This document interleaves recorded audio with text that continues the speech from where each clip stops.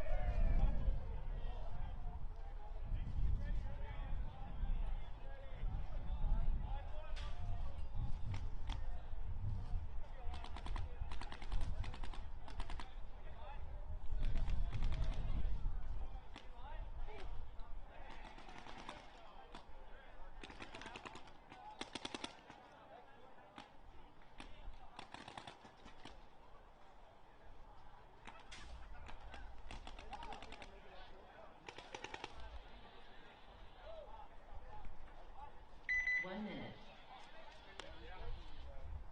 After the breakdown, you can like walk on the side so you can like see sideways on the plane.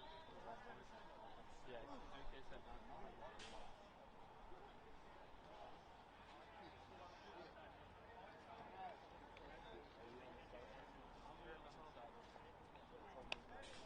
Let's go. I'm not sure. Deep breaths. Let's get loud. Talk. But if it's just you just pick the side. 30 seconds. Good morning and welcome to the 2024 Killsquad Open NRXL edition. D3 action for you all Saturday. Getting things started here with East Coast Raptors and Regulators. Regulators adding some bodies this year. Picked up a few guys from other teams. They even have they have a D4 squad as well.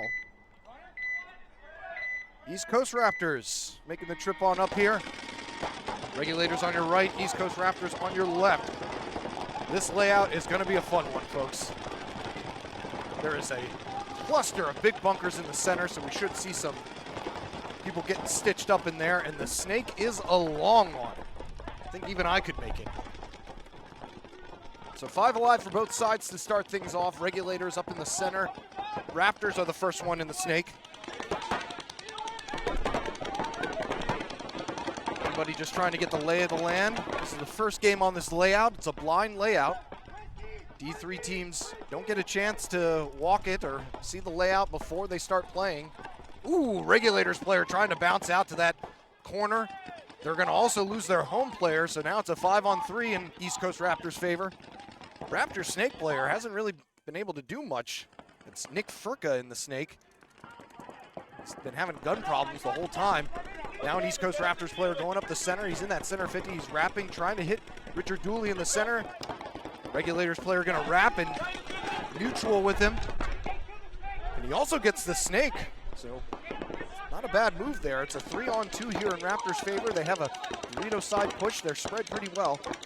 Player here in the snake corner, as Regulators, I think, are suffering a little bit from the sunlight. The glare is real on that side of the field. Richard Dooley, the last one left for Regulators in the center Aztec. It's a 3-on-1. The Raptors figure out where this last guy is. Dooley's not able to survive long in that bunker. That is not going to be an easy bunker to live in, especially if the team is pushing the side. And the Raptors win the first point, and they are pumped up about it. Speaking of pumped up, you can hear I am. Who's ready for some XBall?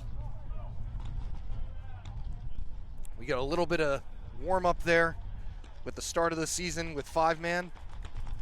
But now we are into the good stuff here with D3 XBall today, D4 XBall tomorrow. I think about 10 teams here for D3, so a good showing for a D3 tournament. You'll see some new faces, some familiar faces, maybe bumping up from D4.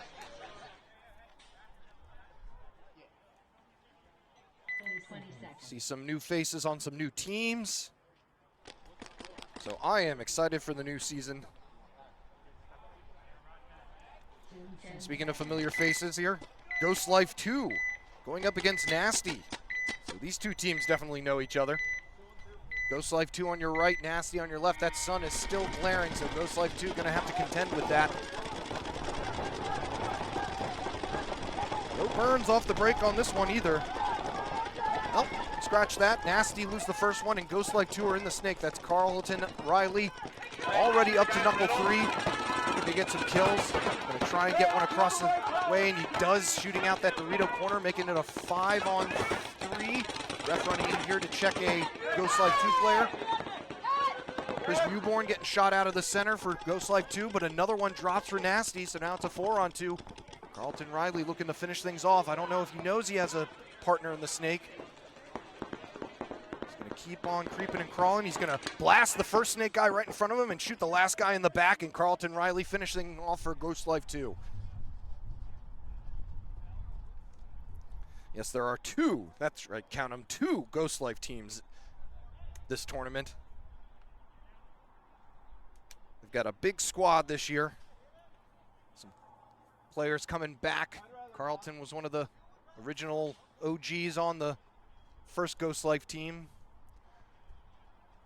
Picked up a few guys from some other squads, but from the original Ghost Life squad as well. So that'll be a fun one to keep watch of. See which Ghost Life team is able to fare better. Good morning to all of you. Meat Butter TV and Lefties Rule.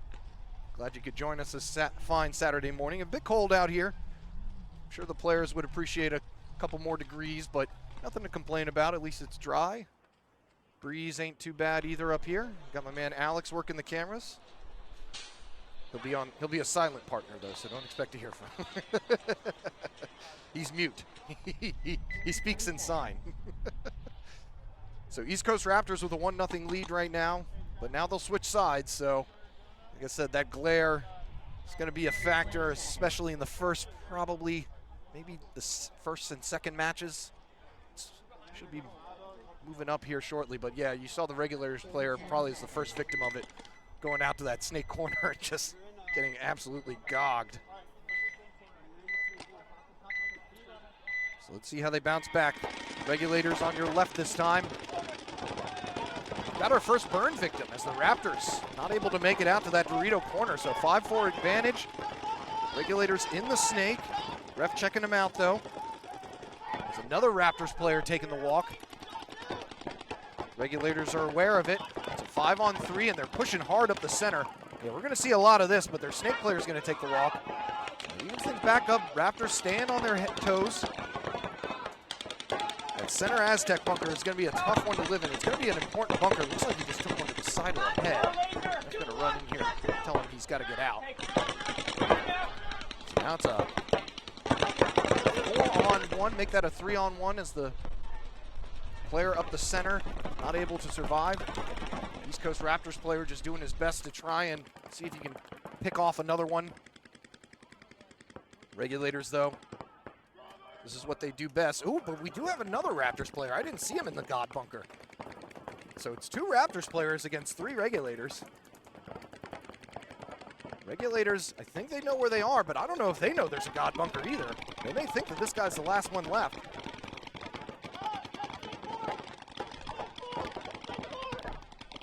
Popping up over the snake is Hayden Sawyer for Regulators, as Regulators Dorito player drops. He thinks that he shot the center bunker, but Sawyer now going to get clipped in the hopper. He still thinks he shot that center player, but ref is standing right there and doesn't see anyone, and now we've got a 2-on-1 in the Raptors' favor. So way to hang tight there, Regulators.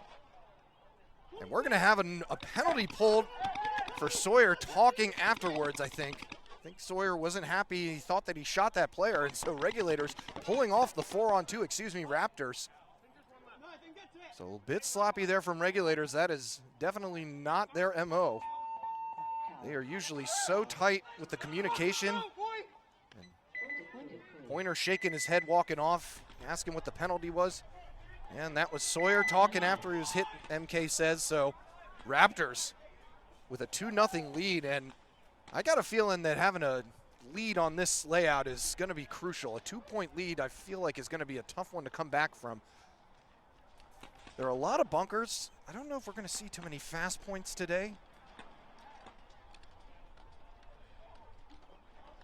Just because there is so much clutter up in that center, may make it a little bit tough to figure out where those last bodies are. As you can see, Regulators struggled there a bit. I don't know if they knew that that God bunker was still in there. I didn't know. The shadows aren't pointing that way, so I didn't know until I saw him. So Ghost Life 2 going to try to keep the good times rolling. Nasty on your right this time. Ghost Life 2 winning that all-important first match on the glare side. So they can get themselves a 2-0 advantage here if they're feeling froggy. Nasty taking the snake off the break. Ghost Life 2 going all 5 in the back, and now they're into the snake. Nasty already up to knuckle 3. Carlton Riley again in the snake for Ghost Life 2. He'll be there all day, folks. Troy Peterson moving up the center. Gonna have to watch his hide. Oh, that grip really cuts off a lot of the shots that you have from the snake. And Troy Peterson moving up the center, trying to shoot Nasty snake player. They're not gonna get him. Nasty gonna lose the first body. So 5-4 advantage here for Ghost Life 2 as Carlton Riley looks for his first kill. Snake player may have taken a shot to the hopper. Looks like rub. Now he's going to bounce back to that snake 2. Troy Peterson looking to move further up the center. The center is going to be a wily one. Like I said, it cuts out a lot of shots that a snake would usually have. Troy Peterson's got to be careful not to shoot his own guy. Yeah, Carlton asking him, hey, look that way. Stop pointing your gun at me. Ghost Life 2 going to lose their first body off of the Dorito corner. So evens things up at 4-on-4. Nasty player looking for that center player. Not able to see him because he's already on their side of the field. Troy looks like he wants to go. He's looking for a hole to find. Troy's always looking for a hole, if I know Troy. Carlton tries to snap with his snake counterpart. Troy moving up the center, creeping and crawling, able to get the shot on the snake corner. And he shoots out the guy in the center as well. Finally, the snake guy decides to pop up and look. Troy didn't know he was still in there, but it's still a good move. Troy took 2 with him. So now I think we've got ourselves a 1-on-2. So the last Ghost Life player is in the Dorito 50. No, it's a 2-on-2. Chris Mewborn still in there in the back. Nasty snake player, though, did a good job to stay alive here.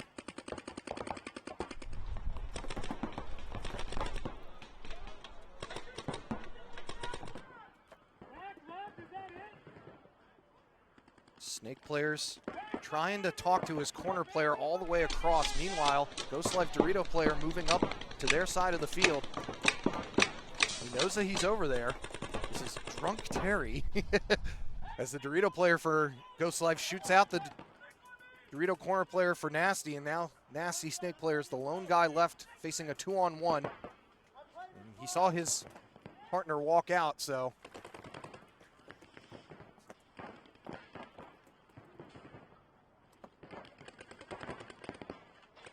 Now Terry's just really hoping to get another kill. Mewborn, though, knows that he's right in front of him, and he's just going to finish him off. Put a few into his back. Rocking the Colton Cow jersey. Chris Mewborn giving Ghost Life the 2-0 lead. So not a bad point there by Nasty's snake player. Stayed alive as well as he could.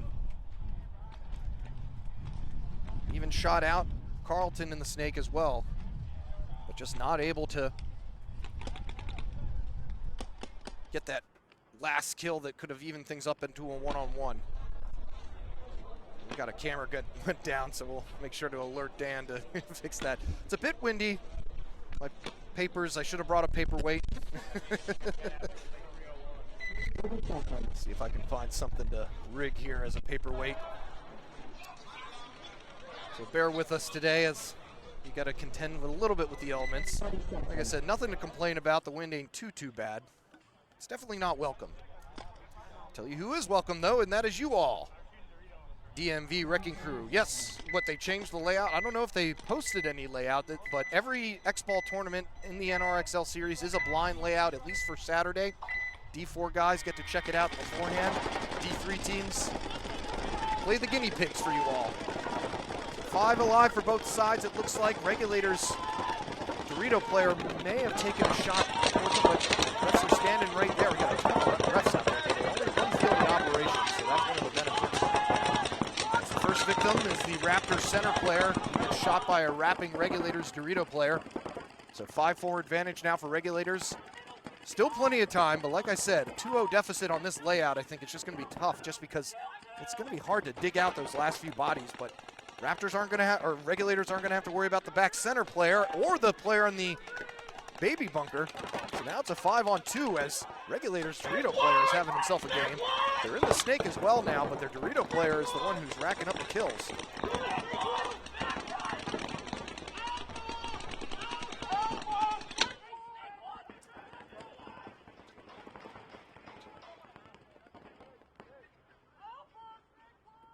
Ben Kenna and the snake here for Regulators, trying to find one of the bodies on the Dorito side. Don't see him yet. He's in that Dorito corner. He knows that the snake one is hot. He's got his partner behind him. He's letting his center player know to watch out for that snake player. He knows he's in there. Regulators player not trying to talk, trying to sneak one in on him. He could just go and get him if he really wanted to. You can see him there on your screen shooting down on the Raptors snake player.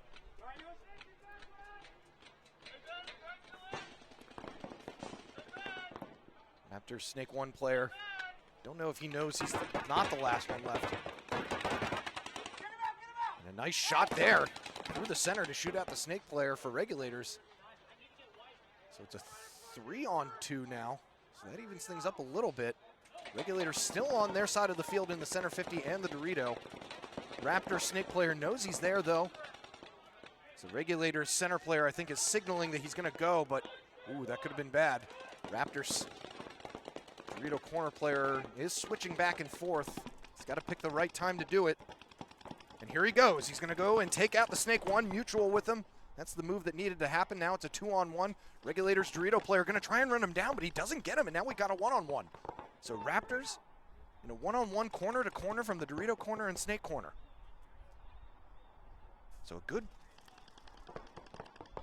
patience by the East Coast Raptors player in that Dorito corner. I don't know if the Regulators player knows where he is. Now he does. So we're going to have ourselves a 1-on-1 gun battle, and it looks like the Regulators corner player takes it to the hand. Not happy with himself. As the Raptors now with a 3-0 lead over Regulators. East Coast Raptors looking good here. And they are pumped up about it. Pulled off a 4-on-2 and now pulled off another 4-on-2. Regulators got to get it together with the comms. Just staying alive. Really getting shot out and maybe getting a little over-eager, the snake player. Moving up a little too soon, maybe. They're talking about it now in the pits, having a little powwow. And now facing a 3-0 deficit. Like I said, I don't know if overcoming deficits is going to be a thing on this field. There's a lot of bunkers, but it's just going to be, I don't know, it just feels like a lot of it just plays slow for some reason. Just because there are so many bunkers that you don't have the confidence to move up without knowing if somebody's in one of those bunkers. I'm going to lose track of some players today, I can say that for sure. Speaking of deficits, Ghost Life 2 up 2-0 here on Nasty, who got to get something on the board. Nasty taking the snake off the break. Carlton Riley in the snake as well for Ghost Life 2. Taking a shot to the pack though. Nice burn there, but Nasty gonna lose one off the Dorito side as well. So 4-on-4.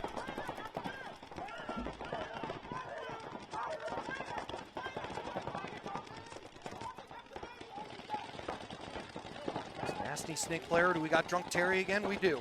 So Drunk Terry here, looking across field. Like I said, those center bricks really block out a lot, but he's going to get a shot in on the Dorito. That's Brandon Spicer taking the walk now, so now it's a 4-on-3.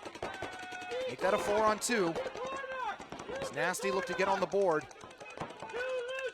This is the Nasty squad, made up of some new players as Troy Peterson, not able to be a factor in this point. And now it's a 4-on-1. Last player left in that snake corner, I believe it's Chris Mewborn. We'll see how mean Nasty wants to be to them. Chris Mewborn put a few into Drunk Terry last time, so maybe he'll return the favor here. He's a little bit nicer than Mewborn was. And that'll do it. So, Nasty on the board. They're going to hit the buzzer, make it a 2-1 game. So we finally, somebody breaks the shutout streak.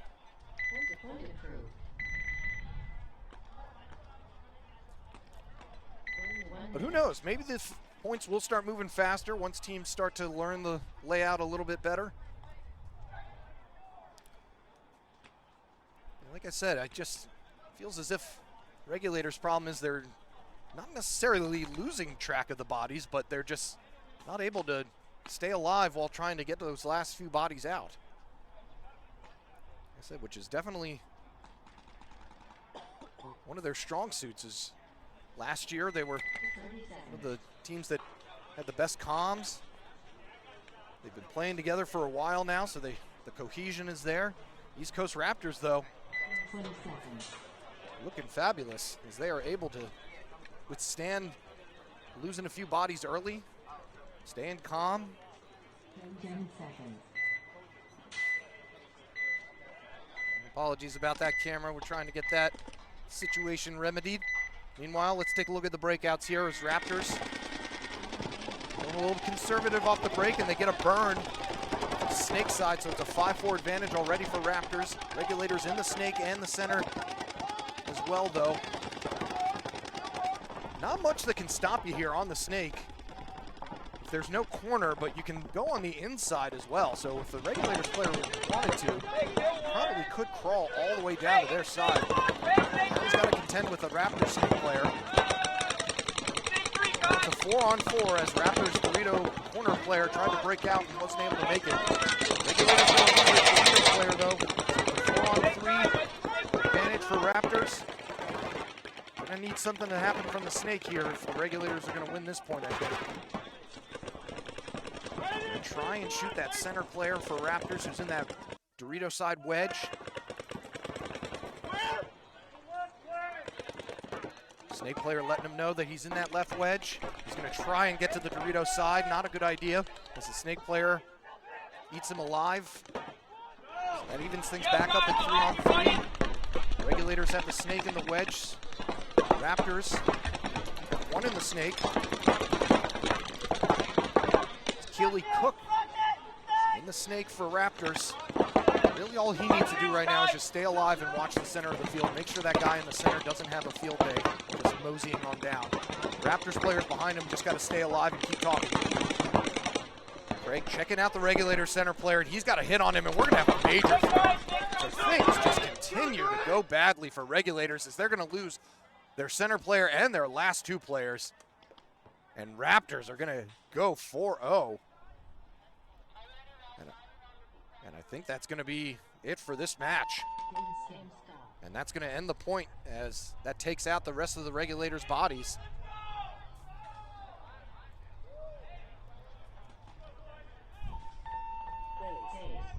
Craig explaining.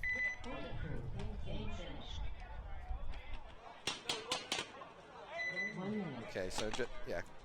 Craig explaining to Corbin Pointer that the center player was hit. Craig ran in and kept yelling player, player, and then he kept on running and shooting. So he had to throw the major.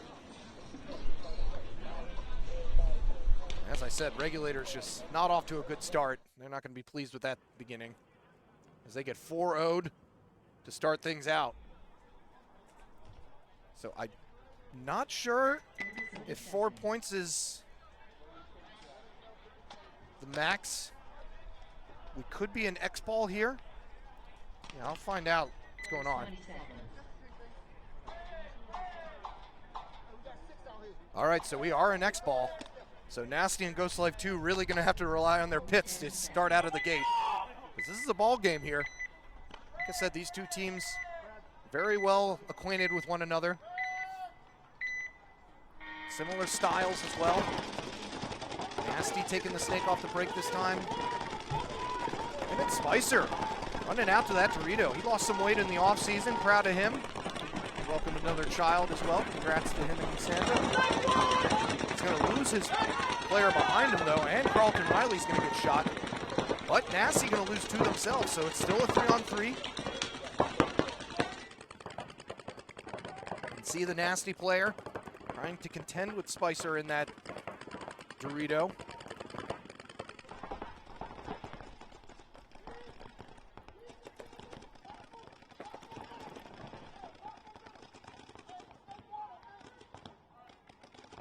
Trent Hunt walks off for Nasty. It's still a 3-on-3. Here's a move up the center from Nasty. We'll see who's able to break this first. That's Brett Cochran up the middle for Nasty.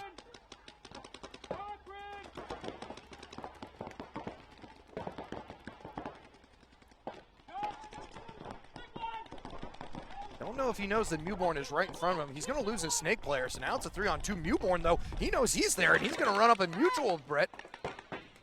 So a nice move by Mewborn there. Makes it a 2-on-1. As Troy Peterson and Spicer are going to try and shoot out this last Nasty player. I think Spicer's having some gun issues, though, so it could technically be a 1-on-1. Troy looking for that last body. They see his foot. Troy trying to get a shot in on him. The refs are watching him, and he does get him on the foot. And Nasty bouncing back here. Or excuse me, Ghost Life. Ghost Life 2 now with a 3-1 advantage. And we are in XBall, so they're got to come right back out.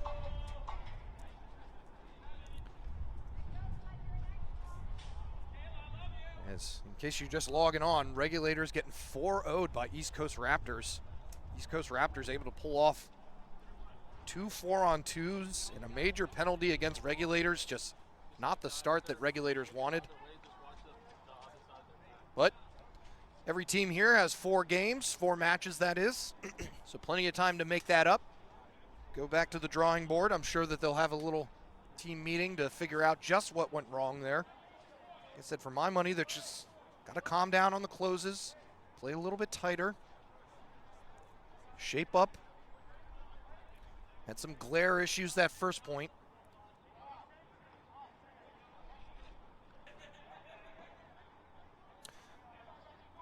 Yes, they will bounce back. Like I said, definitely not what we usually see from Regulators. Been together a long time, so they've seen it all together. That's definitely key. Like I said, they did add some bodies this year. See that they have a D4 squad. They picked up some players from other teams that are no longer competing. So a couple guys from Supernova joining that Regulators D4 squad, but their D3 squad just about the same. Guys I competed against last year. So Ghost Life 2 though with a 3-1 lead, 4.5 minutes to go. As I said, just those 2-point deficits gonna be rough on this layout, especially the first match as people get their feet wet. But there are just so many bunkers, you know, even a snake player doesn't necessarily know what he's gonna see when he pops up, so. Ghost Life 2 on your right, Nasty on your left. Nasty and the snake off the break. Ghost Life 2 going with a heavy burn off the break. See my man Slay going up the center, getting the spin. Just aiming for that snake guy, and he's going to stay snake way. Meanwhile, Nasty with simultaneous moves up the center and on the Dorito side. 5 alive for both sides still.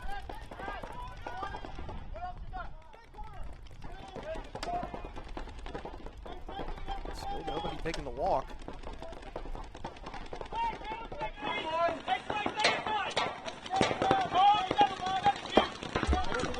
Nasty player in the center again. I think that's Brett Cochran again. Over from Baltimore Braves. Had some success last year. As Slade gonna move up the center and not look the right way. He thought he was on their side of the field already. So unfortunate for him. He's going to get few in the keister point blank. That does not feel good. So 5-4 advantage now for Nasty as they look to come back. 3.5 minutes to go. Drunk Terry is in the 50 snake now. But it looks like he may have stuck his head out a little bit too wide, and he's going to be taking the walk. May have mutualed with Spicer there as Spicer walks off. So a 4-on-3 advantage now for Nasty. The furthest guy off the field is Cochran. His patented purple mask. Like I said, he did play for Braves last year, so. Want me to remember your name, folks? Wear a unique headpiece. This is paintball. Can't see your faces necessarily when I'm up here.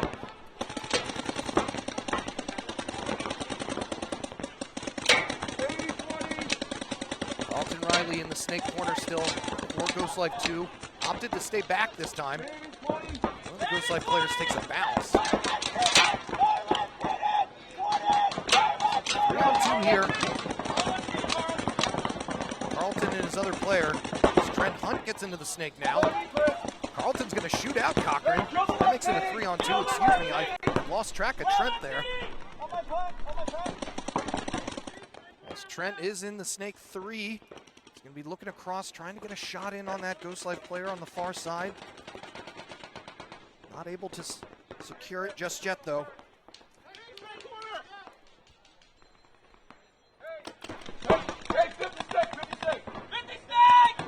That's Eric Spear on the far side for Ghost Life 2. Oh, and I didn't even see Newborn. Newborn's still alive. That God Bunker is going to be the hider of the day because I cannot really see it, especially on that side of the field with the shadow. So it's a 3-on-3. So that's a whole new ball game. Newborn's still alive. Newborn and Trent, like I said, they know each other very well. I played with them last year on Templars. Ghost Life 2 know exactly what the situation they're in. They are taking their time, not really in a hurry to get out of what there are. You can see the time on the screen right now, but I can't imagine there's much time left. Nasty got to figure out a way to break this cross. Trent trying to let him know just why he can't move up right now, and he's running low on paint as well. Shaking his head, trying to get his teammates involved. Now we get the 60-second mark. So 1 minute to go, and they're still down 2. Can't see the scoreboard. Let's see if I can get. Now there it goes back up. So 45 seconds left. Down by 2. Templars. Nasty. In a bit of a situation here. I hear that 60-second call with I'm down 2 points. No, you're good. You're good. Going Alamo. You're good. Snake on the wire. Nasty guys hogging it up, but like I said, they really don't have the time or the luxury to do this. As finally the Ghost Life player on the far side gets taken out. And now they talk about it, and that was Logan Malner actually for Ghost Life, as Trent now sees Newborn right in front of him. And Newborn comes out victorious. So Newborn and Riley hanging tight here, making it a 2-on-2, shooting Trent out of the snake, and that's going to be Gabe. So a 3-1 victory there for Ghost Life 2. And Newborn giving a little wave to Trent. Some brotherly love. So your first 2 victors are going to be Ghost Life 2 and East Coast Raptors. East Coast Raptors looking good out of the gate. Taking out Regulators. And Ghost Life 2 beating Nasty. So what a start. Like I said, an excellent layout here. We're really getting to see some showcasing of skills. Not really one side dominant over the other.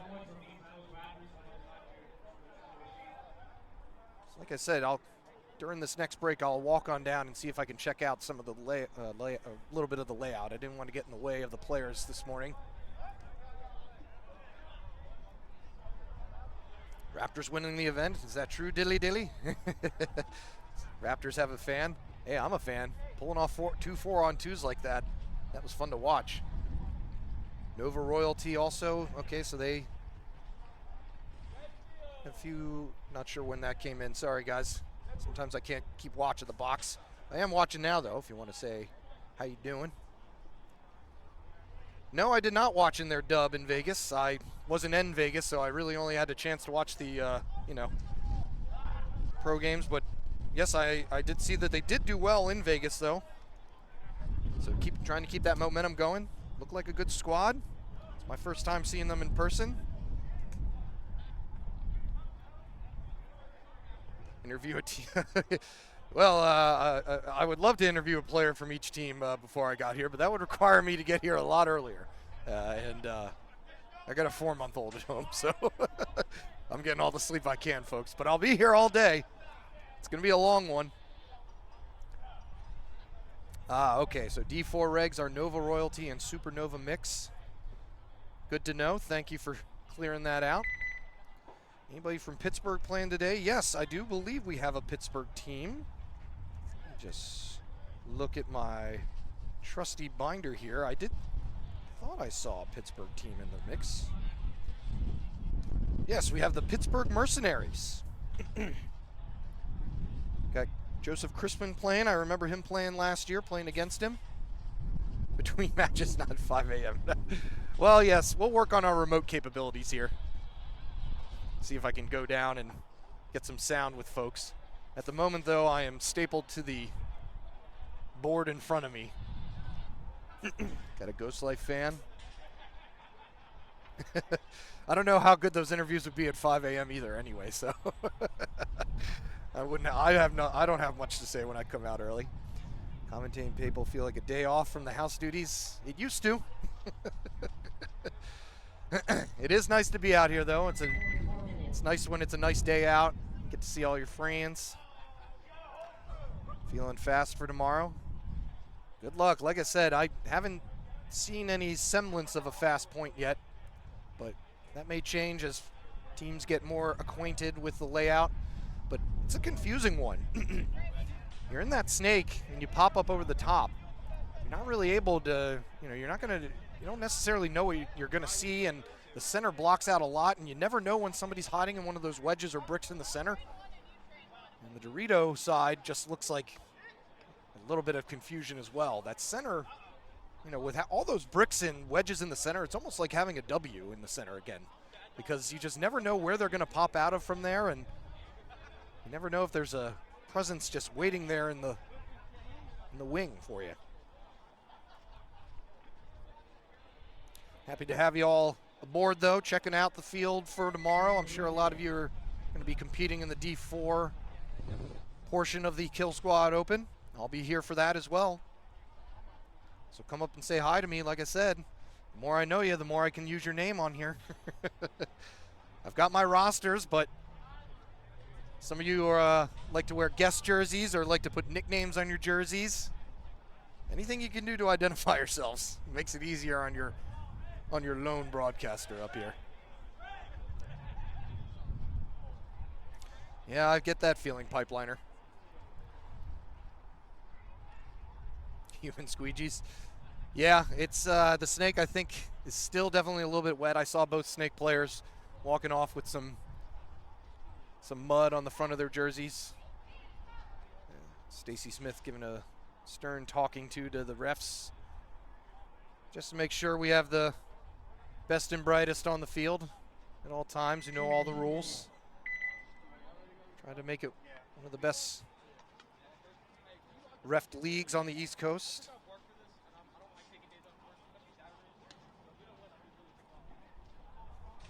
Oh, I hate to hear that. John's Key working on a Saturday. Well, I'm working technically, so I'm right there with you. Glad we can make your day a little bit better, though. Stay with us. We'll be here all day for the D3 portion of this tournament. Stan the man is out there trying to secure all the cameras that we can. So I better get my binder ready here. Learning on the fly, I should have put 3 holes in both sides of the rosters, so I could have just had them both displayed at the same time. Do we have a 3-hole puncher in the shop somewhere? I know the shop probably gets a lot of weird requests, especially days of tournaments. Saw NRG player. All right. Saw an NRG player in there this morning asking for some duct tape, so hopefully he doesn't have to patch up any holes in his pants or anything. So coming up here, we're going to have Relentless going against the other Ghost Life. That's right, there are not 1 but 2 Ghost Life teams, as if one wasn't enough. It's a haunted pits this morning with all the ghosts.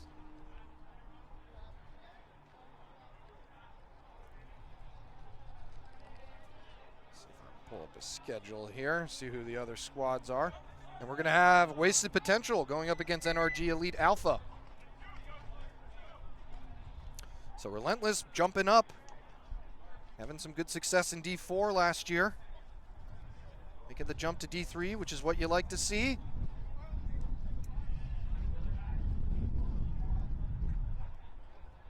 try to keep the talent pool fresh on the East Coast. That's part of what this tournament is all about as well, giving some teams some tournament experience.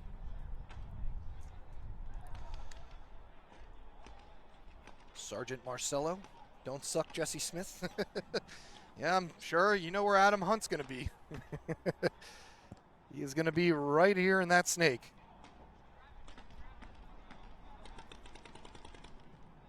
They got their coach Jamie Graham. That's why I don't have my partner in crime anymore. Wasted Potential, though, picked up a couple players in the offseason as well. Got Ryan Cozy, who came over from Baltimore Braves. Baltimore Braves, one of the better teams we saw in D5 last year.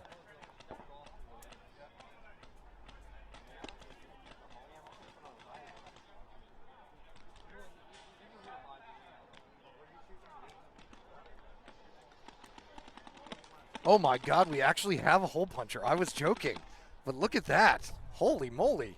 We are just primed to win here. All right, well, you know where I'll be next match. I'll be making some holes. That way I can have both rosters right in front of me and I can look down and go, that guy sucks. All right, so we're going to start off, though, with Ghost Life and Relentless. Ghost Life going to be on your left. Like I said, this is the other Ghost Life. Ghost Life 2 winning their first matchup against Nasty. Take a look at the breakouts here. Relentless, hard dive into the snake off the break. Ghost Life are in there as well, though. Skylar Campbell in the snake for Ghost Life, looking straight across, gets his first kill on the Dorito side corner, shooting him right in the visor. All in kill 2, but it's actually only kill 1. I think he mistaked a ref for a player. So 5-4 advantage here as Campbell looks to wrap the snake. He's going to try and get a shot in on that home. I think he may have bounced him. Campbell going to move up, needs to slow down though. Bit off a little bit more than he could chew. And he's going to get taken out by the snake player for Relentless, evening things back up at a 4-on-4. Might be a 4-on-3. I can't see the fourth player for Ghost Life as they refill the snake now.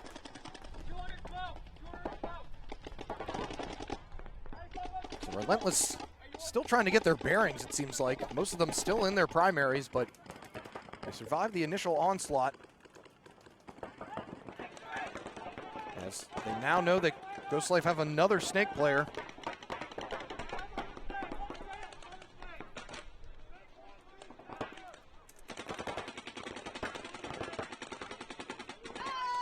He's going to get a kill across the field, so that evens things back up at 3-on-3, if my original count was right.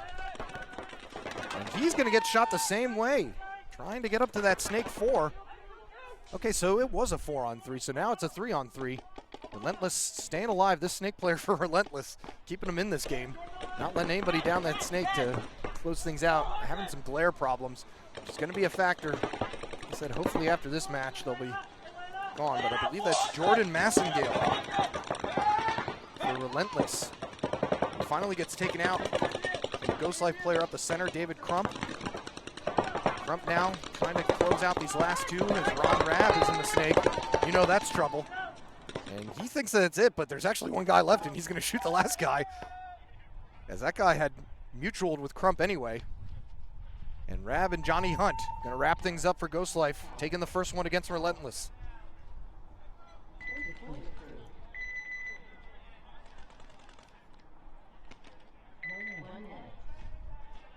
Will I pay you, Daddy? It's a little too early for that. Shout out to John's Key and Coach Ramon. We'll see you tomorrow, I imagine, my friend. Thanks for the subscription, though. Happy to have you guys aboard, supporting this hype train. That's level 1 hype train. I don't know what that means. I'm not a Twitcher. But glad to have you all checking out the layout. Like I said, most of you guys will probably be out here tomorrow. All right, so let's see how this Wasted Potential, new and improved, coached by Jamie Graham, is going to do. They've got their work cut out for them against NRG Elite Alpha, one of the better teams we saw in this D3 edition of the NRXL last year. NRG teams, though, always interchanging players, so not sure if they're the same squad or not. Yes, that is very true, OG dude. All right, so NRG on your right. Take the snake off the break, but wouldn't you know it, Adam Hunt for Wasted Potential is there as well. 5-on-5 right now.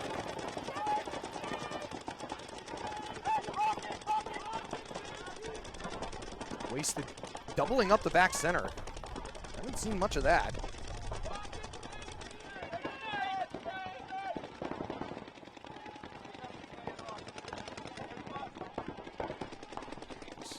Corey making Walter here in the snake for NRG, poking and prodding in that snake one.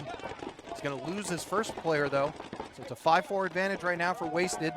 Make that a 5-on-3 as their back center player gets gogged. You know the glare had something to do with that. And Macon tried crawling around, but not able to do it, so Walter getting stitched up in the pack. That makes it a 5-on-2. So now, Adam Hunt primed to get down that snake. That snake is tricky, though, as you can see. Adam Hunt trying to crawl around, but that stand up in the back, the baby bunker, if you must, has a bit of a shot on that, and there's no way around that snake one except to go all the way around it, so really got to be careful. Okay, so now it looks like Adam Hunt's in the snake. And that was not Adam. No, you are correct. Now it is Adam. Still early, people. Learning what masks people are wearing of the day, what headgear they're wearing. Different NRG line, okay. Thank you for letting me know that. Thought I saw some new faces as Adam Hunt faces a similar fate. So NRG, last two players, doing a good job standing on their head. It's a 3-on-2 now in Wasted favor. But they're all the way in the back here. NRG, like I said, keeping their heads on. As Junta, for Wasted, now up into the Snake 3.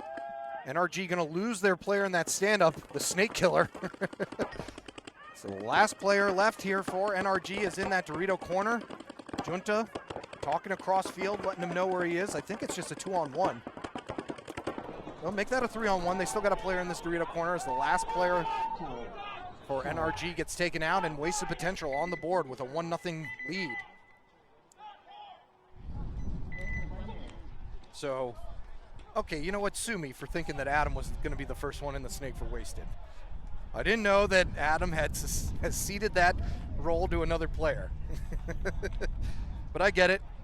You can only do snake 1 for so long. We're going to have a gun check here.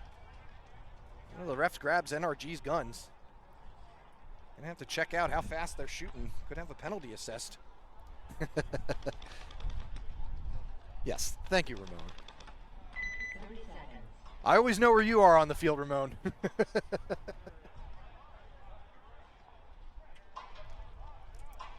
All right, so Relentless coming back out. Ghost Life now going to have to contend with that glare, which apparently, I think it may have gotten worse, if anything. That sun is bright. Seeing a lot of guys walking off that side of the field with gogs.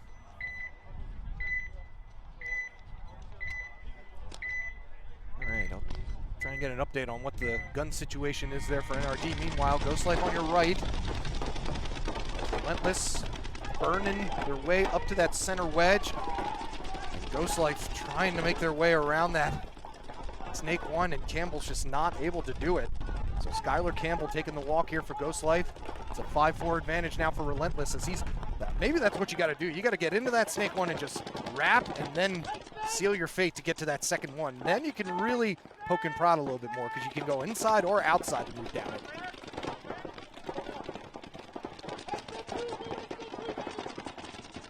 So Slade White here in the Snake for Relentless. On your screen, though, you're looking at Ghost Life trying to contend with that. 5-4 advantage right now for Relentless. Got a player in that center wedge watching the Doritos. Brandon Crump dumping out to that Dorito corner. Try and see if he can protect Johnny Hunt right in front of him in the Doritos a little bit. Meanwhile, Slade White for Relentless. See if he can... No relations to me, by the way. Brandon Crump way out of his Dorito corner bunker, really trying to get a shot in on that snake. And here comes Johnny Hunt moving down the Dorito side, up to the Dorito 4. And we're going to have a player taken out for Ghost Life. So now it's a 5-on-3 in Relentless's favor. Slade White takes a hit to the pack. Didn't know that Johnny Hunt was that far up the Dorito side. Like I said, it may be best to just skip this Snake 3 because I have not seen anybody able to live going past it, around it. Might want to just try going on the inside, go up to that Snake 4, and Johnny Hunt having himself a day over there. And we're going to have a minor thrown as Johnny Hunt gets taken out, but I think a Relentless player may have talked afterwards. And chaos is broken out as Brandon Crump moves up to the Dorito 4, and player for Ghost Life tried bouncing out to the Snake corner. And there's 2 Relentless players left and no Ghost Life players left, so they're going to win this point. That was a bit of a chaotic ending there.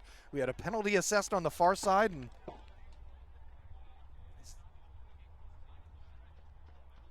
Dan Budrecki tried moving down to that Snake corner, but wasn't able to formulate any sort of defense. And Tim Hall going to hit the buzzer here, or check out his player before he hits the buzzer. I think he's saying, you know, here, you check me. No, I'll hit it. Okay, fine. All right. So we got ourselves a tie ball game. Relentless and Ghost Life. Yes, and we're aware of the tilt on that side. We'll fix that in the next break. Can't have Dan up on a ladder while guns are getting shot, and same with that corner camera that fell. There's a lot of paint on the field right now, and Dan's doing a million things, but we will get it. So tie game there between Relentless and Ghost Life. Well, NRG Elite Alpha, see if they're allowed to start with 5. 5 are walking out, so no gun penalty assessed after they checked one of their guns for shooting too fast.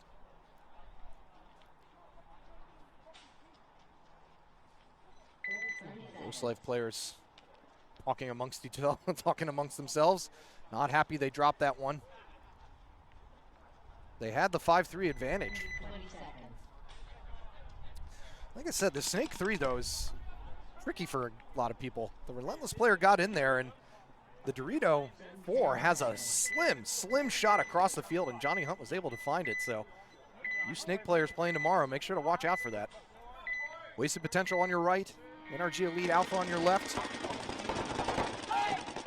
Doubling up the back center again is Wasted Potential. NRG Snake player getting shot in the neck. They're going to lose 2 off the break. Going to try and refill that Snake side. Making Walter just not able to get situated in the Snake at all. They also lose Laughlin. So Wasted Potential here with a 5-on-3 advantage. Good burn by them. Didn't really take much ground off the break, but as long as the burn is there, you can make up for that. So NRG Elite Alpha gonna have to shoot some paint. We've got 3 guys in the back. Snake corner, Dorito side can, and baby bunker. Wasted still doubling up that back center. I think they might like that bunker for just pouring paint on the Snake way, just making life difficult. Wasted gonna drop their first player from that Dorito side, immediately fill it, and do better than fill it. They head out to that Snake corner, or Dorito corner. So 4-3 advantage still for them, but they may want to start taking some real estate here. You know the NRG guys, they're always down there drilling and doing these 3-on-3s and 2-on-2s. So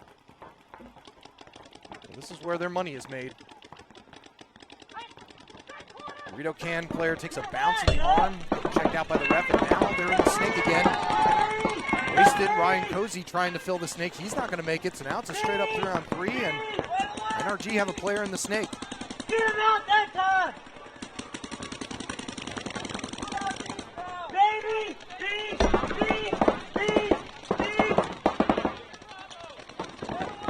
Andy Peterson here for NRG Elite Alpha in the Snake, but you're looking at Wasted right now on your screen. Peterson, though, moving down to the Snake 4. Wasted have no idea that he's in there. Now they do.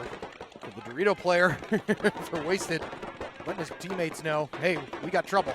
Because now he is in their side of their Snake 1. like I said, isn't going to be able to see much. He's going to pop up straight across the field. He can't really see that Dorito 2 because of that Aztec right in front of him. And meanwhile, he's going to have to contend with a wasted player shooting down on him. Peterson backs up a little bit. Wasted player moves over to the home bunker. He's got to get the jump on him, though, if he's going to do it. So Peterson in a precarious situation. His teammates still far back. They may want to move up to try and support him a little bit. That's what one of the NRG players is looking to do right now, and Peterson finally gets taken out. So now it's a 3-2 advantage again for Wasted. Make that a 3-on-1 as the player following up behind Peterson gets shot, and NRG are just going to towel. Wasted already with the 1-0 advantage. I guess the NRG players figured they were just going to take their time, and they were probably going to end up winning that point anyway, so probably a good idea to towel there, save the time. Points are going to be a long one. Like I said, we have not seen a very quick point yet. Average time is about, I'd say about 2 minutes, 2.5 minutes so far. Especially with that glare and all the bunkers on the field. Solid ball there from Wasted, though. That burn really, really hurt NRG. Their snake player, just as I said, has not been able to stay alive for any semblance of game time yet. Well, I think we know who Dr. Drops is a fan of. 10 seconds.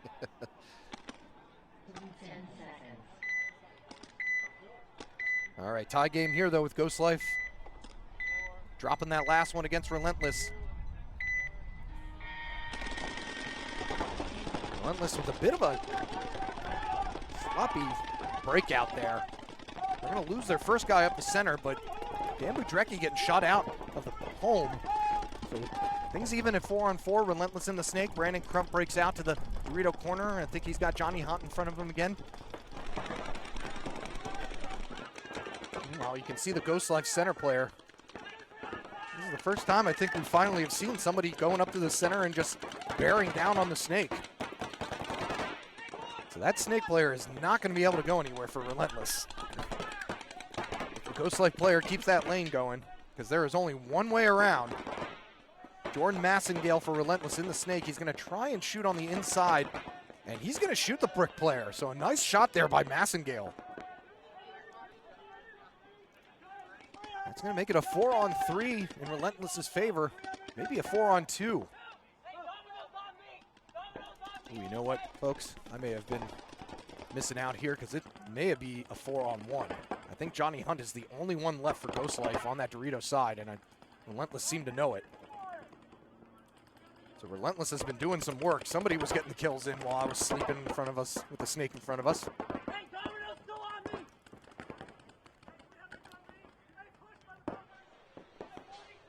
In the center there is Tim Goodwin for Relentless. Massengale going to go down and see if he can finish off Johnny Hunt in that Dorito 2. Not a lot of good options here for him. Because now he's going to have Massengale pretty much parallel with him. So Brandon Crump is still alive, so it's a 4-on-2. So Crump and Hunt are going to have to do some talking here.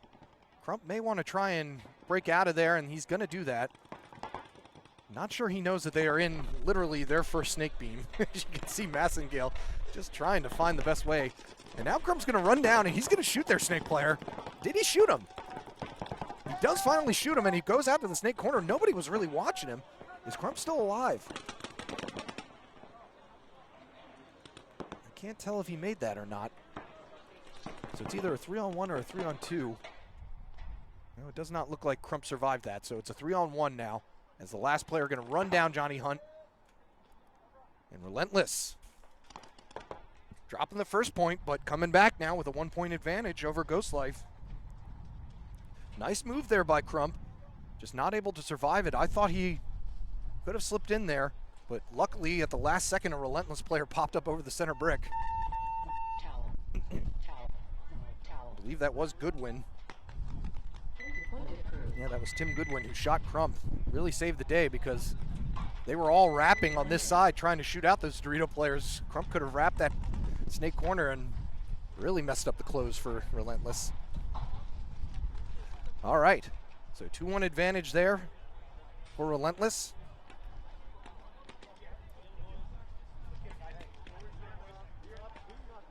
see if and they put up a tarp here to try and block out the glare, which I appreciate, but I also can't really see the snake corner from my vantage point. I get about 13,000 steps in on these days because I'm just pretty much walking back and forth in the booth, going from side to side, especially with this layout. Like I said, if I'm losing people up here, I can't imagine how easy it is to lose somebody on the field. That's why you're seeing these slow closures, relentless, maybe watching that first matchup between regulators. Seeing how hard it can be to close on a field with so many bunkers on it. Wasted on your left this time.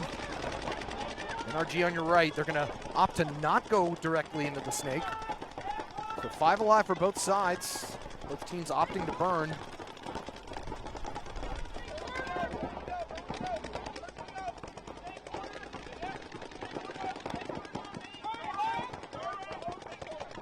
Junta up the center for wasted potential. Stand Dorito side. Once again, NRG just not able to get into the snake. Wasted just having beeline on that snake lane. So 5-4 advantage now for Wasted. Nobody in the snake for either side. That's it. Don't know if that was AJ shooting from the back center or somebody from the far Dorito side. May have been Adam Hunt here in the baby bunker. But they are really dialed in on that lane.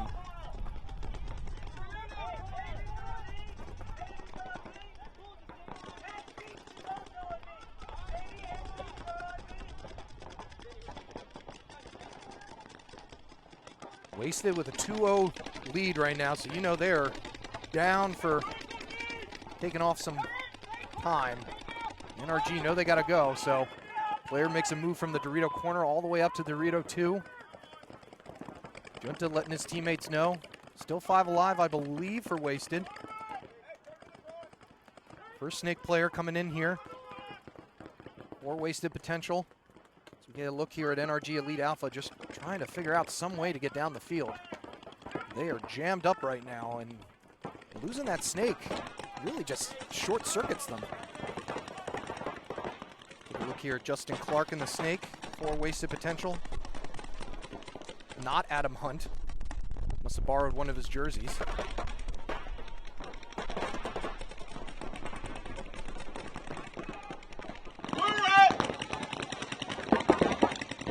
Like I said, Wasted know exactly where they're at. Junta getting some weird hand signals from the refs, just wanting to make sure doesn't get a penalty.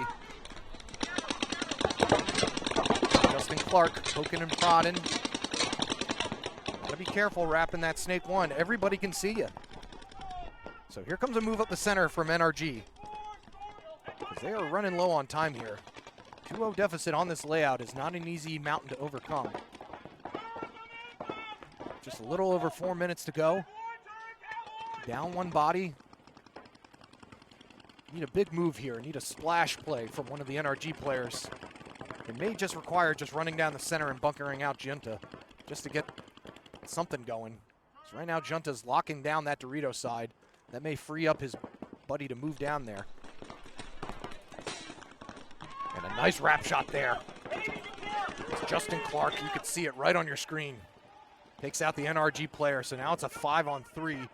Now make it a 4-on-3. Wasted lose their baby bunker. Adam Hunt taking the walk. Now Clark's going to look across and just absolutely annihilate the wedge player. And now it's a 5-on-2. He's trying to shoot that Dorito 4 player. NRG made it up to there, but NRG in the snake now. So it's a 4-on-2 with NRG with Dorito 4 and snake 1. Not bad bunkers to make a stand from. Justin Clark trying to relay what he sees. Wasted yelling out the time, so they're well aware, as I mentioned, of what's going on. Letting them know, hey, I think Junta just heard the snake guy. So there is a snake 1. See if Clark's able to find him.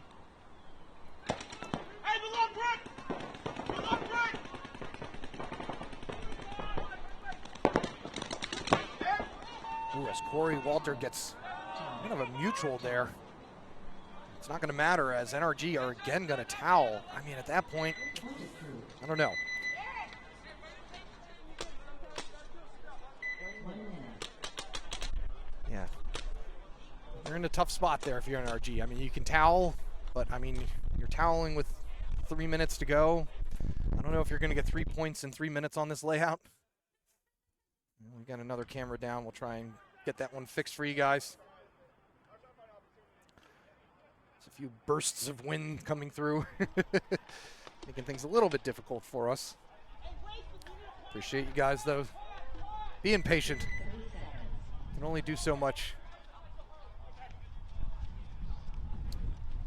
Especially while the games are being played. It's not easy to make these adjustments. Jesse Smith to do better. I'll do my best. I'll yell out, Jesse! All right, so we got an interesting one here. As Relentless were down 1-0, and now they come back with 2 straight. Heavy burn from Ghost Life. Relentless taking the snake off the break and the snake side brick, but the snake player's not going to live long. Neither is their Dorito side player. So Relentless already down 5-on-3, but Ron Rabb going to take a glare shot, so now it's a 4-on-3. Like I said, that glare from that back center on this side, definitely a factor. I've seen a lot of guys just coming out nonchalantly and getting clipped, not necessarily knowing where from. So Johnny Hunt all the way up into the Dorito 50 already, looking across field. I said a 4-3 advantage still for Ghost Life. No snake present for them yet.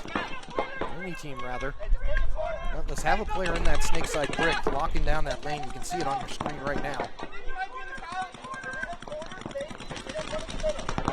Looks like going to try and figure out a way in there. Skylar Campbell for Ghost Life knows that the heat is coming from somewhere. Now got John Berger on your field, or in your view right now, as Skylar Campbell takes the walk there for Ghost Life. So Relentless hanging tight, making it a 3-on-3 now. Johnny Hunt is still in the 50 Dorito. John Berger moves up behind him. Give Johnny Hunt a little bit of support. Really the center player. As Johnny Hunt crawls across him, he's going to get taken out by the snake player across the field. And just like that now, it's a 3-on-2 advantage for Relentless. As John Berger takes the walk. Last player left now for Ghost Life, as it's a 3-on-1. He's going to shoot one off the Dorito side, though. So it's a 2-on-1, and they're both right in front of him. So this is definitely doable. Ooh, and another Relentless player taking a shot. Mirror to mirror, so now it's a 1-on-1. Last guy left for Relentless is in that center brick. And you can see the last player there for Ghost Life. So we'll see who's able to get the shot in first. Who's going to see who first? Moving down, going brick to brick, going wedge to wedge. Nice wrap shot there by the Ghost Life player, and he's going to even things back up at 2 apiece. Excellent play there.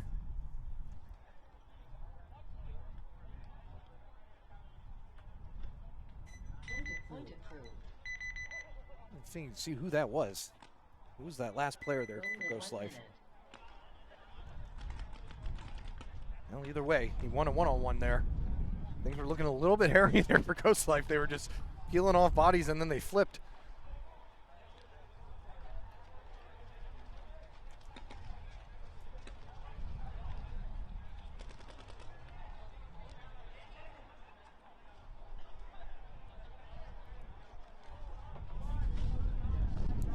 All right, so Wasted coming out with a 3-0 lead. I don't know if we're going to see a lot of speed on the field this time. We got Adam Hunt out there, but I got a feeling everybody's going to probably live behind their guns here and just try and wait out the rest, or maybe they'll go for the 4-0. Who knows? Help their margins in the later rounds. East Coast Raptors 4-0ing Regulators if you're just joining us. And Ghost Life 2 winning their first match as well. Wasted seem to be on their way to a first victory. Heavy burn off the break by both squads. Nobody really taking ground. NRG Alphas got to get moving here. Gonna bounce up to the center, get up to that center wedge. Again, gotta show some aggression here. Maybe try going to their side. Try poking somewhere else. Cozy gonna take the brick on the snake side, which we haven't really seen anybody take yet except for closing. NRG though in the snake now.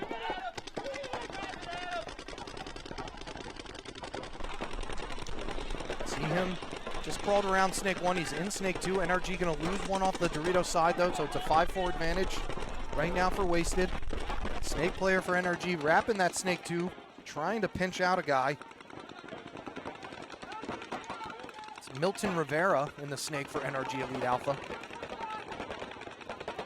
Taking a lot of heat. Like I said, probably got just a little over 2 minutes to go, maybe under 2 minutes. Wasted just fine with just seeing how fast their guns can shoot.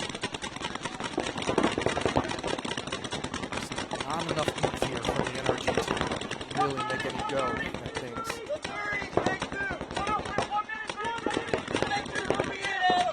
Rivera, though, is going to try and make something happen. He's crawling all the way down to their side of the snake. He can keep going.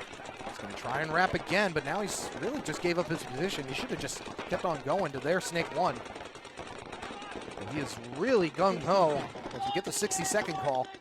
Really gung-ho on trying to get.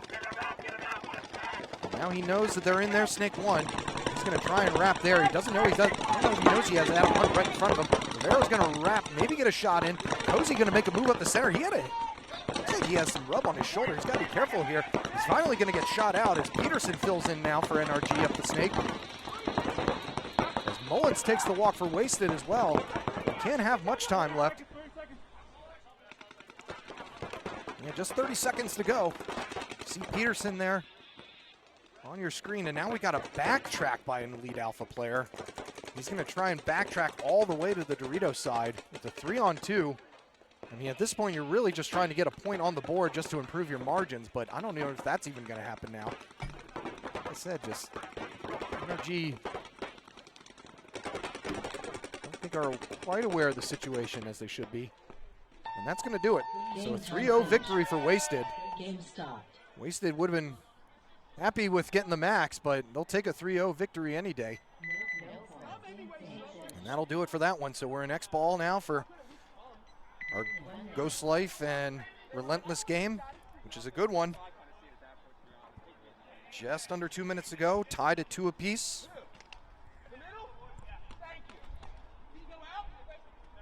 Wasted Potential picking up their first victory of the NRXL season.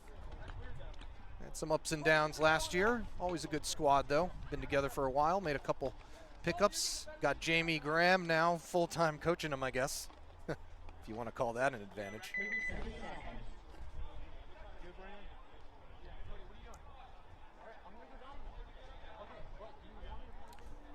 All right, next ball, we'll see how many more points we get out of these teams. This could be the last point very well on this layout. Like I said, it is just really tough to get those last guys out. There are 5 or 6 bunkers in the back that you can hide in and make it really hard to dig out, especially if your gun skills are on point.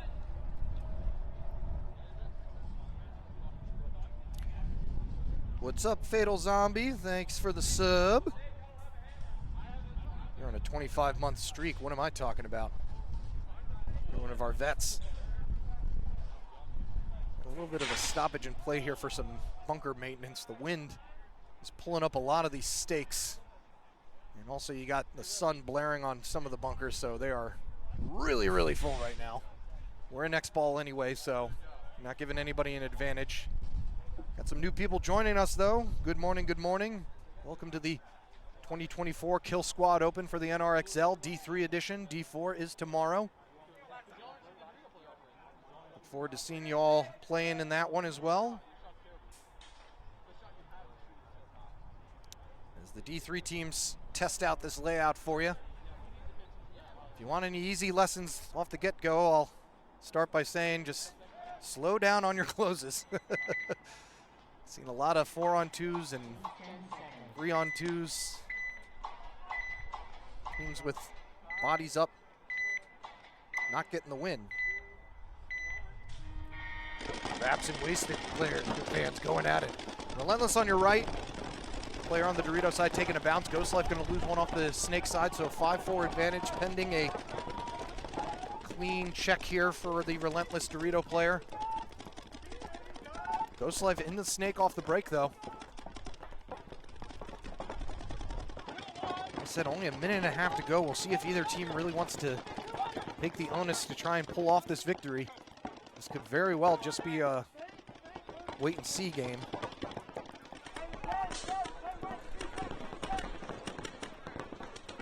Ghost Life player, Snake player on your screen. Yeah, getting out of that Snake 1, it's going to be tough for a lot of people. It's Johnny Hunt right there. He's got plenty of Snake experience. He's going to pop the top, see if he can get that bunker in just long enough. Get the 60-second call. Johnny Hunt not going to take the risks, though. Ron Rab following out behind him. I don't know, folks. We may be onto a tie game here. Ooh, but we're going to have the first Relentless player dropped out of the God bunker, and Johnny moves up to the Snake 3. See if he's able to make something happen. Still 40 seconds to play. Crump is also on the side, Dorito side for them. Hunt's going to pop the top, try and get a shot in on the Relentless Snake corner player. He does, making it a 4-on-3 now, and now he has full access to wrap this Snake. He does. Shoots out one guy. He's going to shoot across field, get the Dorito player, get a shot in on that home player. Ron Rab going to come follow up, but he's going to get clipped in the head. And now it's a 2-on-1, and we've got 10 seconds left to go. Can Crump get him? He's not going to get him, and we're going to have a flag thrown, and it looks like this could be a swing point here as Crump ran through the center with a hit that pulled the last body, but he also shot the last Relentless player, and we're going to have a game time finish and no point. So a hectic ending there. Ghost Life could have maybe gotten it as Relentless were on the back heel. Now this will be interesting because, so it wasn't a major, so it's not an automatic swing point, but he called the penalty pulling out the last Ghost Life player. So does that automatically end the game or not? I'm not sure. I'll have to ask our rules expert, Stacy Smith's downstairs. But man, what a finish. Especially for a tie. So that was a fun one. We've had 4 fun matches so far. And yeah, we're just going to have no point.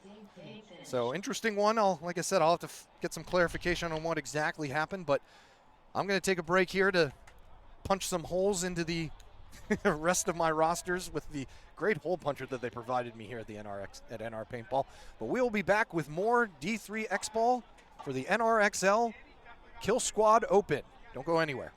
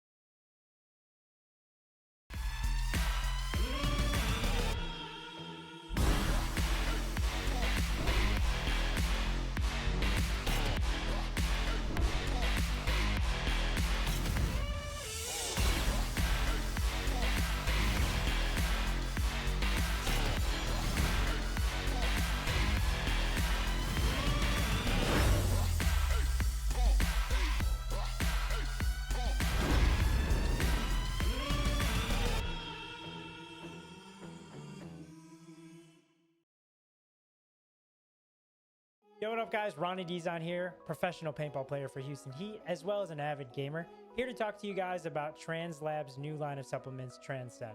I've been taking Transfuse, which is their hydration and recovery product, for quite some time. Also, they have 2 new flavors. Now with Transfuse being the absolute best recovery and replenishment product that I've ever taken, I was super hyped to get on Transcend.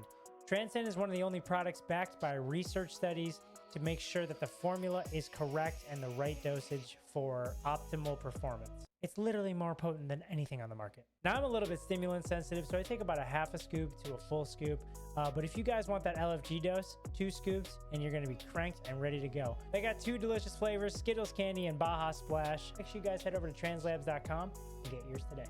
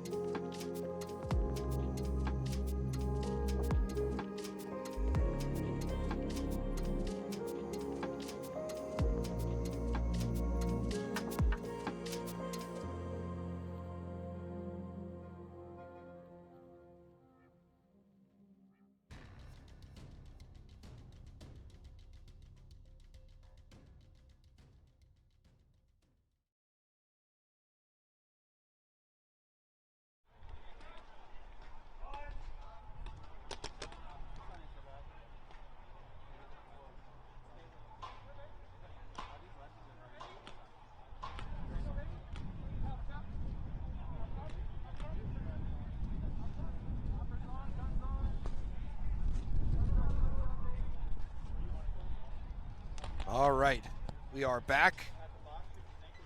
I punched my holes. Got some extra confetti for the winners today. Oh, and I poured it all out. Well, they won't be getting it. It is quite windy right now. Told my man Alex up here, I'm painting in the middle of a hurricane. All right, so first up, we've got Templars going up against Regulators. These two teams very well versed with one another. I can personally speak to that. Regulators on your right, Templars on your left. Regulators losing 2 off the break, so a good burn there by Templars. Templars, though, going to lose a body on the Doritos side, so it's a 4-on-3. Ref running in to check a Templars player. Going to get called clean. My man Cody Adams here in the snake for Templars. As mutual up the middle there by McNally. So now it's a 3-on-1. Cody Adams, Nugget behind him. Cody Adams smells blood in the water. He's going to go to their snake. And Nugget's going to mutual with the last Regulators player and a fast point. That's the fastest point we've seen so far. I knew Templars would bring it. That's how they like to play. They were a little bit too fast for my taking. That's why I'm not with them now. So good point there by Templars. Cody Adams in the snake. One of the underrated snake players here at NR.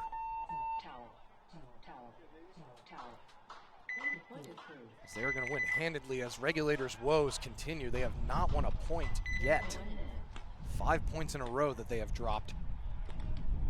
As they lose 2 right off the break, so maybe this just isn't their layout. Doesn't help that they've had to start on the sunny side both times. So it's been tough out of the gate for them. See if they can figure something out. Meanwhile, our others match, we've got Pittsburgh Mercenaries. Get our first look at our friends from the 412. Taking on Ghost Life 2. Couple familiar faces from Pittsburgh Mercenaries. Joseph Chrisman, saw him out here a lot last year. Joseph Russell. Good to see always our friends from the north head on down. We'll have a couple more squads in the D4 edition of the Killsquad Open tomorrow. Meanwhile, Ghost Life 2 won their first one. If they can keep good times rolling. Carlton Riley running out to the God. Chris Newborn's going to take a shot to the belly. But Mercenaries are going to lose 2 out of the center, make that 3. And so instantly it's a 4-on-2. We've got a snake battle here, though, as Riley and Kobuck for Mercenaries are no more than 5 feet apart. I think Riley knows that he's in there. Carlton and Roebuck gonna mutual out. Kobuck, excuse me. So that's gonna make it a 3-on-1 after all is said and done. Last player left not in the best bunker here. Yeah, and that's a very, very nice towel by his teammates because that is just about the worst bunker he could be in to try and pull something off. So another quick point. So, like I said, maybe team's starting to get a little bit more froggy. Start moving down the field faster because we've got 2 quick points back to back.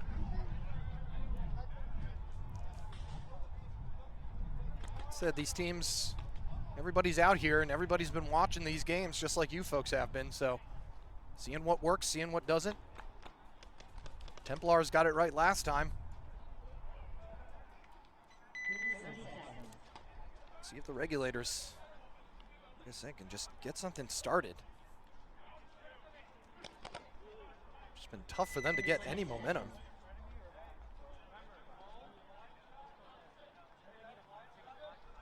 Mercs recently reformed with former members of 412 crew. So good to know. Thanks for letting us know, 412 crew. Staple of the NRXL last year. All right, so Templars. Cody Adams taking the snake off the break again, and Regulators losing another one off the break. So it's a 5-4 now as Cody Adams gets checked out by the ref. Pending a clean call, and he is. So Cody Adams clean. I believe that's Tony Colarafaci moving up the center for Templars. watching that Dorito side. Templars just with so many vets as they shoot out dually off that Dorito side, making it a 5-on-3. You can just hear the comms from Templars.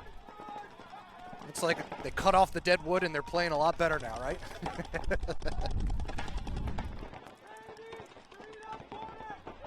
Still 5 alive for Templars as Cody Adams looks to get further down the snake, make that a 5-on-2. Regulators just having a devil of a time on this layout.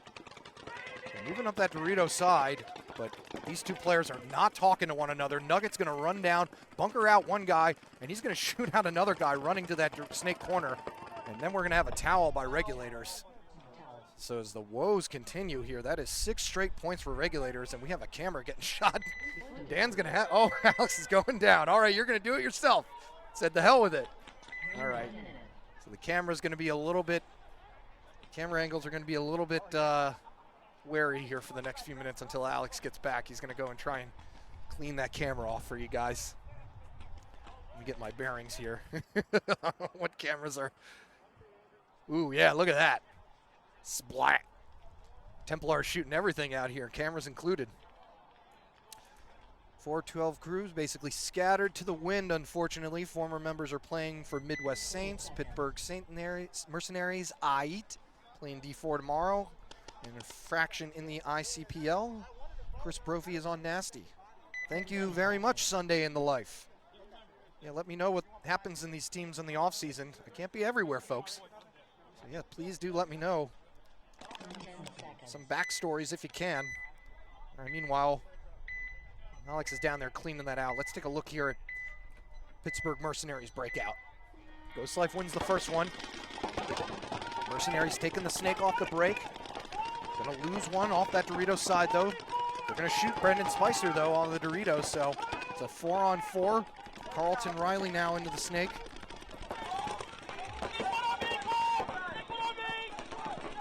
Mercenaries are going to lose another one, make that 2 more.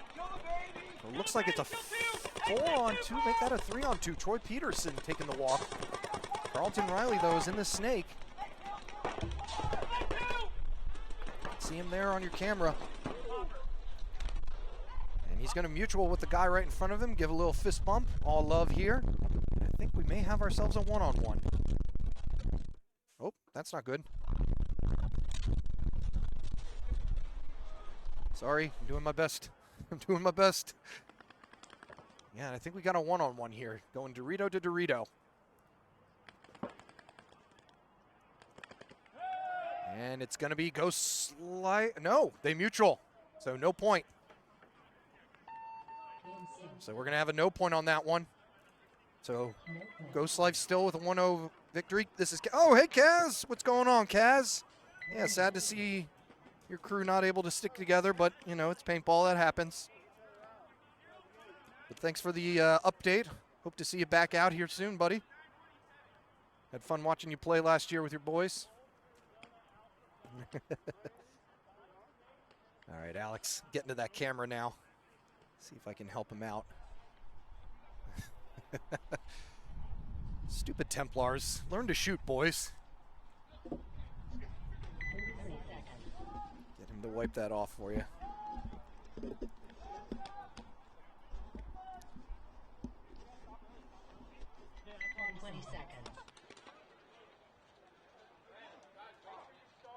Oh, so that's what that button does. Okay.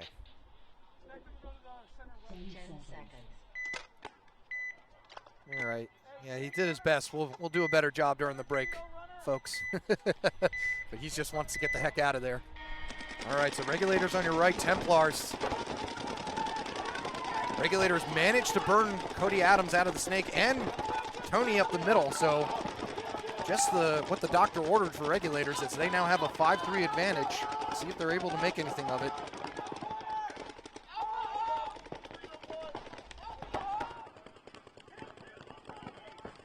Templars with a 2-0 lead right now, so they might be okay. Taking some time off the clock. They're going to lose a player out of the center as Nugget takes the walk, makes it a 5-on-2. It's good enough. I told him, I was like, he just wants to get out of there, people, so cut him some slack. All right, so Regulators on their side of the field, looking to close this out. Tyler Carter for Templars still in there. MK just took a couple shots from a Regulators player. She's not happy with him. Don't shoot the refs, players. Don't get on the refs' bad side. So Regulators may have lost some bodies here that I wasn't aware of, as I was trying to somehow work the camera. Templars going to lose their snake corner player, though. The last player left, Tyler Carter for Templars, going to get bunkered out by the Regulators center player, and he's going to hit the buzzer. So Regulators finally on the board. Like I said, that was their first victorious point of the day. Please shout out my friends Jared and Josh. Well, let me know what team they play for. Can't just Jared and Josh. Hey. Yeah, let me know what team they play for there. DOMC 36. I'd be happy to.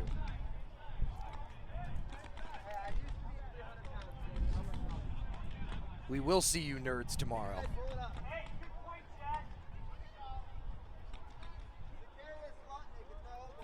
All right, so we had a no point after the one-on-one they ended up trading out each other. So Ghost Life 2 going to start on the same side this time, as them's the rules. Remember that, kiddos. If it's a no point, you start from the same box. Speaking from experience, bad things happen when you start walking towards the wrong box and just realize it. I said, yeah, we'll do some more camera maintenance next break, but just wanted to get out of the war zone. So Ghost Life 2 on your left again. Still with that 1-0 lead. Pittsburgh Mercenaries trying to get on the board. They're in the snake off the break. Checked out by the refs, but they're called clean. Carlton Riley in the snake now for Ghost Life 2. Still 5 alive for both sides. Carlton Riley, though, getting shot out from the inside, so it's a 5-4 advantage right now. Kobuck in the snake again for Pittsburgh Mercenaries. Nobody to contend with him this time, though. He's into their side now. Into the snake 4, if you might. Shooting across field, trying to get a shot in on the pack player, or in the pack of the player on the Dorito side. Let's see if we can change the angle up. He's gonna wrap and get a shot in on that baby bunker. Not able to get him though. And now Kobuck's getting the attention of everybody. Every gun for Ghost Life 2 is now on Kobuck. See if that frees up his buddies on the Dorito side.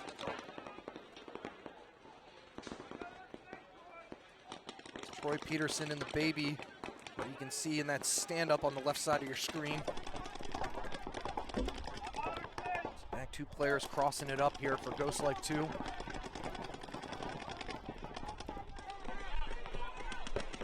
Newborn tried getting into the snake. Not a bad idea, but just not able to make it. And they're going to lose to their Dorito side player, too. So now it's a 4-on-2 as Peterson gets shot out by Kobuck.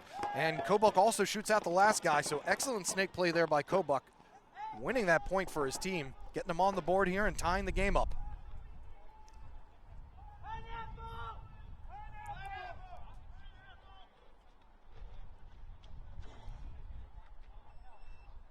So good solid point there by Pittsburgh Mercenaries. Like I said, they tie the game up, getting their first point. And he did draw every gun. Managed to stay alive too, yeah. Snake players, when you're out here tomorrow, remember staying alive. It's better than nothing. At least drawing some guns there. Seen a lot of loose snake play, especially in the first 2 matches. Guys getting a little bit over aggressive. It's not the easiest snake to move down. There's a lot of stand-ups on the far side and near side that can see you. So just something to keep in mind.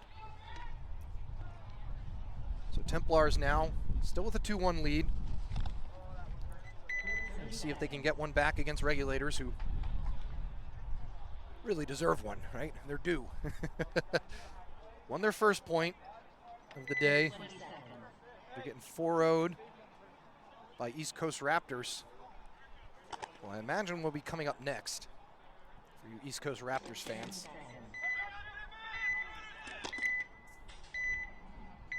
Templars coach Doc yelling out who he's seeing, saying look for far runners, see if he's right. You take the far snake brick off the break, and he's not going to make it. So 5-4 lead right now for the Templars.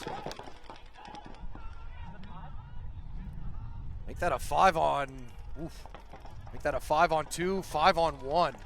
Templars really not happy. It seemed the Regulators woke a sleeping giant with that one as Templars look to finish off another one. Snake player for Templars shooting across field. There's nobody to really shoot at. And that's going to do it. So a nice point there.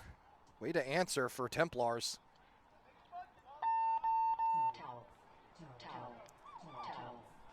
I said they definitely look the fastest team out here. Dropped all their slow players, yours truly included. One of the refs just said that was a bloodbath. Yeah, Regulators, you know, a lot of the momentum is gone. Looking at their pits right now, a lot of head shaking. Not quite sure what's going on here. Dropping a lot of bodies. Layout is a breath of fresh air.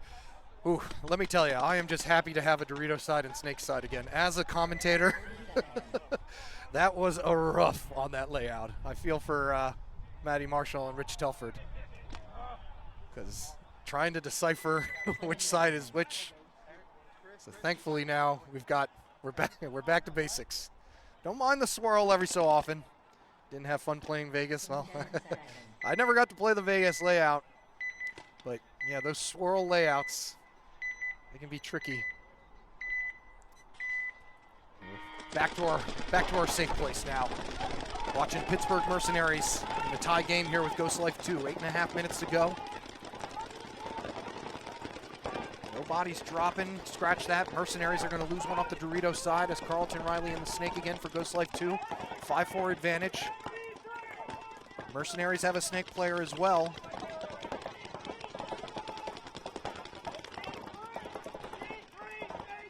Carlton Riley moving down to the Snake 3 for Ghost Life. Player out of the center, getting shot for Mercenaries, so 5-3 advantage now for Ghost Life. Make that a 5-on-2.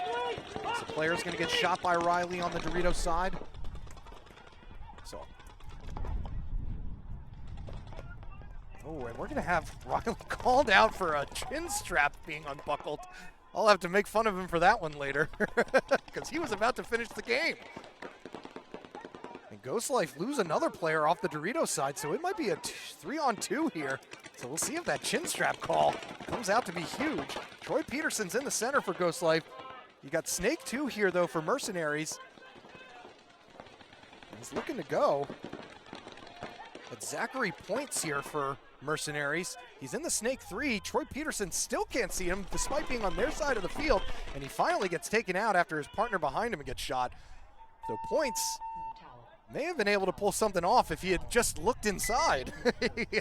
He was looking too far down there, though. Yeah, like I said, I'll be giving Carlton some guff a little bit later. He's got that big beard, so it's hard to wrap that chin strap around it. So Ghost Life 2 back up by 1 now. As Dan's going to do a little bit more fixing for you. Just got to rotate it a little bit counterclockwise. Honitz is how his name is pronounced. Thank you very much, Gaz. Honitz. Ah, okay. I read his name too fast. My apologies to the Ponitz family. Although, I don't think that'll be the worst thing he's feeling with the 6 or 7 that he's got up his back. Is Steven Williams playing? Which team? You gotta let me know which team. I don't have a full list here. Let me know which team and I'll be happy to check for you. Meanwhile, Templars trying to finish off Regulators here with a 3-1 lead. Nobody burned out. Regulators really taking some ground here. Not much of a burn. Templars in the Dorito 2 and Snake 1 spread pretty well. Everybody alive for everybody. So 5-on-5 ball at the moment.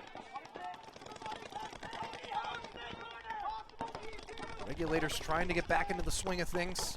Moving up to that center wedge. Going to watch the Dorito side. Meanwhile, Nugget for Templars moving up the center. It's Joe McNicholas, for those of you who want to know why I'm calling him Nugget. Meanwhile, Regulators still on the move. Just 7 minutes to go, so still plenty of time for them to make a game out of this. They lose this one, though. It's going to be a tough hill to climb. Templars seem okay, though, with chilling and taking some paint. Still got 5 alive for them as well. Jailing for Templars gets into the Snake 3. He does manage to make it. He's going to shoot across the field and get the center wedge player out. Maybe got the Dorito player as well, and he did. So now it's a 5-on-3. Big move there by the Templar Snake player. Who are smelling blood in the water. Tyler Carter chopping, absolutely shredding paint on the Dorito side, but he does manage to get a shot in on the baby bunker. Joe McNichols looking to finish things. Jalen's going to move down. He's going to get bunkered out. I think the last player left for Regulators. And McNichols.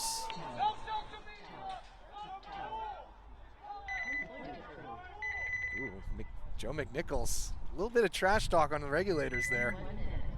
Saying no social media, just come out and practice.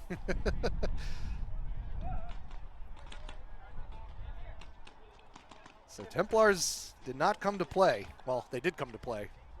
Did not come to play around, I should say. Like I said, we were not happy how the season ended last year on Templars.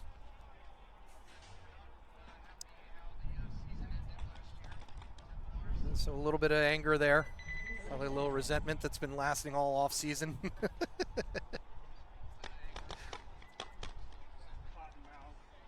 Guessing with veteran VM tomorrow. Always good to see VM out there. Well, yes, I could say that 30-shot jock, but we're trying to keep this.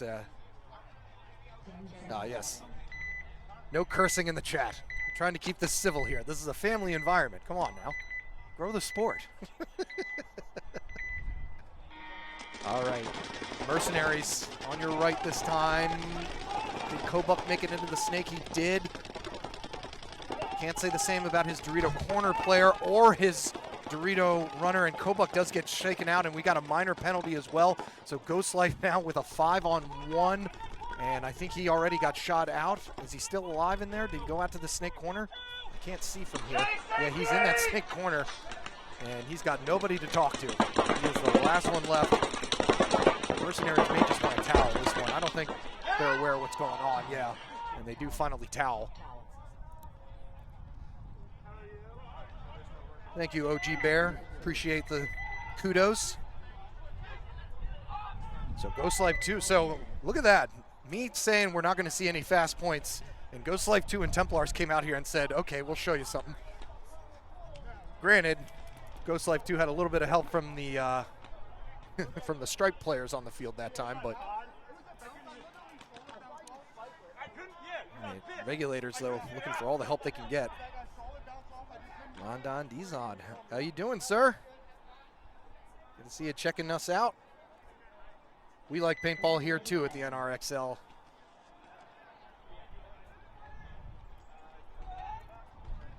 So Joe McNichols still chirping there at the Regulators player.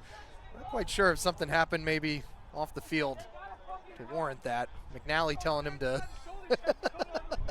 simmer down a little bit. They're up 4-1. Act like you've been there before there, Joe. Regulators are having a tough day. We've all had them in paintball. Templars breaking out wide. Regulator Snake player not going to make it, though. So 5-4 right off the get-go. And McNichols going to take the walk instantly. So that's where all that trash talking gets you there, Joe. So 4-on-4 here. Templars, though, the hefty lead right now, but got to be careful. They're dropping another player on the Dorito side, so it's a 4-on-3. Somebody's having some gun trouble because I hear some dry fire. So Regulators now just looking for any sort of daylight to get their tournament started, really. Only one point so far. Templar Snake player tried making the dive. McNally coming all the way out to the Dorito side. I think he was going to go to the corner, but he didn't know his own teammate was in there, so he had to quickly stop and pull an audible.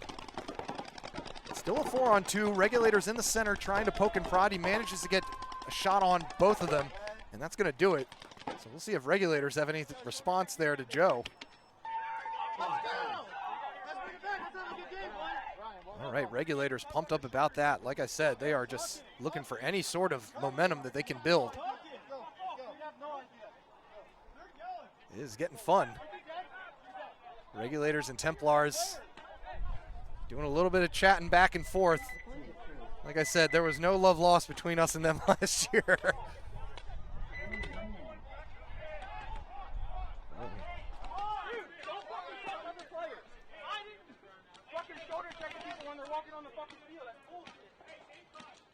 All right, so we get to see a little bit of what was going on there. Like I said, tell them to kiss, I will. Yeah, everybody love everybody, right? Like I said, I can remember last year.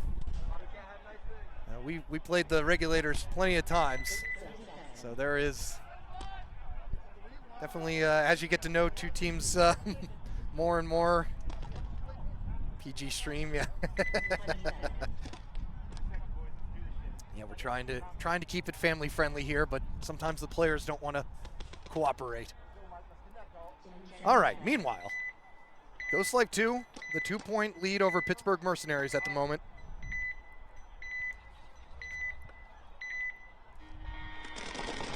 Ghost Life 2 gonna lose Brandon Spicer running out to the Dorito corner. Mercenaries make the snake off the break, and he's in there. Kobuck looking down the wires, trying to see who's shooting at him. Got a running ref on the far side for Ghost Life 2. Got a player getting checked out here as another player walks off. We're going to have a minor thrown. That's a second penalty on Mercenaries. They are in the 50 Dorito, though, so it's a 3-on-3. Troy Peterson knows he's there, though, so we'll see if he goes to get him. He's going to try and axe him out right in front of him. Kobuck takes the walk for the snake for Mercenaries, so makes it a 3-on-2. Troy Peterson going to try and bunker out the 50 Dorito player in front of him, I imagine. It's Carlton Riley in the snake trying to finish off what's left of Mercenaries. Troy Peterson makes the move to their side of the field. Last player left for Mercenaries is in the baby stand-up Aztec in the back. And Carlton Riley's going to make easy work of him, and that's going to do it. So Ghost Life looking solid again.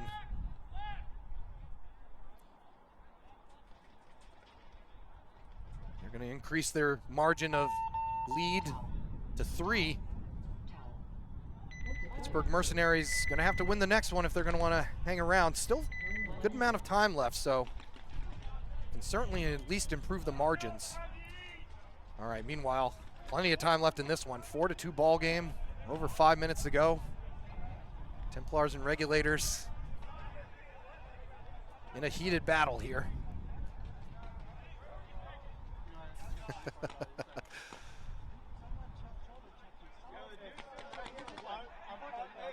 Everybody giving a little bit of mocking on Carlton here for missing that shot so point blank. He was pretty much eye to eye with the guy, and it took him a few more balls to hit him than it should.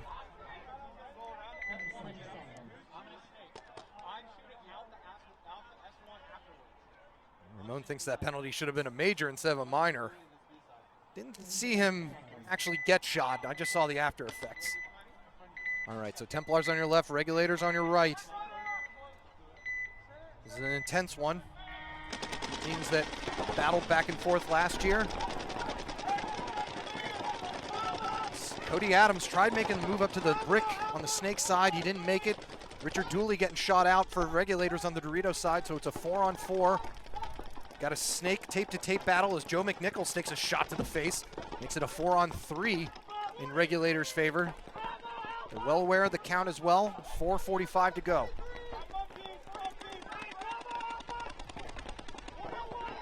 Tyler Carter for Templars, trying to get out to the Dorito corner. He makes it. Improve the spread a little bit. Not much talking going on the Templar side right now. Definitely got to give the momentum to Regulators. Maybe Joe talking trash to them was just the spark they needed.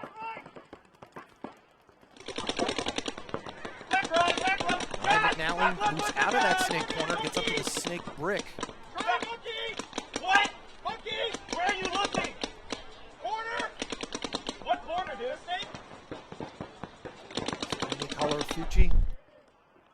center Aztec, just trying to make sure nobody runs down on him from the center. That's an opening there. Tyler Carter moves up for Templars, barely escapes the stream. Now Regulators are in the snake.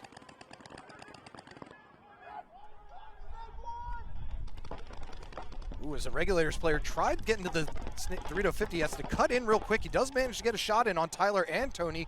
Now Ryan McNally is the last one left in Snake 1. I don't know if they know he was in there, though. McNally's going to try and pop up and doesn't know that he is the only one left. Ooh, and we've got some barrels to the straight back, and that is not going to improve tensions. And yeah, that was that was not pretty, as Trey Young really put one on there on McNally. Or Trey Jordan, excuse me. All right, so now it's a 4-3 game. Templars slipping a little bit. Like I said, they may have put a little spark into Regulator's step.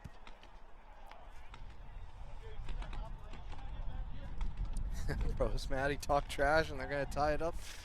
Yeah, got to be able to back that up. May have talked trash a little bit too much time left there, Joe.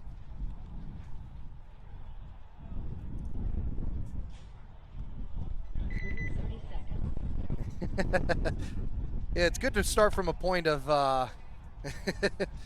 when you got nothing else to lose. That's when, yeah, that's the best time to talk trash, right? Two teams that know they're not making Sunday playing the last match. That's always a fun one. All right, back to this one, which may be all but settled here, is Ghost Life 2. Pittsburgh Mercenaries don't really seem to have an answer, or having some legal issues as well. Getting in trouble for playing on. They managed to burn Troy Peterson out of the center and take the Dorito 3 and Snake 1 off the break. Still with 5 alive, but the last, nope, curse of the commentator there as the player in the baby bunker gets shot out. Dorito player for Mercenaries makes it to the 50. I think he took a shot to the head though. Getting checked out by the ref and may have broken off. Definitely saw some paint over there. Gets called clean, so 4-on-3 continues. Carlton Riley in the snake now for Ghost Life 2. Got Chris Mewborn behind him, backing him up. Roebuck in the snake for Mercenaries still. Getting out to the snake 3. I know the time is not on their side at the moment. Mercenaries now on the 50 side of the snake. Carlton Riley's having some paint issues, so he's not able to shoot him. Player busts out for Ghost Life 2. Out to the Dorito corner. He's going to get shot as Riley made a backtrack to the snake corner. Mewborn's going to shoot out the Mercenaries player at the Dorito 50, and now he's got a man parallel with him. And we're going to have a minor thrown as more penalties for Mercenaries, and Carlton Riley's still alive. So we got a one-on-one, can-to-can. I don't know if Carlton knows that the guy is literally parallel with him still. He's going to go for the buzzer. He's going to shoot at him, and he doesn't. He gets a shot on him, and Pittsburgh Mercenaries win that one. Woo! So I thought that the penalty was on that Mercenaries player, but apparently the penalty was on another player for Mercenaries on the Dorito side. So that's what Carl is saying right now to Chris. He thought that that guy was out, but he was not. And he's able to finish up the game.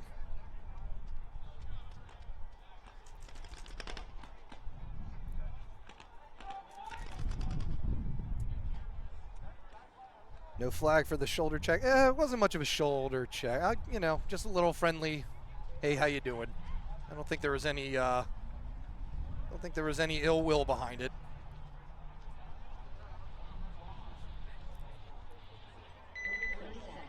All right, here we go. 4-3, 1 point game. Flag should have been on Ghost. Yeah, I thought that also was something because it seemed as if Mewborn may have done a little bit of spin in there, but that was a hectic point. 1 free respawn per point? I don't think so. There's no way for us to enforce that. All right, so Templars on your right, Regulators on your left. Regulators still down 1. Cody Adams in the snake for Templars. Looks like he made it in clean. Dorito side player did not, though, for Templars. Same can be said about Regulators, 4-on-4. Cody Adams gets a little bit too aggressive, coming out a little too wide, gets gogged, so that makes it a 4-on-3 now in Regulators' favor.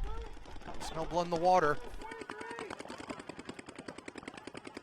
The only player over here is Ryan McNally, as Trey Jordan is now in the snake for Regulators, going all the way to their side, and nobody is aware of it. Regulators move up the center as well. Ooh, and a nice shot there. Nobody's checking him. Yeah, and he is. He got shot in the foot. What a shot by McNally to really keep the game alive for them, because Trey Jordan was moving down. He could have popped up and ended that whole Dorito side. So that evens things back up at a 3-on-3. McNally still alive in the back, wheeling and dealing.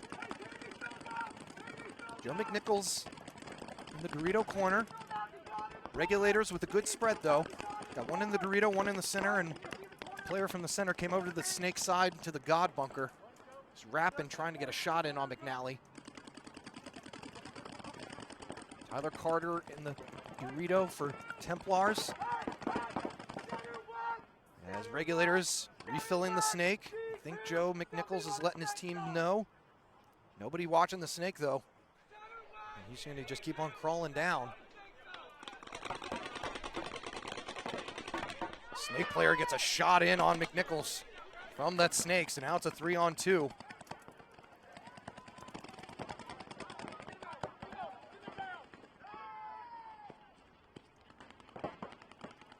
Ross Brown here for Regulators in the snake, mopping up things. Last player left for Templars is Tyler Carter on the Dorito side. If he can shoot out Brown, it'll be a straight-up 1-on-1. Does almost manage to shoot the center Regulators player, but Tyler Carter finally gets taken out, and we've got ourselves a tie game here with 1 minute to go. All right. So let's see what happens. The bloodbath is on. Check out the Templars pit and see. Doc is not happy with his team right now. They all but had this one in the bag.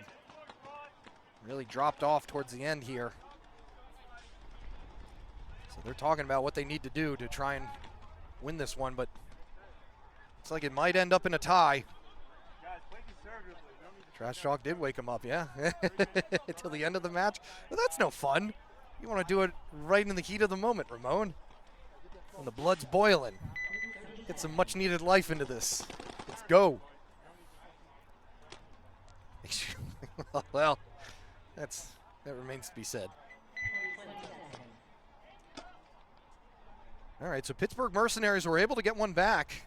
Still under 4 minutes ago, so loser has to kiss the opponents on the lips. Yeah, you know, after the match, and things never boiled over between them, but they left it all in the field. At least we did last year. Ghost Life 2 to solidify their position here. They're going to lose Brandon Spicer off the break, run into the Dorito side. So 5-4 advantage. Mercenaries lose their Dorito player as well, though. So 4-on-4. Kobuk in the snake again for Mercenaries. Looking to try and get a kill up the center. Chris Mewborn trying to keep the snake player contained in that snake one. It's really hard to get around that snake one if you've got a good gun in that baby bunker shooting down on you. Pops the top, trying to get a shot in on Mewborn. Not able to do it. Dorito player for Ghost Life taking the walk. 4-on-3 advantage here for Pittsburgh. Troy Peterson goes to fill the Dorito side.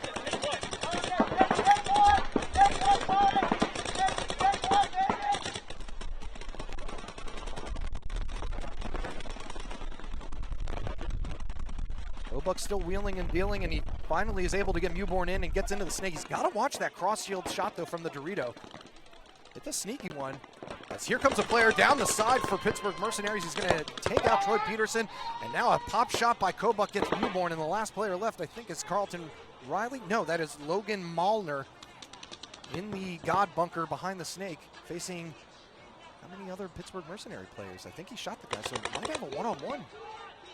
Oh, no, it's a 2-on-1. Okay, so Kobuk is the guy in the snake, and he's got a partner in crime behind him in the snake corner. So Malner's the last one left, still in that God bunker. Kobuk's trying to figure out just what the heck is going on because there's been bodies running all over the place. I think he knows that the last guy left. Malner moved back now. Smart move. Get on your feet. You'll be able to see more. They're both right in front of him. He shoots out Kobuk, so a nice move there by Malner, and it's a one-on-one. Don't know if he knows that the last player, though, is in that Dorito or snake corner, and actually it's Chrisman. Joseph Chrisman going mirror to mirror now.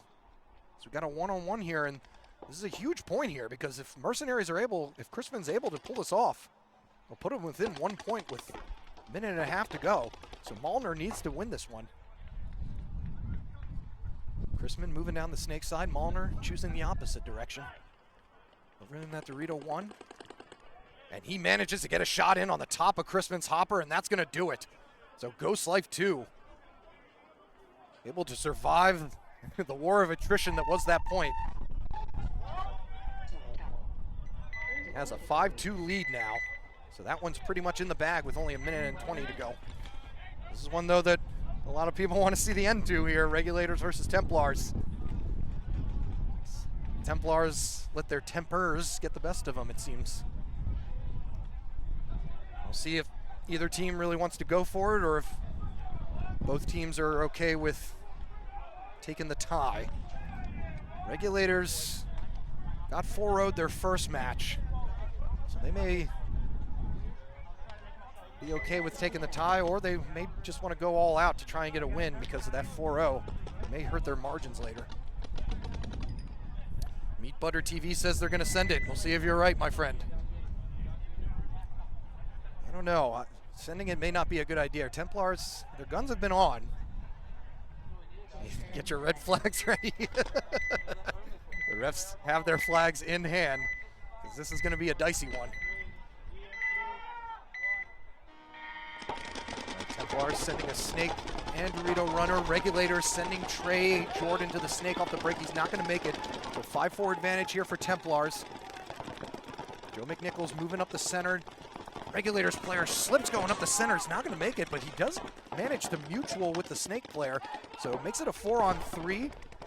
Got Richard Dooley on the Dorito side for Regulators. As the player in the center gets shot out for Regulators. Makes it a 4-on-2. McNichols takes a shot to the face, makes it a 3-on-2. Ryan McNally still alive up the center here, creeping and crawling, gonna try and shoot at the Dorito player. Doesn't get a shot on him. Ref checking out. As he shoots out McNally in the face, and I think it's a 2-on-2 here. So Regulators able to stay on their feet. Got only 3 seconds left though, so nobody is going to win this one, and that's gonna do it. So a tie game between Regulators and Templars. Templars got to be the ones angry about that. Ooh, we got our camera down in the start box on the... Ooh, yeah, it fell down. All right, so we're going to have to do some maintenance. But at least it happened at the end of that match. Well, we're on it. We'll get Dan down there to try and fix it. The wind is not our friend today, people. So forgive us for that. It's behaving like a newborn.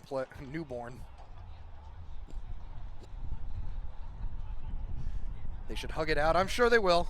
Like I said, there was never any, it never tapered off the field between those two. But like I said, Templars definitely not going to be happy with how that one ended, given how it started. Regulators maxed 4-0 and now with a tie. That may be tough for them to see them moving on. Not many teams moving on here with only 10 teams. Right? Did I have that right? Yeah, only 10 teams, so I don't know if they're taking 6 or 4.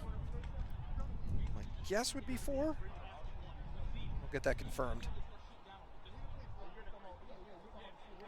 Coming up next, we'll have East Coast Raptors taking on Relentless. That'll be a good one. Don't want to miss that one.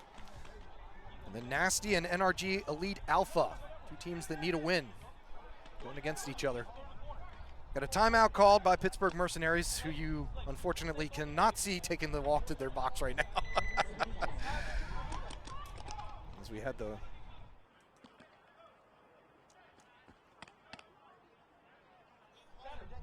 20 seconds.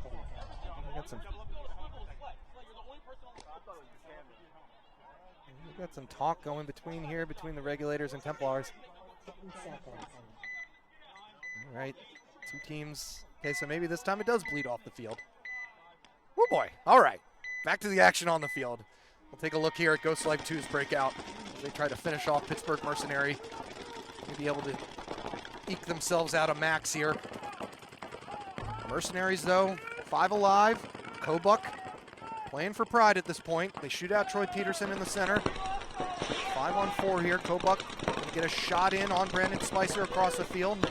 Instead of 5 on 3 as we get the 60-second call.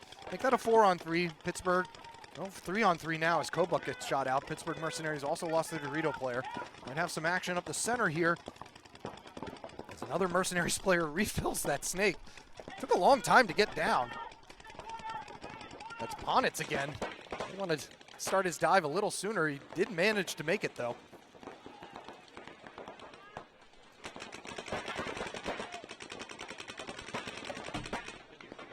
Ponitz gets a shot in the center, but he's going to get clipped himself. So now it's a 2 on 2. With Newborn and Slay in the back.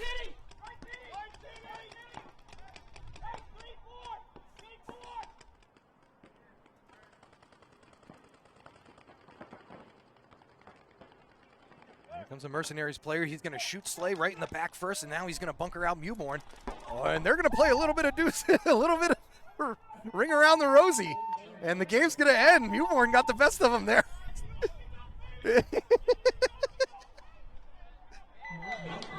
MK tried to calm Mewborn down because he missed him too. So they both missed each other. That was a fun one to watch. All right, so 2 fun games. We're going to take a breath here. I'm going to go down and maybe get the sense of how everyone's feeling right now. I said that match there between Templars.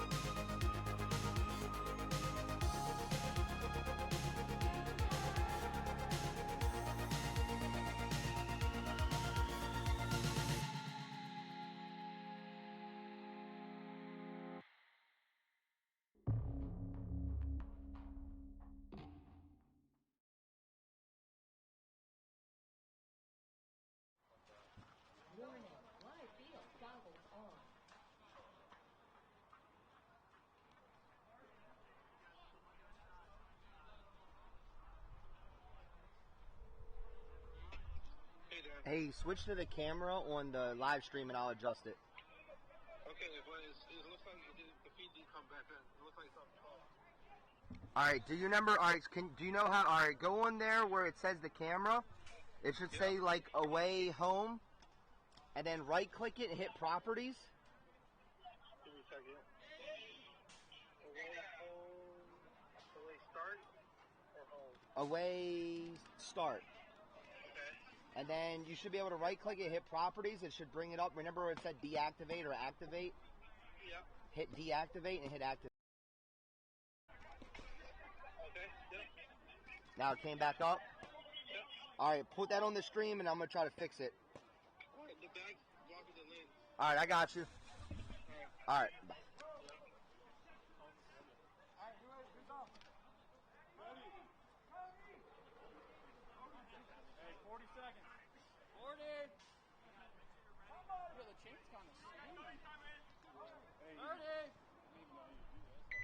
Seconds.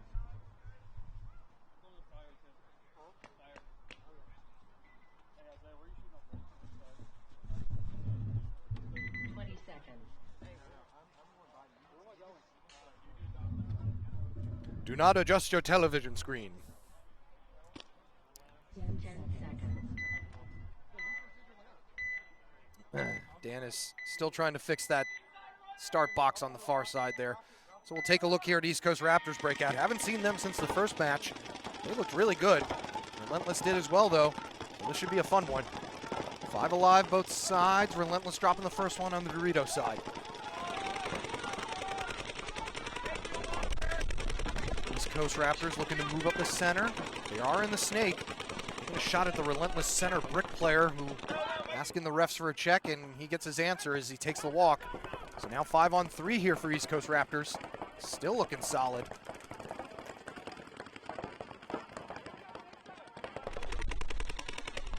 They look fully in control. Hawking it up. Guns are ablazing. Relentless just not able to get any sort of footing as they lose 2 more guys. Last player left is in this baby bunker as he's going to get run down by a East Coast Raptor player, and that's going to do it. Massengale getting lit up there. So Nick Furka for East Coast Raptors was in the snake. Didn't really have to do much. 1 minute. Yeah, we're still trying to fix that one. Give us a second here, folks. As it got shot and got blown over.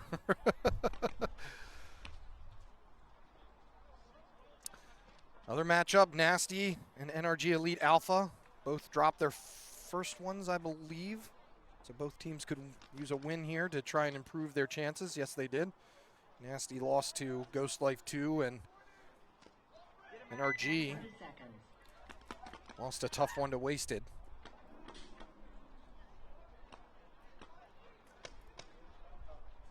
Things are heating up here at the NRXL Killsquad Open. Coming to you live from Severn, Maryland, NR Paintball. Appreciate all you long-time subscribers and first-timers.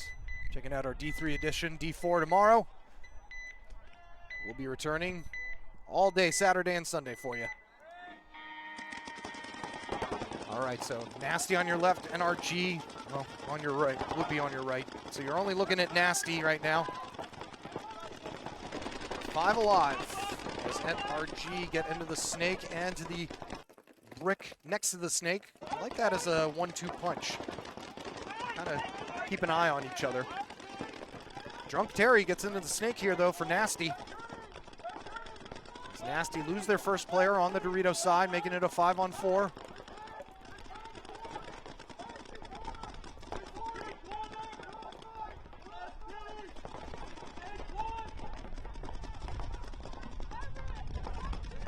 Moving up the center there is Brett Cochran for Nasty. Keeping an eye on that Dorito side, but NRG don't seem interested in moving up the Dorito side. In the meantime, they've got Milton Rivera in the snake for them. Trying to poke and prod his way to a kill. Cochran moving up to the center 50. He's really been the only guy who's been aggressive in that center. Rivera trying to let his teammate know that he's there.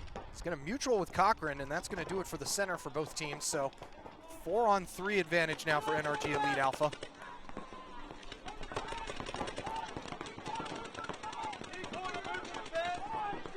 That was Corey Macon Walter who made that move up the center. The best idea, get him out of there before he could do any more damage.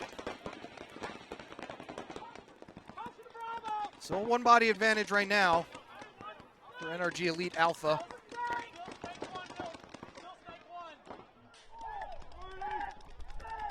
Apologies for the camera hacking.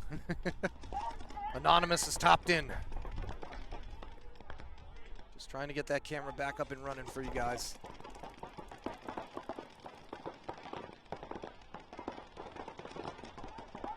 NRG seem to be the team, their foot on the gas, moving up the Dorito side. Rivera looks like he wants to go in the snake. They're moving up the center as well.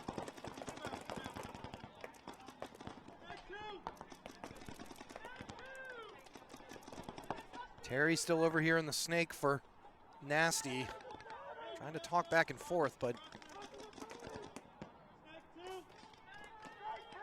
doing a little bit too much sitting and posting. If he's in that snake one, he may want to know that he's got that NRG gun in that baby bunker that is probably hammering the outside of that Snake 1 as NRG move up to their side of the Dorito. And Terry's letting him know, and so here comes a nasty player to try and go get him, but he gets stopped halfway and has to take a rest at the Dorito 2, and now they're only about 10 feet apart from each other. I think he got a shot in on the NRG player. He did. So that evens things back up at 3-on-3. A nice move there by the nasty Dorito player. He may get shot here from the center, though, and he does. Ooh, I thought he got clipped in the top of the hopper there, but no, he's still alive. So the NRG player going to make a move up the center to go and get the Dorito guy. He does. Going to swing and try and get Terry, but he gets behind a bunker before he can shoot him. Ref checking him out. He is clean, and Terry finally gets taken out. An excellent move up the center there by the NRG Alpha player. I'll try and see which one that is. If any of you guys can ID him for me, that would be great. Because that was a great play, and I'd like to give him some props. Don't think he has a name on the back of his jersey. So a nice move there to close out that point.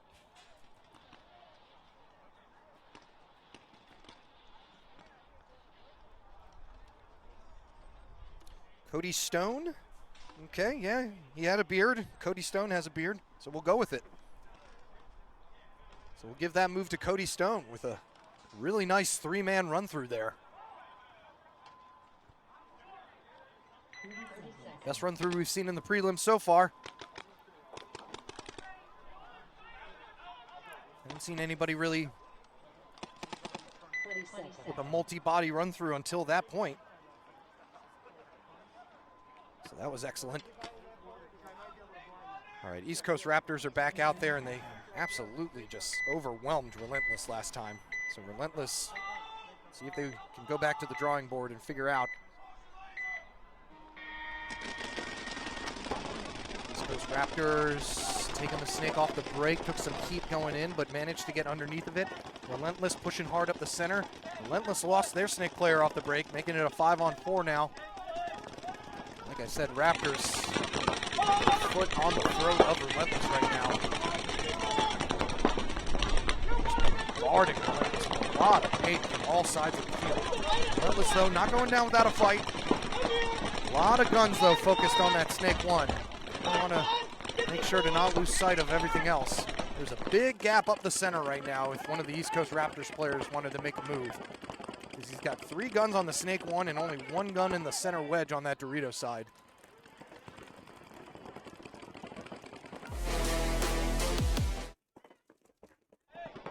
East Coast Raptors now move up that center. Like I said, I think he senses that nobody is looking this way. He's going to go and bunker out that wedge and mutual with them. Did he miss him? No, he didn't. So makes it a 4-on-3 here. East Coast Raptors still with the Snake presence. Relentless just manning those 3 bunkers in the back, really just trying to survive here. Don't seem to have any onus to move. Relentless player battling with the Snake 1 player, and he does get shot by him. The East Coast Raptors, like I said, just tightening the noose. Excellent Snake play there by Furka. And Relentless are forced to towel to try and regain some sort of semblance of composure here. The East Coast Raptors look like they are the team to beat so far. Yes, they do look solid. Coming off of some success from NXL Vegas.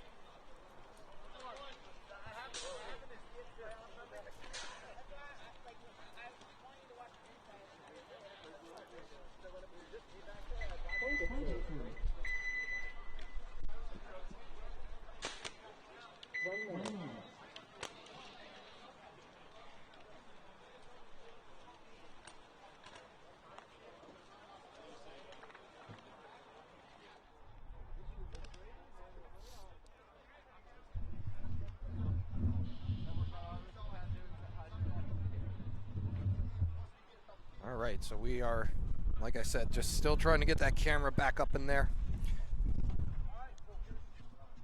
Yeah, Raptors definitely look like the team to beat. Like I said, they won D3 NXL Las Vegas, continuing that momentum and showing you why. They may be one of the best D3 teams in the country right now. Certainly one of the best D3 teams out here today. It's an absolute monsoon is blowing through my booth. I'll try and survive as long as I can. Wind is just not cooperating today. All right, NRG Elite Alpha on your right, or left, Nasty on your right. Nasty taking 2 to the snake side and doubling up that back center. Back center doubling up seems to be a move a lot of people are going with now. Elite Alpha going to lose their snake player as making a big push up the center. Nobody has gotten to him yet, and they finally shoot him. So I don't know if he had heard wrong or not, but Corey Macon Walter was moving up the center as if somebody was in there with him, but nobody was there. So now it's a 5-on-3 in Nasty's favor. Make that a 5-on-2. Elite Alpha losing another body off of the Dorito side, and we may see a quick towel here from them. They lose another body. Brett Cochran's up the center again for Nasty.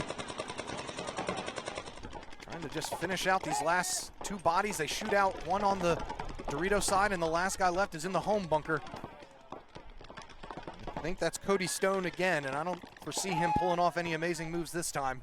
So he's going to get bunkered out himself, and that'll do it. So Nasty with a good response to that first point.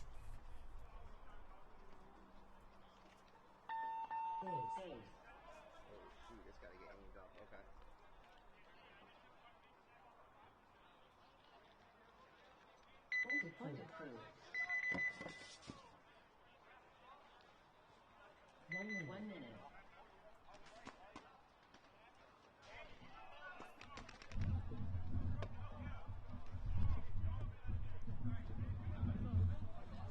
So that was Everett Whitstad in the center. I thought it was Brett. I was just going by the purple mask and beard. Could have been wrong though.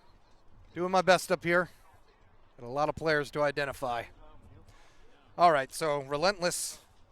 Got to do something here. Going up against, like I said, probably one of the best D3 teams in the country right now. 20 seconds. How do you stop that? Well, burning out their snake player would be a good start. He's caused a lot of distractions. Furka really hasn't been getting that many kills necessarily, but it's been really a thorn in the side of Relentless. Relentless having in store. They're going to take the snake and Dorito 2 off the break themselves.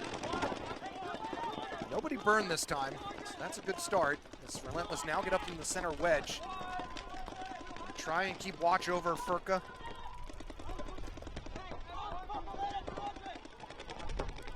The rest of the Raptors team gets their bearings.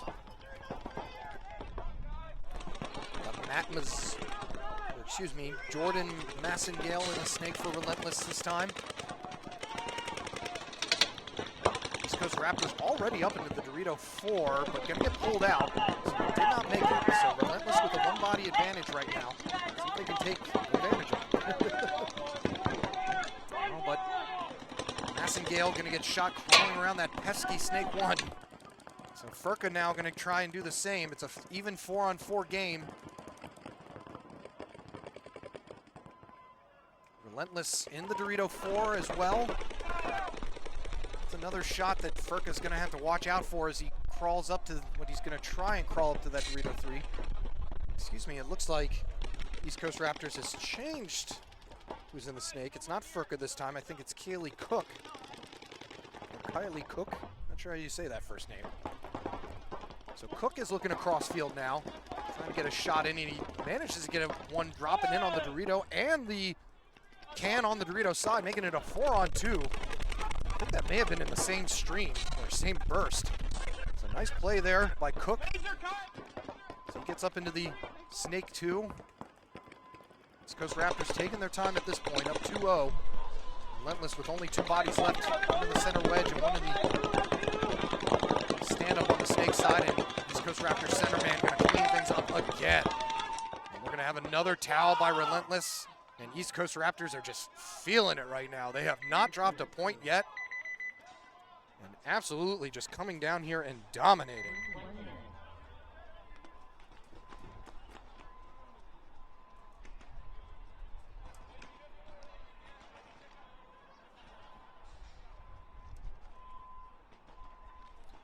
Dominic Pinto, I think, that ran through the center to finish out things.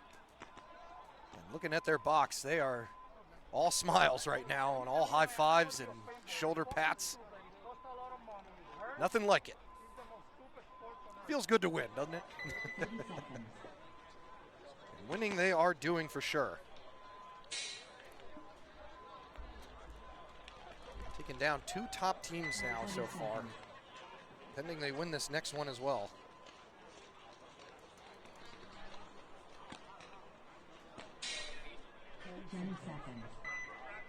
All right, so NRG Elite Alpha tied up here with Nasty.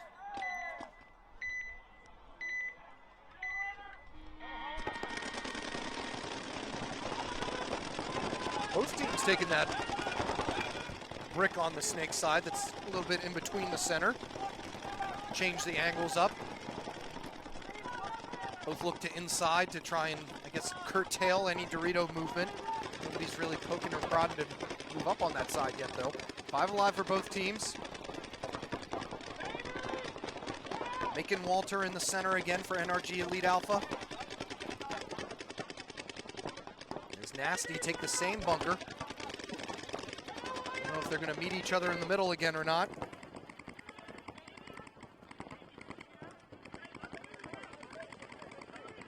It's Everett Wittstadt again in the center for Nasty. Alpha in the snake again.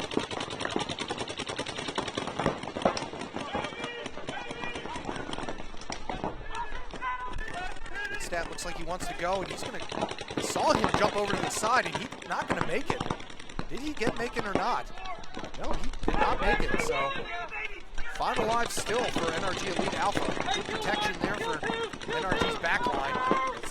Nasty dropped their snake corner as well, making it a 5-on-3. Vera looks like he wants to go in the snake. Nothing really stopping him except for that baby bunker again. Rivera tried to duck below the stream, but not going to make it. Don't try it, folks. That baby has your number. Unless you are among the tiniest of paintball players, I do not think you're going to get underneath that stream. NRG and Elite Alpha still with a 4-3 advantage right now. Macon Walters still in the snake, or excuse me, in the center. Trying to make sure that there's no snake presence for Nasty. I don't know if they saw that snake player get out or not. Nasty still talking it up. Running ref coming down to check the pack side of the NRG baby player. See if he took a shot from the Dorito. Called clean, and that's going to do it.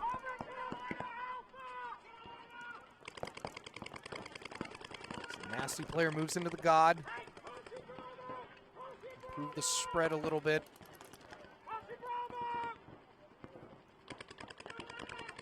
Once again, the closing move may have to come from the center, or somebody running highway on the Dorito player to try and clear out that side. It's there for the taking right now if they want it. The Nasty God player is looking snake way. Macon Walters out of paint in the center, so he may try and make some sort of game-breaking move. Tie game, nobody really wants to make a mistake. This is a tight ball game here.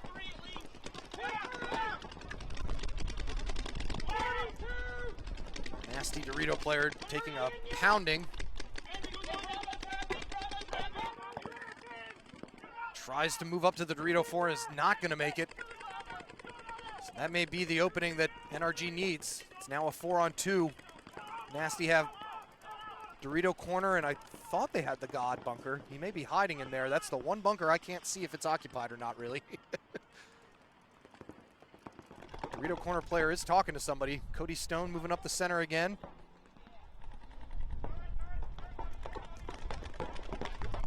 And not sure if the communication broke down there or not. He was trying to break across, but not able to do it. So now it's just a 3-on-2. The NRG player moving down the Dorito side. They do shoot out that back right corner, and so it looks like that God bunker, there was nobody there. So NRG with a 1-point lead now. 1 minute.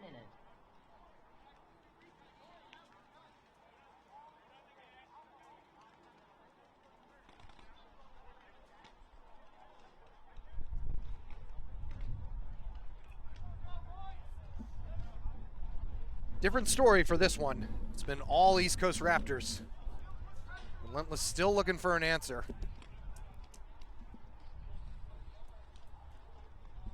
You have to really just credit East Coast Raptors shooting abilities right now. There haven't been any super big moves or anything like that that have broken up what Relentless is trying to do. They're just not really, you know, getting to the prime spots first either, but they are just plain old shooting them out. 10 seconds. I've just got to hurry up and box up. You may be up, but clock waits for no man. Relentless player moving up the center, burning, gets shot, and the Dorito side player gets burned as well. That's another area where East Coast Raptors seem to set themselves apart. Their burn has been phenomenal. They burned 2 more players off the break. So a 5-3 advantage now for them. They look to close this out with another Max. Now running in to check center player. He's going to get called out. So 4-on-3 now for East Coast Raptors. Slade White and the Snake for Relentless. Just trying to weather the storm.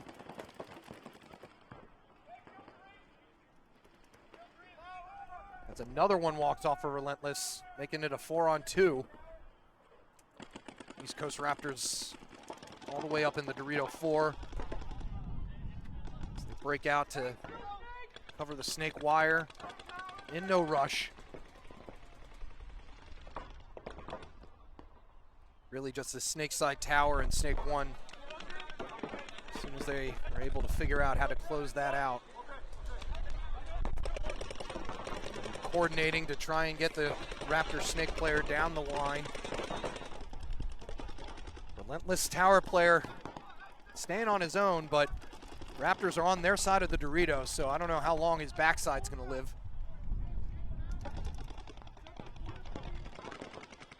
Want to tuck in as tight as he can. White is in the Snake here for Relentless still. Staying low. Relentless does finally get taken out of that tower, and now White's the last one left in the Snake 1. And he's going to get taken out, and that'll do it. So another max 4-0 victory for East Coast Raptors. Making a statement here in another match.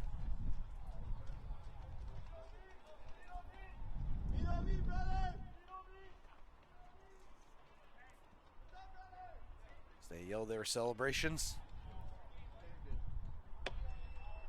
Joseph Giannon.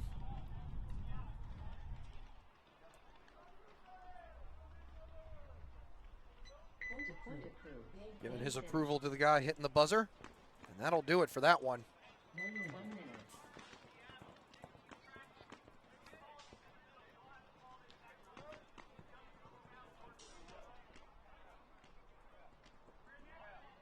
No, there is not an answer, it seems, right now for the Raptors. See if any other teams may have any kind of formula to get something going against them, but they are locking things down on all 3 phases of the game at the moment. 30 seconds.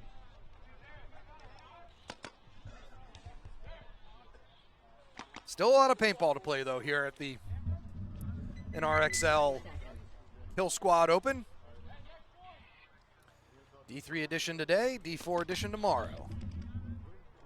10 teams playing in D3 today. Quite a few more teams in D4 tomorrow.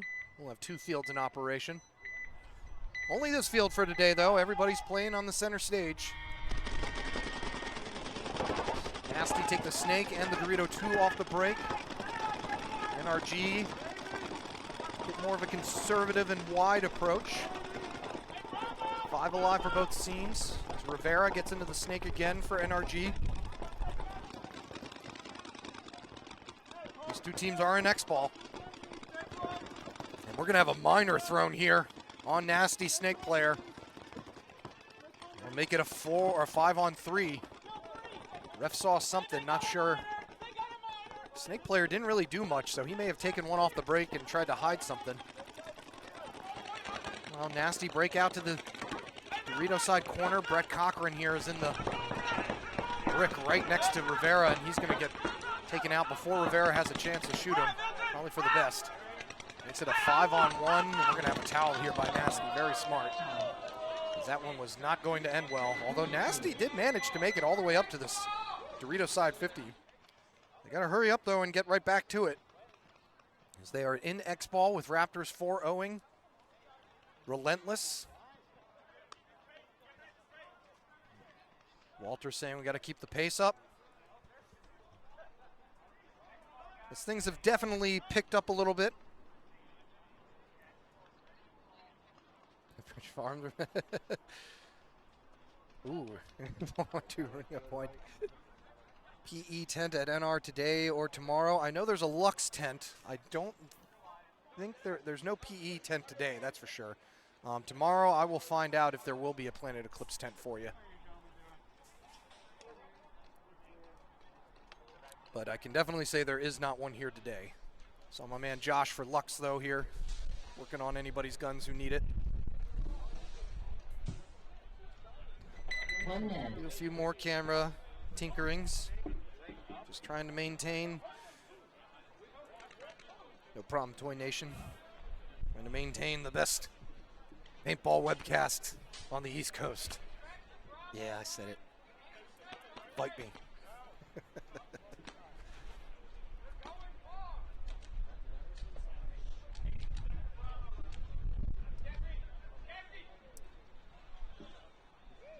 Wind is just.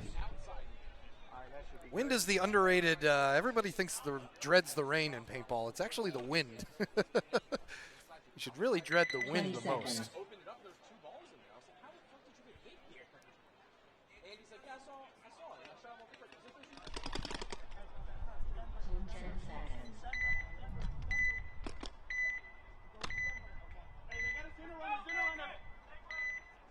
All right, so Nasty, not with a lot of time to work with here. Got to figure something out.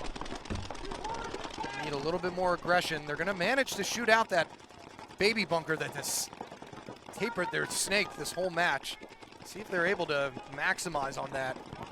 But if they are, he's got to get in there now, as Rivera is looking to get into the snake himself, but he's pokes out a little bit too far, so that's going to be a 5-on-3 now for Nasty. This is just what the doctor ordered. Making Walter and Everett Widstadt look like they're primed for another meeting in the center.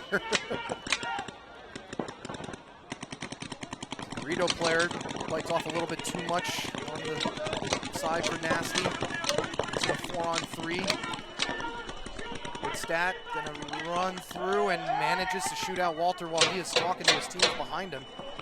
But Nasty lose another player on the Dorito side. It's either a 3-on-2 or a 2-on-2 here. It's a 3-on-2, okay. Whoa. Drunk Terry earning the nickname there as he tries to stumble into the snake. So only 2 players left here for NRG. The Dorito corner and the can on the Dorito side. See Widstadt trying to break that. We're going to get the 60-second call here in a moment. William Laughlin in the Dorito corner for NRG, just doing their best to stay alive. He does manage to shoot Terry out of the snake, dropping one in on him. Nice shot there by Laughlin. And Widstadt may be the only guy left, and he's going to run through here, get one of them, and we're going to have a major thrown. Not sure who it's on, but that's going to automatically stop it, as I think they're going to say that Widstadt ran through, got shot, and kept going, and yeah, the major's going to be on Nasty. So under 60 seconds, automatic swing point goes to NRG Elite Alpha. And they're going to take a 4-1 lead and more than likely the ball game.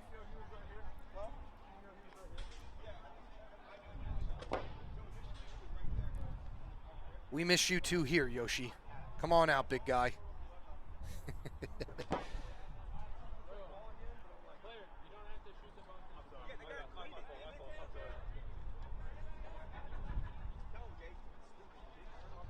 Yes, Eastside Bandits, yes, supported by Josh in the Lux booth.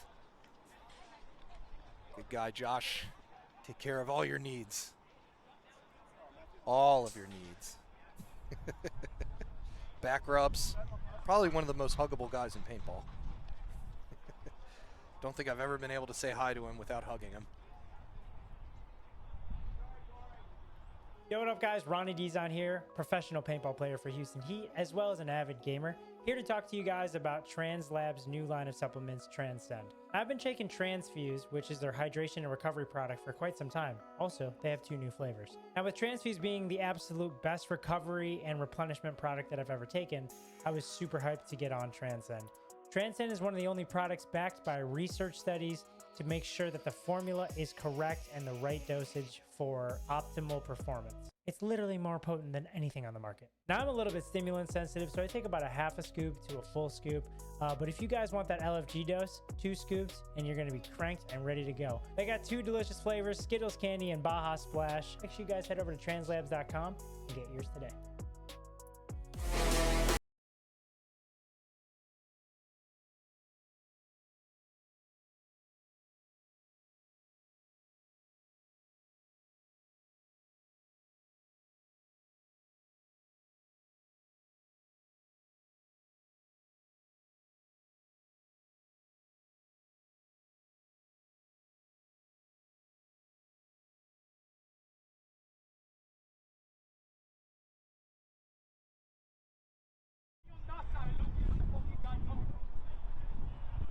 What do you want? Because if you in the corner, it can be standing up. You tell me what the fuck you want before you go. I want to play the same way. I want to win this. I want to win this. All right, after some much needed camera maintenance there.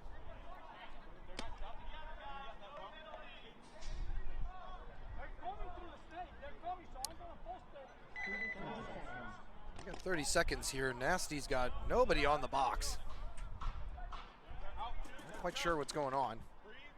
I want to head on out there as fast as I can. Only going to be able to start with 3, as their last player got a major. So NRG Elite Alpha have this all but wrapped up, but Nasty trying to avoid the dreaded axing. So probably just going to take the 3 bunkers in front of them, shoot their guns, shoot a couple pods through them, live to fight another day. Nice play though from NRG Elite Alpha. They definitely want to try and get the max. I know they have a chance too, as it's already a 5-on-2. Nasty player on their side of the field. Cody Stone walks right past him and he's going to hit a spin. And Cody Stone thinks that should have been another penalty. He may have a case. So that's Brett Cochran, last player left for Nasty, and NRG gonna try and run it in. Don't think they're gonna make it. No, unfortunate. Could have had the 5-1 max to improve. Really putting the nail in the coffin there as the head ref to making sure that he did not make it. But they're gonna take the victory anyway. So 4-1 win there for NRG Elite Alpha. So they get a much needed win. Nasty now with 2 losses. They got to turn things around. Our other match as the Raptors win their 2nd maxing win against Relentless.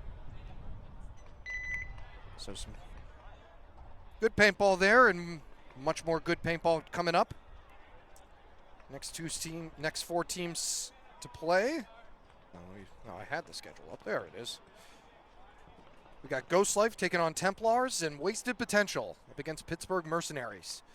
So a quick 3-minute break, and we will be right back.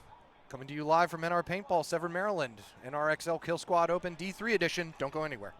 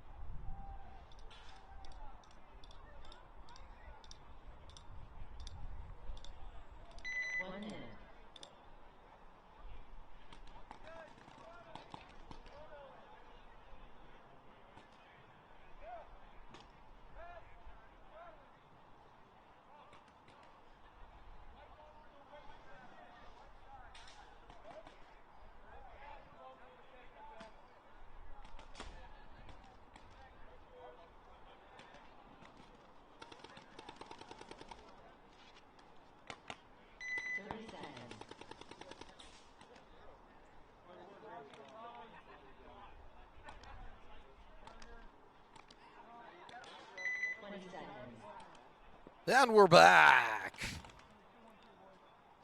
I see Ghost Life as well, Vegas Venom.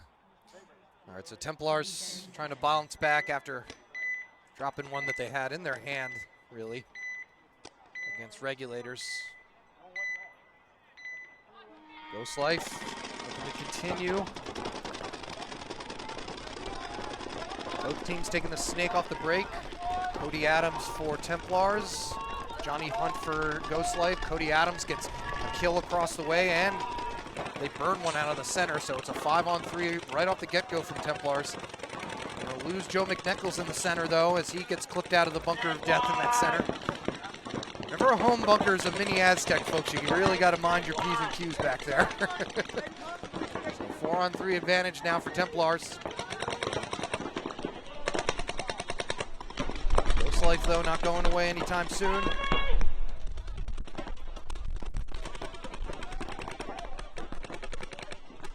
Fauci gets shot out of the center for Templars, making it a 3-on-3. That evens things back up.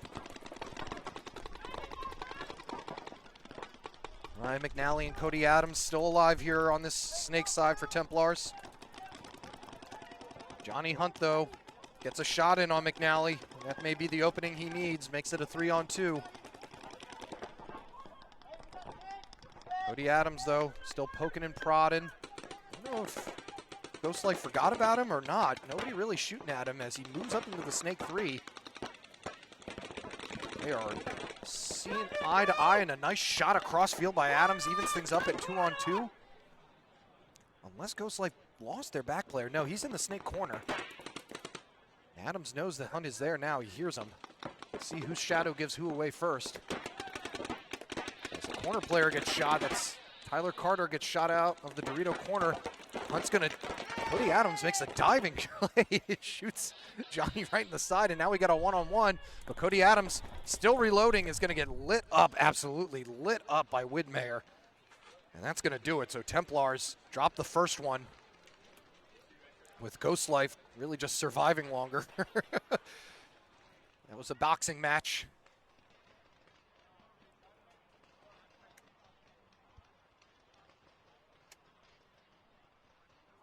Yeah, that one really could have gone either way. Ghost Life final player just making sure that he's all good.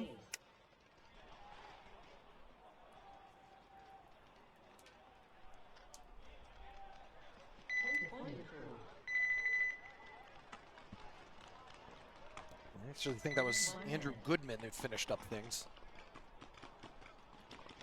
Rocking someone else's jersey. Come on, guys. Not doing me no favors here in the booth. Get your own jersey. Yeah, it was a nice move by both there, Kaz. I agree. Cody Adams probably could have made sure that he was reloaded before he did that. May have been able to hold him off. Another good one here coming up. Wasted Potential won their first one. Pittsburgh Mercenaries lost their first one.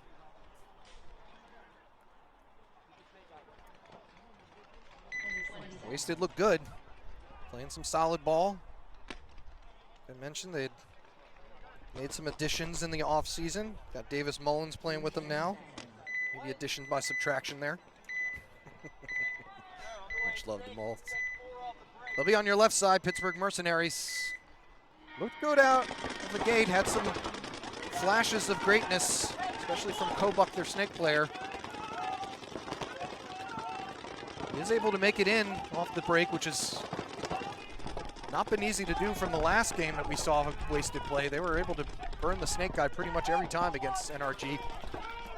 Mercenaries lose their first player out of the Dorito side, though, as Kobuck moves up to the snake 3 already. Now, what do you do in the snake 3? What can you do? Can you post? Can you watch the center? Do you want to keep being aggressive? Can you get a pack shot in on the can on the Dorito side like he did? Ryan Cozy gonna break on out to this snake corner to back up Adam Hunt in the snake. Kobuck and Cozy battling right now down the wire as another player from Mercenaries tried filling out to the Dorito side. It's not going to make it. So it's going to make it a 4-on-3 advantage to Wasted as Mercenaries also moving down to the Dorito side into the Dorito 50. AJ Besner going to have to get a little bit tighter. Adam Hunt's still stuck at the snake one as Crispin is not letting him breathe in there. Hobuck looking for that all-important next kill to even things up, maybe open things up a little bit for him. Doing a good job staying alive this time, though. Seen him a couple times now get a little bit too antsy. You can see Crispin just trying to keep Adam Hunt contained for Hobuck. As Hobuck moves up to their side of the snake, they do best to just kind of lay low for a moment and see if he can catch Adam Hunt moving down.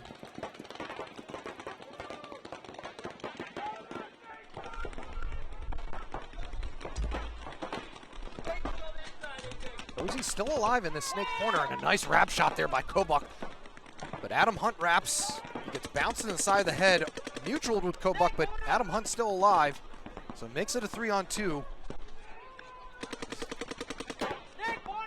AJ Besner is still watching that Dorito side player for Regulators, who's in, or excuse me, for Mercenaries, who's in that Dorito side 50. It's a 3-on-2 in Wasted's favor.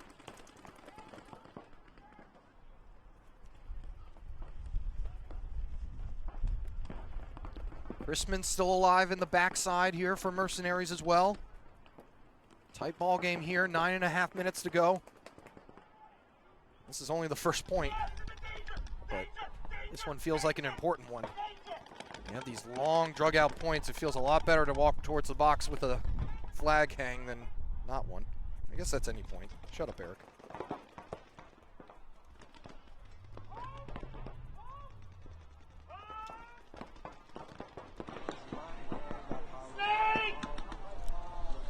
Both teams probably running a little bit low on paint. Adam Hunt still has plenty, though. Has not been able to do much this point.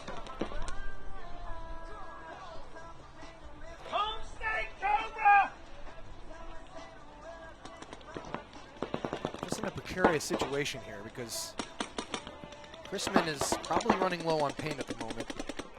Been railing his gun the whole time, battling Cozy down the wire. You can see him poking his head out there. Cozy's behind Adam Hunt, who you're looking at right now. Adam Hunt can't really move down the snake if he wanted to. This is obviously a choice he's making to just simmer down.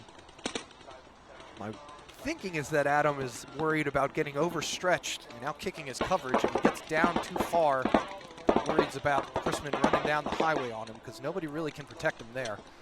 AJ Besner breaking out now. See if he can eke a shot in on. It's all the way into the Dorito side, Dorito corner bunker now. So see if that move tricks the mercenary, where Crispin yells out the move to him, and somebody does finally manage to get a shot on the Dorito 50 player. So Crispin is the last one left here in the snake corner. See if we have a flag come in, or a towel hang, because he is out of paint. So there's really not much he can do here, and yeah, he's just waiting, saying, come on, guys.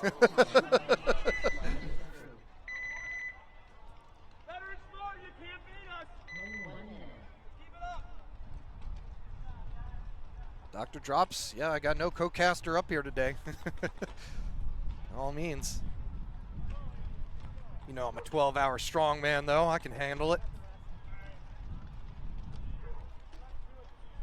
So that was a neat one. Like I said, back and forth, really. Same one goes for this matchup here. Pretty evenly matched teams between Templars and Ghost Life. Ghost Life taking the first one.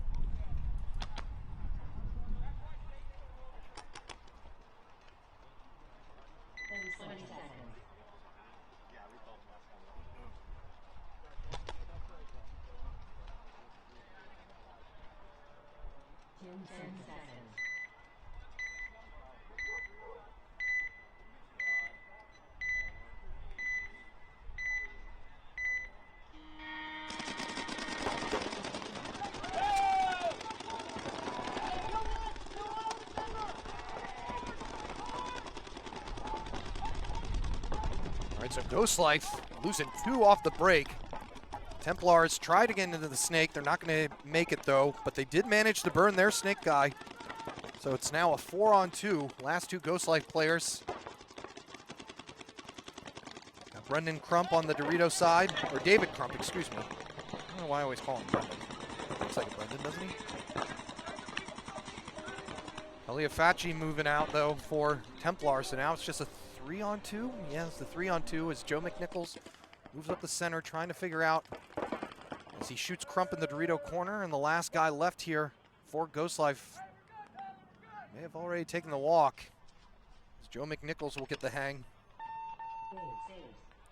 Officer Bobby White, thank you so much, my friend.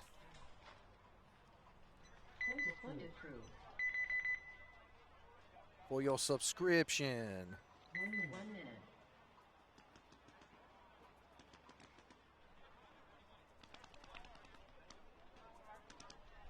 So tie game now with that one. As Templars get on the board.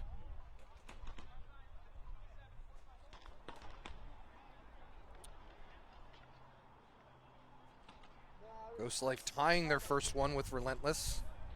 So, Templars also with a tie in their first one. Both these teams looking to get on either side, right? 30 seconds.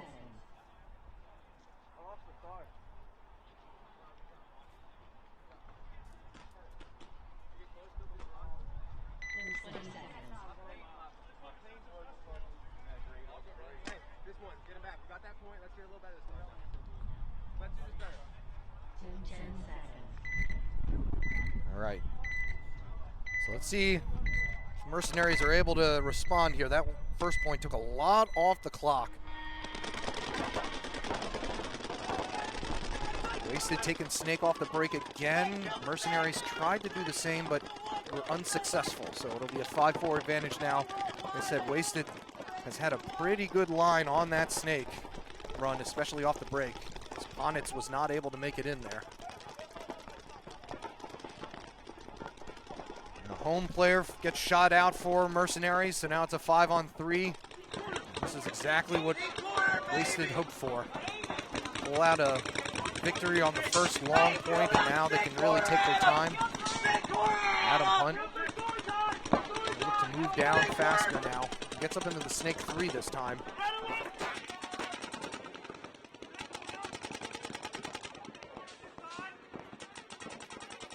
Mercenaries have 2 on the Dorito side, in the Dorito 2 and 4, and in the Snake corner. So the center is wide open. They're getting checked out for Wasted. Getting called clean.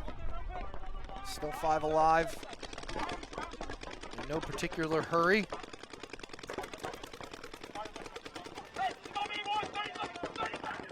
Adam Hunt can go inside if he wants to.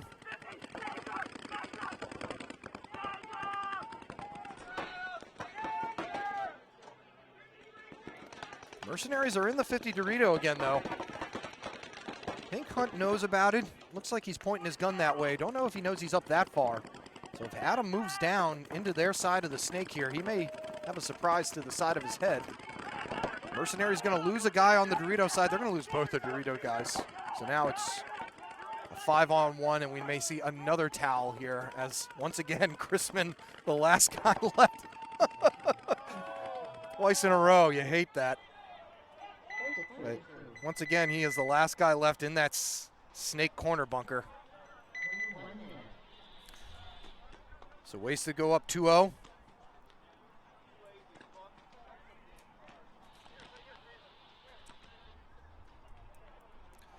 Chrisman looking a little dejected walking back. It's never a good feeling when you're the last guy left both times and you still haven't gotten shot. I guess he did get shot that time.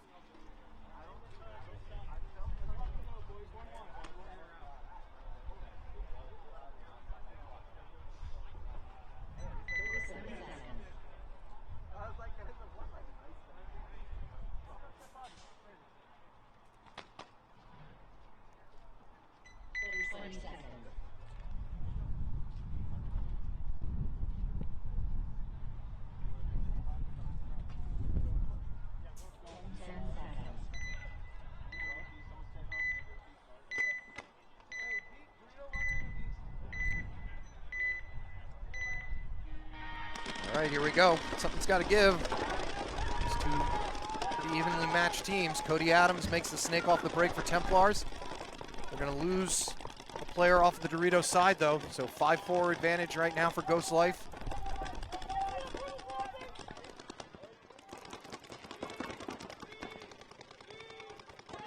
David Crump getting checked out in that center.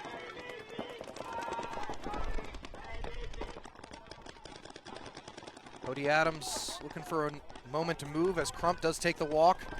So Adams was able to get a shot on him. Johnny Hunt for Ghost Life, though, into the snake now. It's Ron Rabb getting shot out of that back center bunker again. I think he's a little bit too big for it. Ron, too tall Rabb. Like I said, those back center mini Aztecs are tough. They are not easy bunkers to live in. Tyler Carter moving up the Dorito side, backing up Joe McNichols.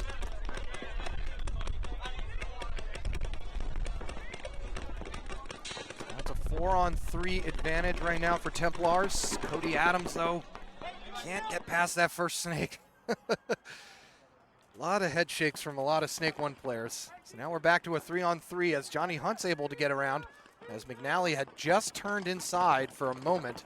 That was all Johnny Hunt needed. He's going to shoot across field now to try and sneak one in on one of the Dorito players for Templars that you see on your screen in the moment. It's Tyler Carter backing up Joe McNichols.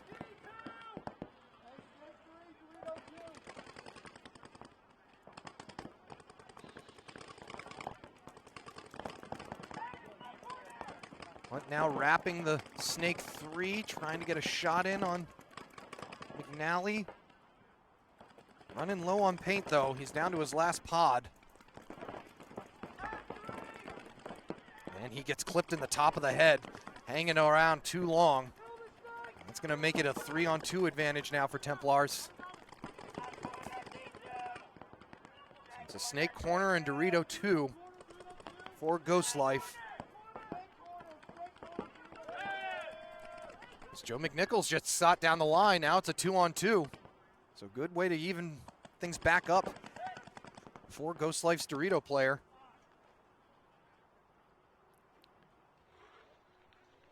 Andrew Goodman here moving down the Snake side. He manages to shoot out Tyler Carter across the field. I think we got ourselves a 1-on-1. Can we Ryan McNally again? The last guy left, he knows where Goodman is. Goodman doesn't necessarily know what else is going on, though. McNally just looking for a chance to go, and wouldn't you know it, Goodman's having some hopper and gun problems. Both guys probably down to their last few paintballs. You can see it perfectly on the screen what we're seeing.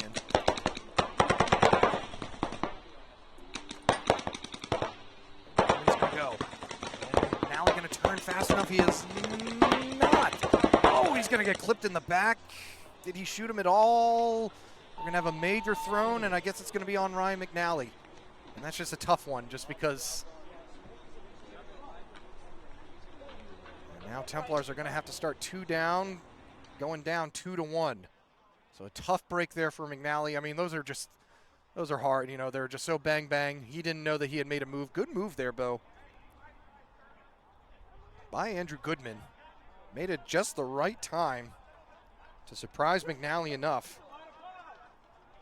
And they're going to take the 2-1 lead right now, and as I said, Templars, since they got that major on their last player, that's going to be a 2-player deficit to start things off.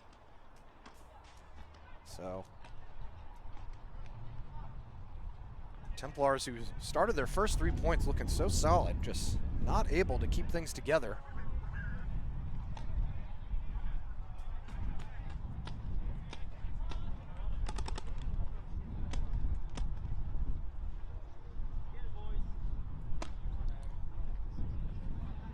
But yeah, those, you know, you're pretty much just going on pure reactionary when a guy shows up right next to you shooting you.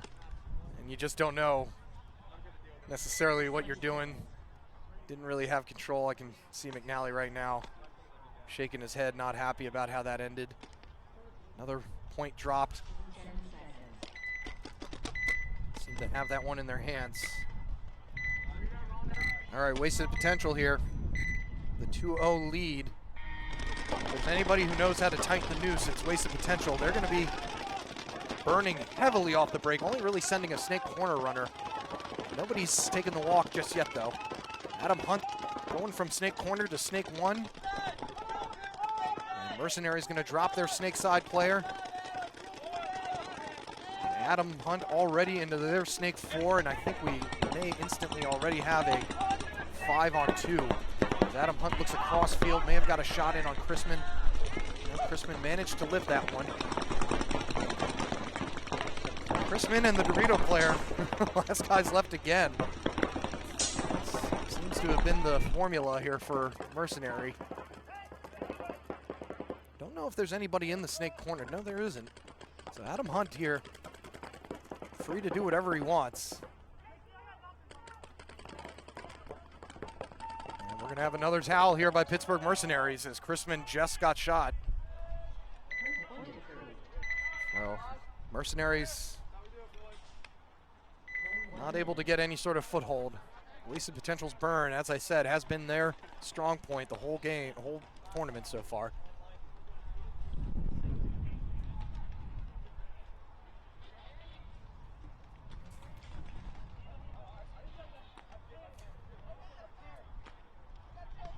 As I said, evenly matched teams here, so this one's come down to one-on-one a couple of times already. Goes to show you how even these teams are. Templars, like I said, got to start down 2 guys. Ryan McNally got a major penalty in that one-on-one. Ghost Life already starting with a body advantage.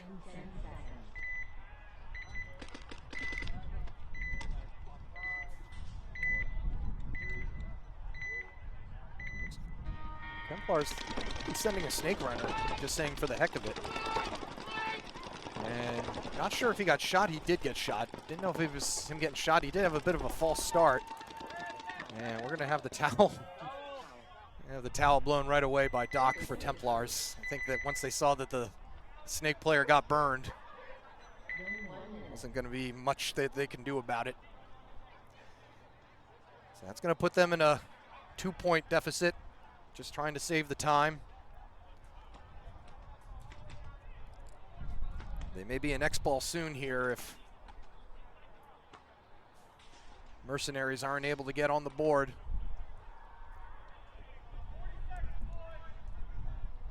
Just not had a chance to really get anything going. Wasted's has not given them any room to breathe.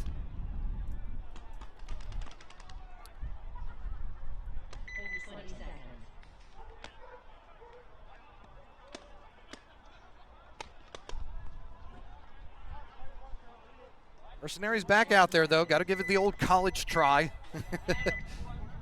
See what you can work out. They lost their first one already, so got to try and lower those margins a little bit if they can. Wasted again with another heavy burn, and they're able to burn the snake corner runner. So again, Wasted starting with a body advantage, which is pretty big on this layout. It's not easy to fill bunkers out, and it was Kobunk who they shot out, so we'll see what kind of snake presence Mercenaries are able to create now. Chrisman standing up over the top a little bit too long. He's going to get shot out, as is Ponitz, trying to fill in that snake, making it a 5-on-2 now. Dorito side for Mercenaries has definitely been the strong side. It's been the only place they've been able to get anything done. It's just because of Wasted's heavy snake shots. They're still doubled up in the back center. Cozy doesn't really know where to shoot. As another player takes the walk for Mercenaries, and last player left. And that's going to do it. So Wasted with a 4-0 victory. Almost had a 4-0 in their first one. They won 3-0. So Wasted looking good as well.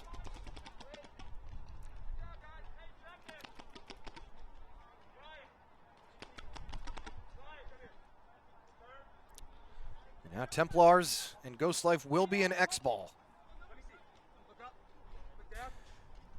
Reichert just recovered from foot and knee surgery. He had a cast on for most of last year. Playing great though, yeah. You wouldn't know it. Definitely not playing with a cast right now. Mercenaries dapping up. Like I said, wasted. Just had some really good shots there right off the break, and that was the Achilles heel.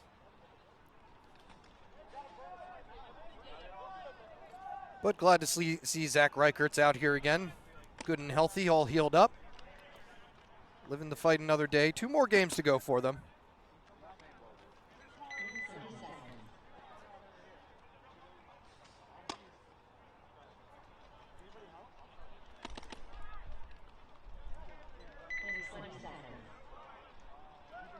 Why did I put gloves on? I can't turn my pages now. I put my gloves on because it keeps on getting windier. Go away, wind. All right, so Templars with some work to do here. Gotta find 2 points here, and gotta find them fast. Cody Adams in the snake for Templars. Johnny Hunt tried to get in there for Ghost Life, and he gets burned, so it's a 5-on-4. Make that a 5-on-3 as David Crump gets shot out of the Dorito side. Ghost Life able to refill the snake. Have a player up the center as well. As Tyler Carter continues to shred paint. Not sure what's going on with the innards of his gun. I have seen nothing but spray coming out of his barrel. Andrew Goodman rapping and going again up in the Snake 3. Shooting across field, trying to get a shot in on Carter. Cody Adams knows he's there, I think. He's going to mirror him up. Does manage to get a shot across field on Wayne Young. Got a running ref on one side, coming all the way around. Looking at that center player. 4-on-3 here for Templars. Make that a 3-on-2. No, as Tyler Carter gets shot, and I think it may be a 2-on-1. No, it's... Yeah, now it's a 2-on-1. So a 2-on-1 here with Ryan McNally, the last player left in the snake corner. You can see him on the far left side of your screen. He's got 2 guys right in front of him. Doesn't have to worry about a snake at least. So if he wants to play this side of the bunker, he can. And we're going to have another towel here by Templars. So now they're going to go down 3 with 4 minutes to go. It's going to be a tough ask.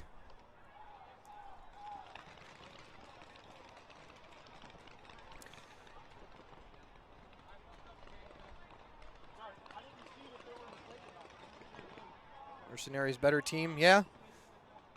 So they play every weekend against Saints, Heat, Aftershock. Yeah, I mean, it's just some good teams out here today, Cass. So Mercenaries, yeah, you know, they're really not playing that bad. They're getting to the spots, not getting trounced by any means. Just have faced 2 really good squads. Sometimes it just takes that. Go down and throw a jersey on? Yeah. Well, Doc told me that they were down a body already. I think Mako did not show up. He had something come up. So Doc was joking with me, saying, hey, we got gear for you. You want to throw on some pads? I said, I'm already spoken for. Sorry, Doc. It's a little bit too cold for me anyway. You know, I like to keep it warm. I like the warmer weather. Templars could use some help, though. They are in XBall. Under 4 minutes to go. Like I said, their first 3 points, they looked so solid. Looked ready to... Like they came out here to play, but... since dwindled.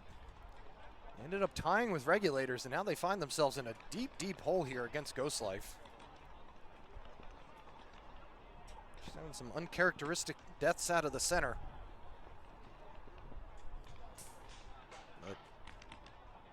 Been a battle. They've been going toe-to-toe. Like I said, a lot of these games have ended with 2-on-1s or 1-on-1s. So we keep things moving along here. Like I said, these 2 teams are in XBall with wasted potential maxing out. Pittsburgh Mercenaries coming up next. Pull up the schedule here. Coming up next, we will have Relentless taking on Regulators. That'll be a good one as Regulators trying to move towards something here. And NRG Elite Alpha going up against Ghost Life 2. That'll be a good one. Two teams with some quick, speedy, skinny guys. They'll face one another. We've got a theory here, Kaz, that Mercenaries a little bit guilty of playing on. Mercenaries have had a couple penalties. I don't think they had any of that last match, but they definitely had some the first match. So you could have a point there, Kaz. All right, Templars on your left this time, Ghost Life on your right. Templars know they gotta move and move fast. Cody Adams makes it to the snake. He's gonna go to snake 3 right off the get-go. Climbs underneath of the stream from that baby bunker. I think this might have been a case of the player not being tall enough. You need to get a big, tall guy in that baby bunker, and he can shoot right down on the snake. Ryan McNally tried moseying on up to the center brick, and he's not going to make it. Gets shot out. So it's a 5-4 advantage right now for Ghost Life. They're just moving behind their guns. See if they can maybe steal a max win here. These Templars now seem a little bit lost. Seem to have had a plan of how to get down the field fast, but once they got there, now they don't really know what to do. Cody Adams should probably see if he can just pucker down and go all the way down to their side, because at the moment, it's not really doing too much. And he's going to shoot one guy out of the center who tried to move up there. I think that was John Berger. Joe McNichol's going to get shot out of the center, so now it's a 4-on-3. Templars are in the Dorito 4. Adams still looking for his next move. Ron Rabb has managed to stay alive for longer than 20 seconds, so that's a win in his book. See Ghost Life.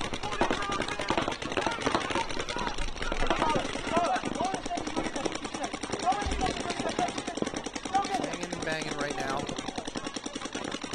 Hop into the snake game. Skylar Campbell for Ghost Life. Tony Calafacci is moving up on the Dorito side. Skylar Campbell gonna run through Adams. Not gonna get hit. Probably good discipline there by Cody Adams to not shoot him, because that could have been a major and that would have been all she wrote, but it may already be too late anyway, as Skylar Campbell is all the way on their side. They did not know that the Dorito corner was hot. And Templars are going to get maxed here. And so that'll do it. So Ghost Life winning with maybe 5 alive? I don't think they have 5 alive. Maybe 4 alive, but still an impressive win there. Templars now with a tie and a loss. Ghost Life, though, are on the board with a tie and a win. And a big win, too, as they win 5-1. Helps their margin out. So that's going to do it for those 2 matches, as I mentioned. Coming up next, we've got Relentless taking on Regulators, and then NRG Elite Alpha going up against Ghost Life 2. As we continue our NRXL D3 action of the Killsquad Open, live from Severn, Maryland, NR Paintball. Eric White here with you all afternoon and tomorrow for D4. But don't you go anywhere today. We got more on the docket. We'll be right back.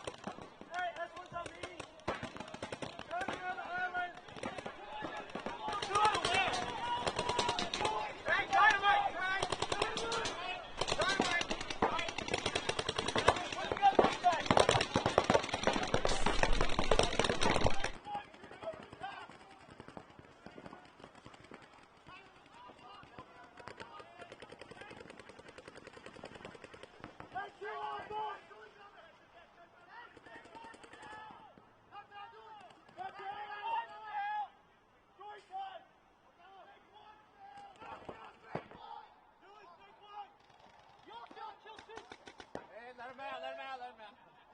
Guys, there's kill 2. I just killed 3. I know, but they all killed 2, so I'm like, alright, it's gotta be Modelo time. I just killed 3. Towel. Towel. I am Modelo. Point because I approved. just killed 3, and we were already yelling kill 2. 1 minute.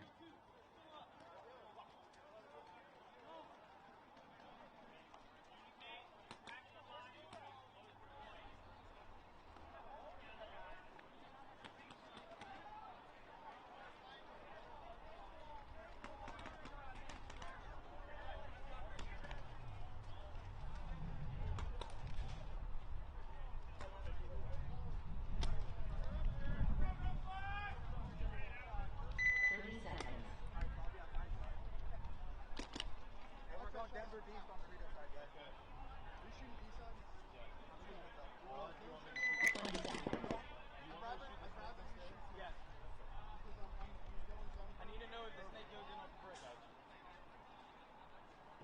10 seconds.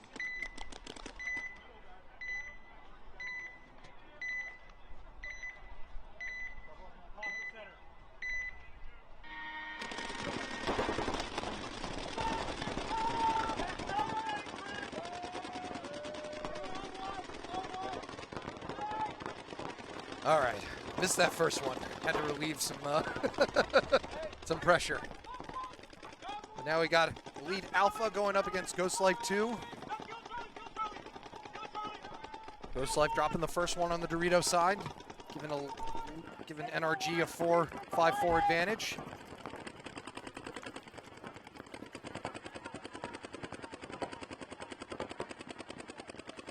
Vibe down there.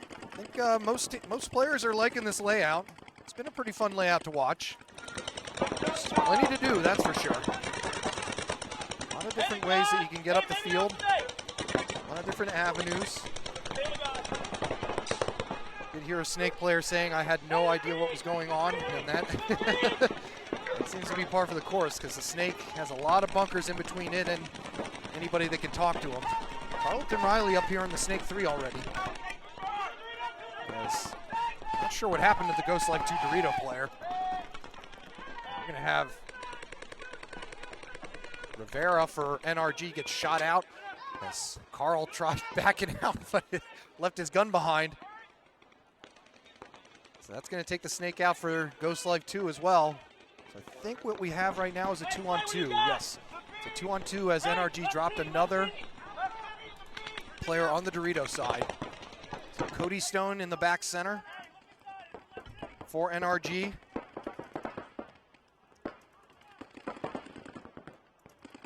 Ghost Life 2 with 2 guys alive.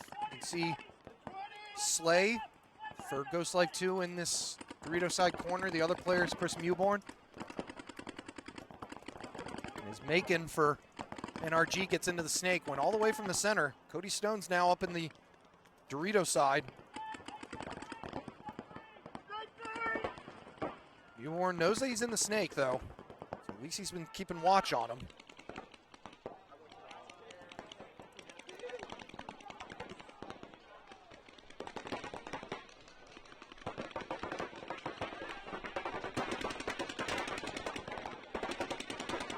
Walter now wrapping, trying to get a shot in on Mewborn. Cody Stone moving up the Dorito side as well, so Mewborn's world is getting very, very small. And he finally gets taken out. So now the last guy left is Slay right down the Dorito corner. We're gonna have a minor flag thrown. Guess it was on Mewborn for playing on. They were calling him out. And that's a tough call there just because he's getting shot out.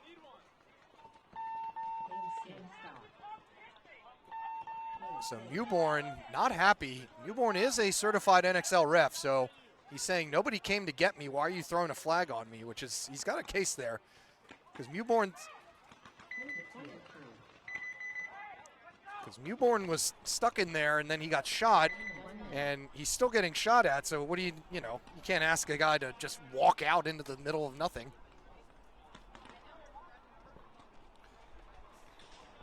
But either way, NRG going to take the first one. Regulators took the first one against Relentless, coming off of a nasty loss against East Coast Raptors.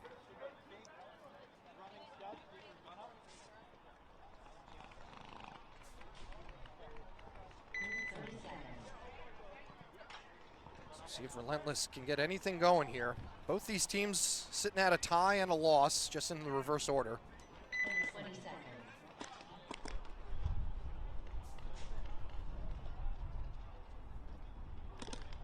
These teams could use a win, 10 seconds. that's for sure. 2 wins in a tie might do it. In my trip to the bathroom, I did forget to ask how many teams they were taking on in the next round. Relentless taking some ground this time into the snake and the center brick. Regulators going to lose one off the Dorito side, so they have a 5-4 advantage right now.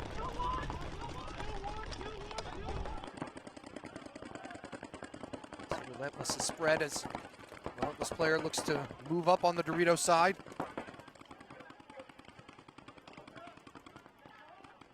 Regulators dropping another body from that back center. You can see him looking to fill as another player coming off of the Dorito corner this time.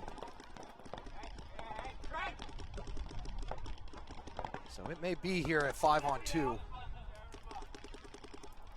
Not sure where that second player is for Regulators. I think he was the last one left, and that'll do it. So a good response there by Relentless to even things up. Regulators weren't able to get anything started that time.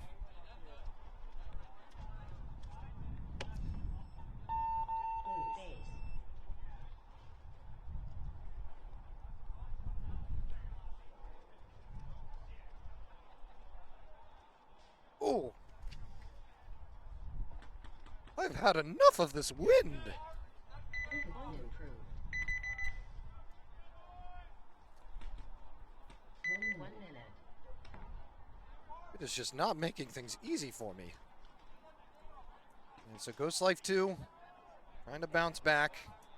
Had a good foothold. Came down to 2-on-2 battle.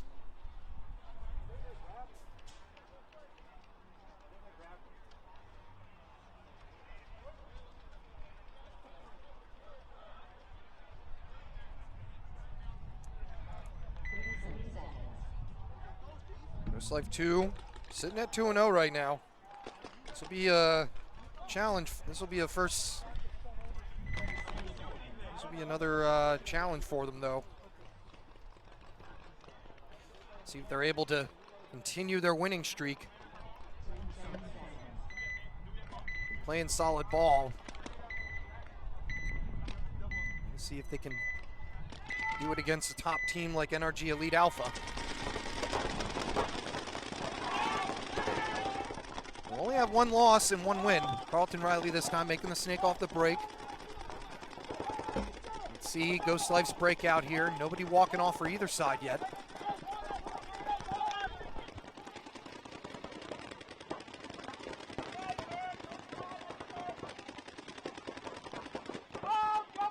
Looks like making Walter up in the center again.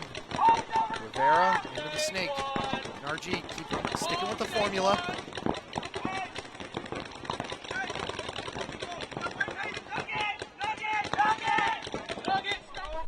Both teams getting the lay of the land. Running ref to check Chris Newborn out. Looks like he is hit. Make that kill 2 for NRG. Not sure where the third body is right now for Ghost Life. They got Carl in the Snake 1 and Troy Peterson in the Dorito 3. Making Walters in the center. We take a look here at the Dorito side for NRG Elite Alpha.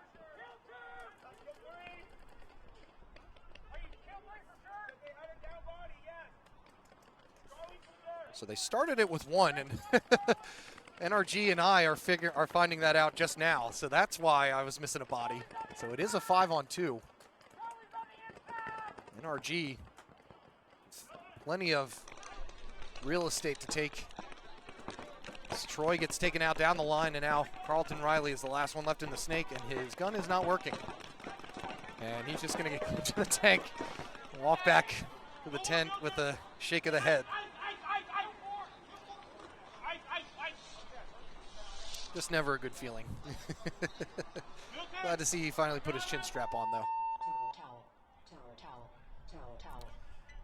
So a smart towel there by Ghost Life. Like I said, live to fight another day. See if they can turn things around. NRG with some good gun presence. They've definitely improved their not moving around as much, and they're not doing as much switching back and forth. So it seems like they have their lanes dialed in and know what they want to shoot at now.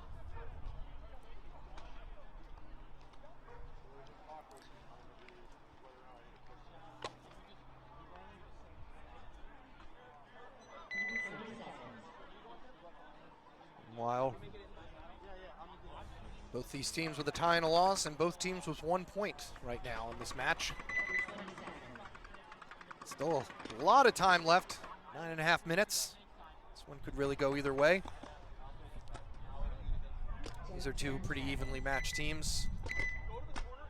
Relentless making the jump up.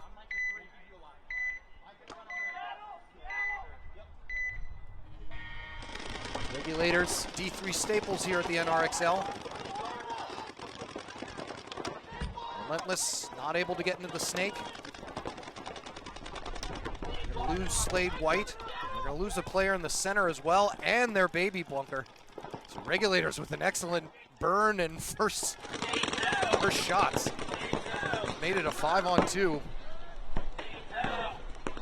Shoot out another one on the Dorito side, making it a 5-on-1. We're going to have a quick towel there by Relentless. I don't know what even took that long. I see 3 players walking off the bat and nobody walking off the other side. I think of just toweling right there to save those precious seconds.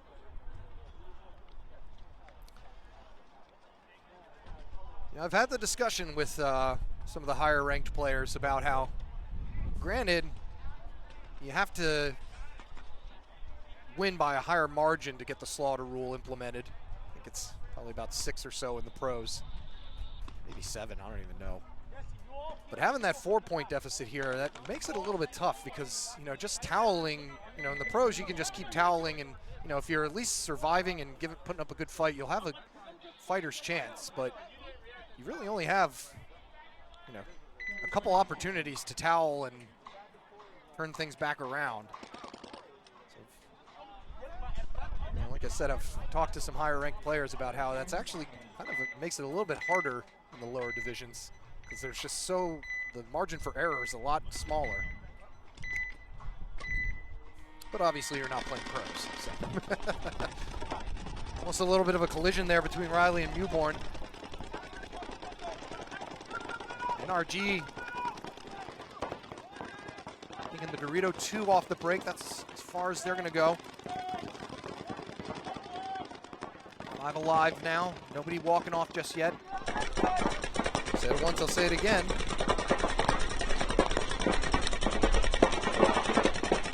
Making Walter makes his way up to the center brick.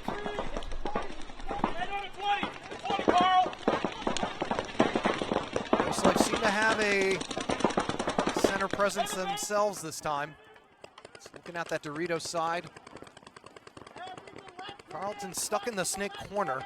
Rivera's in the snake now for NRG. So Newborn going to take matters into his own hands. I think he's going to try and get into the snake himself. Newborn can get in the snake. I know he doesn't like to, but he can. Ghost Life, no, they got some time here, but definitely want to get moving here at some point. Roy Peterson trying to go in the center, took a little bit too long hesitating, and Milton Rivera is able to shoot him right across the center. So that makes it 5-on-4 now. The baby player for NRG gets shot out. See if that opens up the snake for Ghost Life. Milton Rivera, though, gets his second kill. Shooting across field, getting a kill in on Eric Spear. Or, no, that was Mike Russo, excuse me. So now a 4-on-3. Lincoln Walter and Rivera talking it up. Rivera all the way down on their side now. Thing is, though, there's not really that many shots from there. It does get a lot closer. So it makes it easier for him to shoot out that corner and that God bunker. But as far as across the field, he can really only see 1 and 3 Doritos. Carlton gets shot out of the snake corner. It's a 4-on-2 here.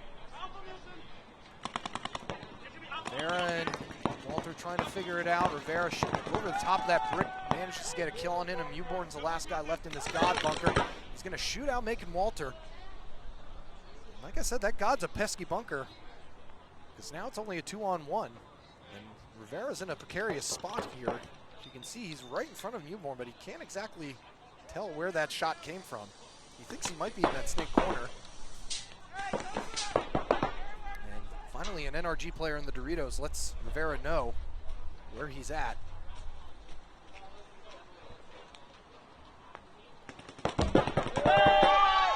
He gets a shot across field on Mewborn, and that's going to do it. So NRG Elite Alpha, after a tough loss in the first match, coming back, winning their second one, and now with a 3-point lead on Ghost Like 2. Point approved. Like I said, NRG maybe a little bit slow out of the gate.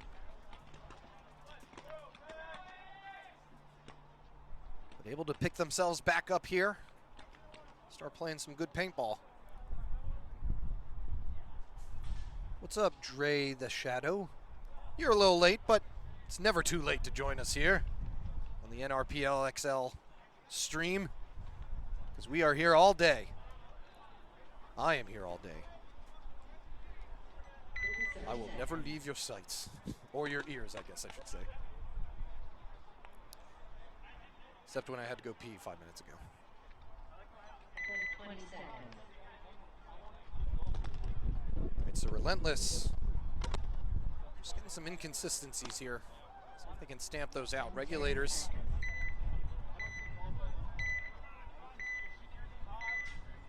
The 1-point lead at the moment. See if Relentless can do anything to change that. Got a guy sticking in front of the box. Looks like he burned there. Got a shot in on Trayvon Jordan. Heavy dive up the center. As Tim Goodwin makes his way to the center brick for Relentless. Regulators counter though, taking the wedge on the Dorito side. 5-on-4 advantage at the moment for Relentless.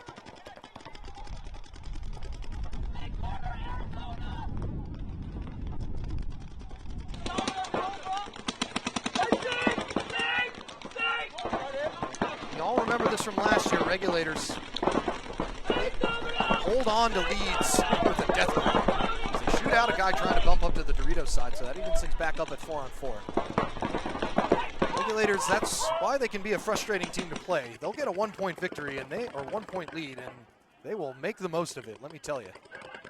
And that is what they are good at as their bread and butter. So see if they're able to maybe make it a 2-point lead and really seal the deal. We're going to have some center action here. Goodwin is looking in on that Dorito side.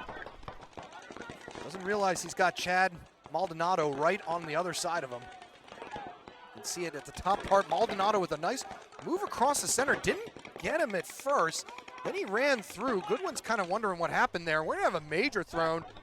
So we're going to have a minor on Goodwin for pointing and a major on Maldonado for shooting after he was dead.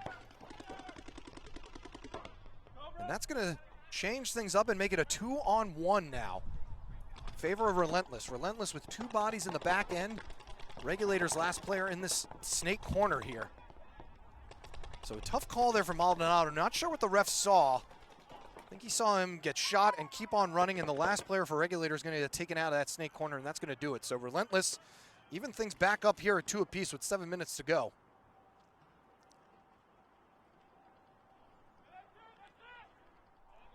Like I said, tough break there from Maldonado because that was a good move that he made. But then looked like he may have just kept on going. Not sure if Goodwin and him mutualed and then Maldonado kept on running and he also shot his gun at the snake corner player for Relentless. Ref giving his explanation to Ref in charge on that side, Craig. 1 minute.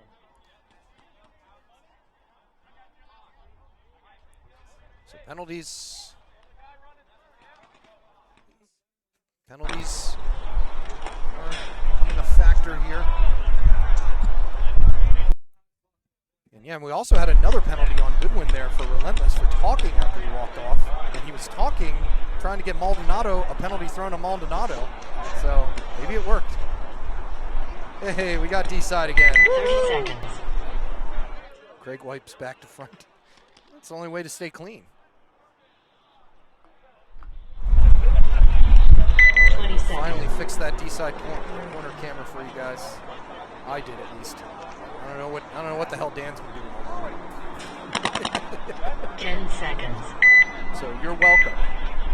All right, so now we're back to 360 coverage here at the NRXL.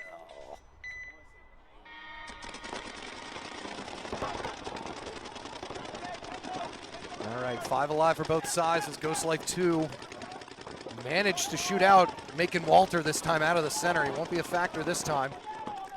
So 5-4 advantage now for Ghost Life 2, who need to get something going. 3.5 minutes to play for them to push the center, which is what I think they're trying to do. They're going to send Carlton Riley up to the center 50. They're going to shoot another guy in that corner on the Dorito side. So now it's a 5-on-3. Carlton Riley doing some scheming and plotting up the center. It's on their side of the field now.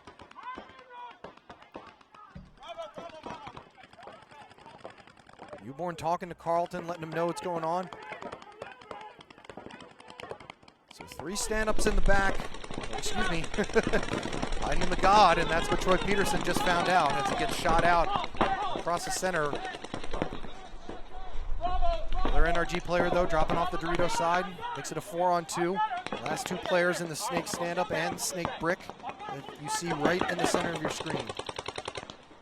D-side audio twice as loud. All right, thanks for letting us know. I will let Dan know. He's been doing some tinkering with that. I know that he's in that God, so now it's a 4-on-1. Carlton gonna mercifully stab him, and that's gonna do it.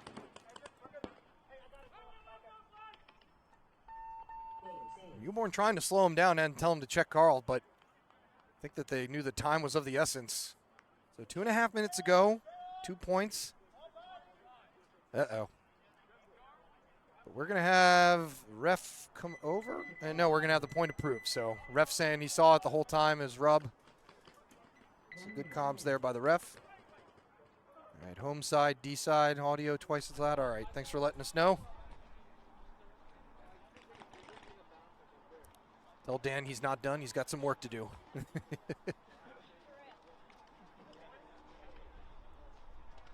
See if Dan can turn down the levels for you all on that camera.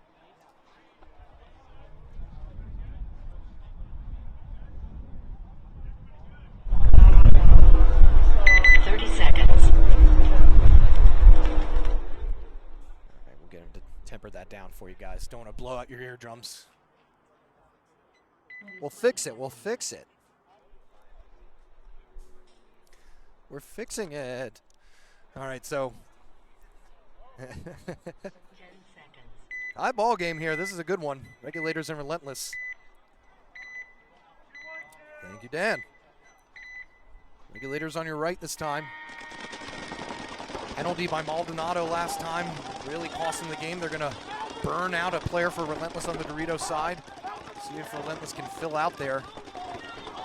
Good burn by Regulators as Maldonado makes his way back up the center. Relentless looking to follow suit. He's going to run all the way out to the snake side brick. Goodwin again. Tim Goodwin for Relentless. Going to cross it up with his counterpart in the wedge.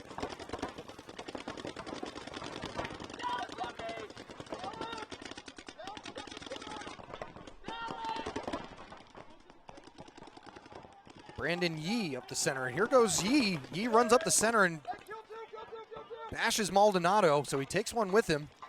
Makes it a 4-on-3. Not sure if that frees anything up, though, because all Maldonado was doing was really keeping tabs on the Dorito side, and there's nobody over there for Relentless. Regulators have a Dorito player now, though.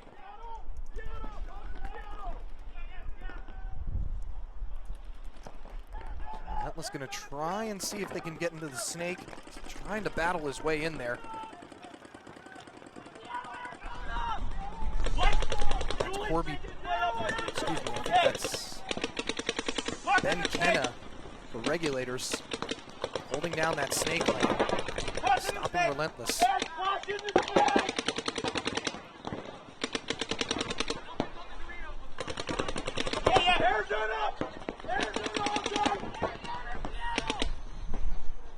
Avon Jordan right in the center of your screen there in that snake corner.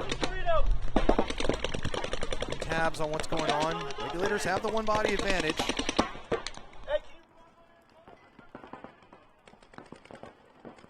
Another Regulators player trying to creep up the center, but the Dorito player shoots out the center player. So Tim Goodwin taking the walk for Relentless. Now last two players left. How many times have we said this? It's a stand up in the God on the snake side. Two bunkers that are really, really hard to dig out, even if you're on their side of the field, which is what you're seeing right now. Regulators do shoot out the one, though, in the stand-up. Looks like he took a bounce, maybe, so they could have mutual, but it's a 4-on-1. I'd be surprised here to see Relentless towel this, maybe. And that'll do it.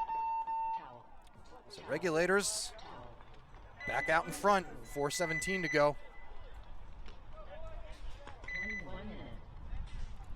No, we appreciate your help. I was just giving you some guff there, Rampage. No, very much appreciate it. Any feedback y'all ever have of the feed? Just any thoughts you have on the commentating, keep those thoughts to yourself. I don't want to hear it. You come up here and freeze your tuchus off. We're calling these paintball games. Ghost Life 2 with 2.5 minutes to go. Not out of the realm of possibilities. NRG Elite Alpha can stay out of the penalty box. Maybe able to solidify their win here.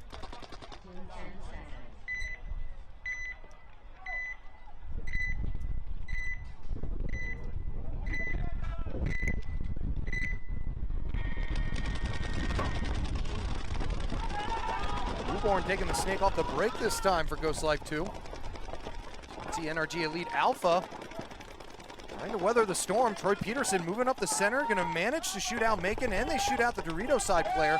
So it's a 5-on-3 off the bat. Make that a 4-on-3 as Troy gets a little bit too antsy. Another player walking off, though, I think for NRG. In the back center, Cody Stone getting shot out. So now it's a 4-on-1. Last player left in this God bunker here. Brick behind the snake for NRG Alpha. Gonna just try and slow things down as much as he can to take as much time off the clock as possible. Doesn't want to leave Ghost Life with too much to go. This is Rivera once again, Milton Rivera. NRG. Now Ghost Life is on their side of the field. They're just trying to figure out the best way to go get this last player. Mike Russo is able to get the crossfield shot, and he's going to run on in and hit that buzzer as fast as he possibly can. All right, so we got a 1-point ball game with 1:18 to go. Troy was feasting. You know I'd love to see that aggressive center play.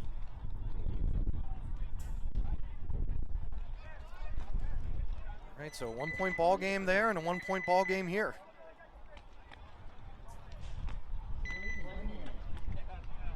This one with considerably more time left, though.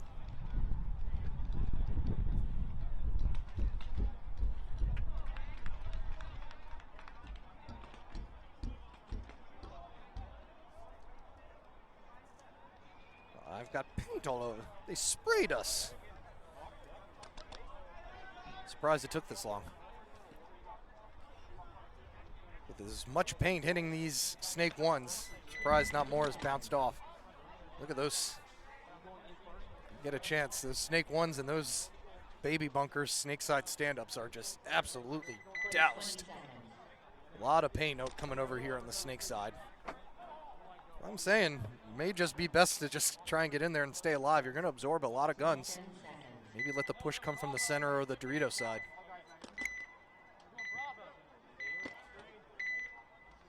Right. Regulators could be sending. Snake runner possibly. Maladado going up the center again. Relentless though, getting shot in that all-important baby bunker. So that may be a big break here for Regulators if they can get into the Snake. Relentless back center player. They're doubling up. You can see he wants to go in there. Meanwhile, Trey Jordan is in the Snake again for Regulators. Shoots across field and manages to get a kill. Gonna shoot that home player, so no hope of him getting to that baby bunker now. That's gonna be a 5-on-2. Like I said, Relentless, yeah, may want to just towel this one, save the time. Regulators with an excellent start to that point, and they finished it too. 1 minute. Oh, for the love of my. See if I can get the ref to just turn that camera a little bit to the left. That's all it needs.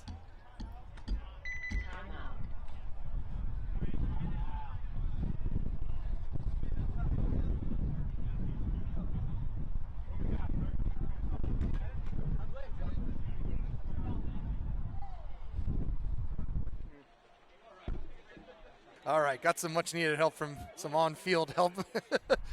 Camera just got a little bit twisted. This wind is just not cooperating today. Other than that though, nothing to really complain about. Seen some paint get a little bit shredded. He helped us out. But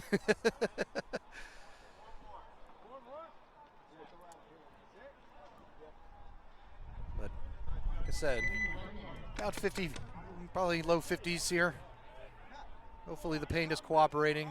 Seen, like I said, a couple players having some shredding issues, but other than that, doesn't seem like it's been too bad. There's plenty of paint on the bunkers, that's for sure. So not sure if we had a timeout or not. Seems as if we were, somebody may have hit timeout. May have been Ghost Life. Chris Mewborn just walking out now. It was a pretty quick point there between Regulators and Relentless, so may have not been fully ready just yet. Only a minute 18 to go. Ghost Life have had to try something. Yeah, that's maybe another reason for the timeout there, just to help everybody catch their breath, knowing that they're not going to be standing in their bunkers shooting their guns too long. Energy Alpha, see what they want to try. They're going to stick to the plan.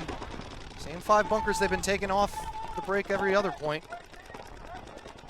He's going to look straight across and manages to get a shot in. Eliminates a Dorito player. Russo tries to fill in behind Eric Spear, and he gets taken out as well. So now Troy Peterson's going to run down the center. We're going to have a minor thrown.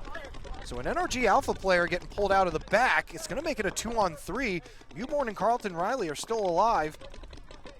NRG still have a player in the Snake. And Carlton did take a shot to the visor, and Mewborn also got shot, and that's going to do it. So with only 40 seconds to go here, and Rivera was really tucked in there. I could not see him. And NRG Alpha able to survive long enough to either get a 3-2 or a 4-2 win.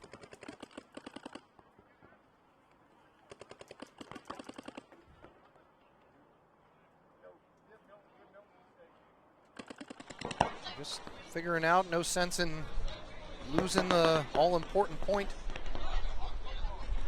We'll just let the time expire and we'll go to XBall between the Regulators and Relentless. So NRG Elite Alpha able to hand Ghost Life 2 their first loss of the day.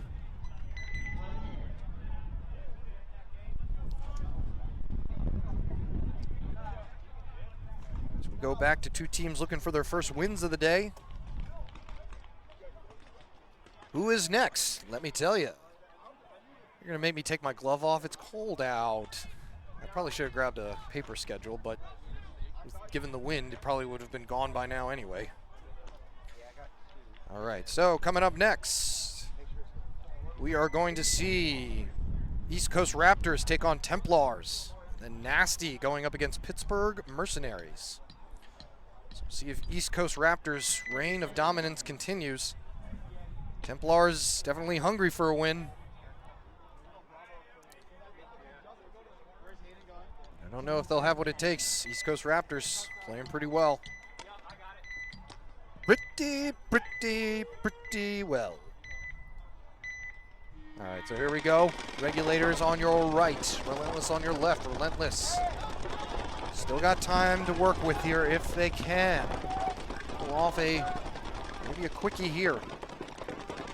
Definitely be in their favor.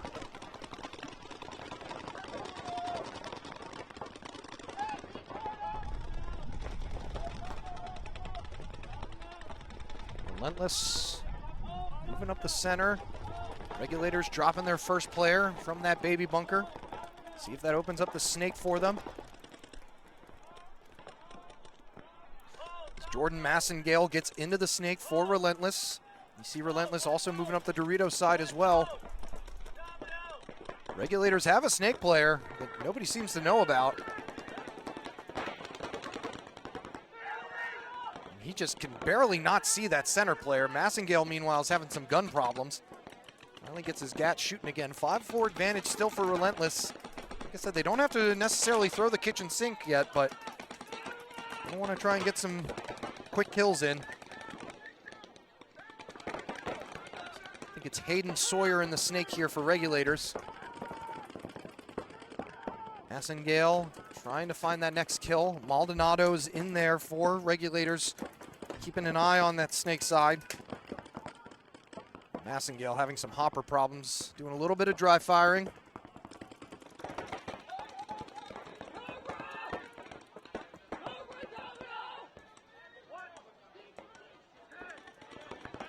I believe they are only taking 4.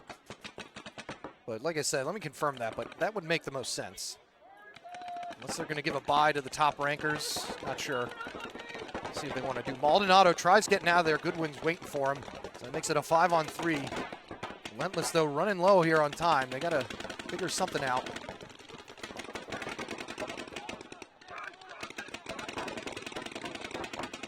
The last 3 Regulators players are making the most of this.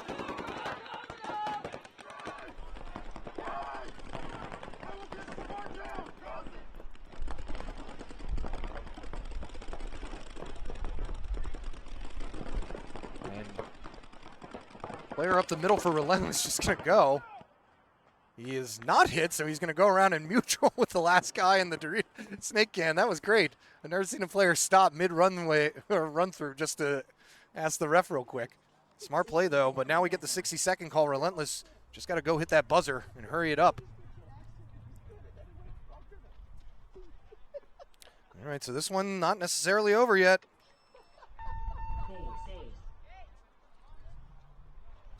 Massengale hits the buzzer for Relentless. They got 50 seconds, 5-0.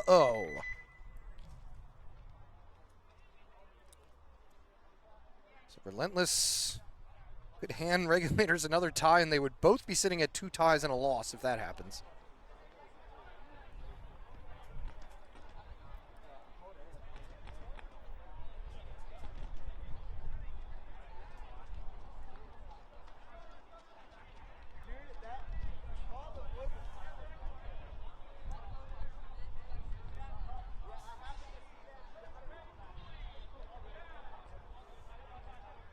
Just 4 more matches or sets coming up here for the prelims. Moving along right on time. Probably not going to be any lunch break here. Plenty of refs out to rotate them out, so.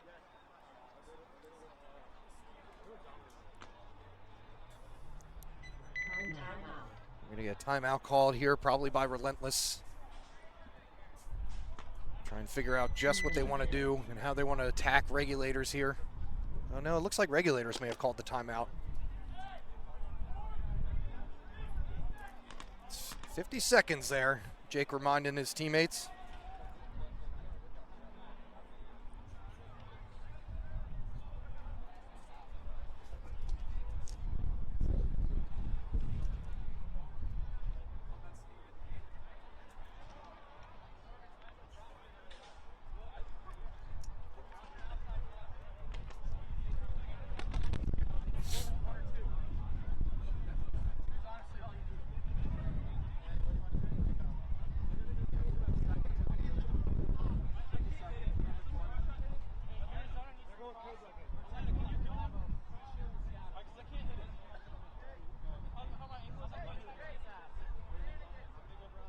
Regulators going to do their best to hold down the fort. Refs have the flags ready, I'm sure. Relentless know that this is all or nothing.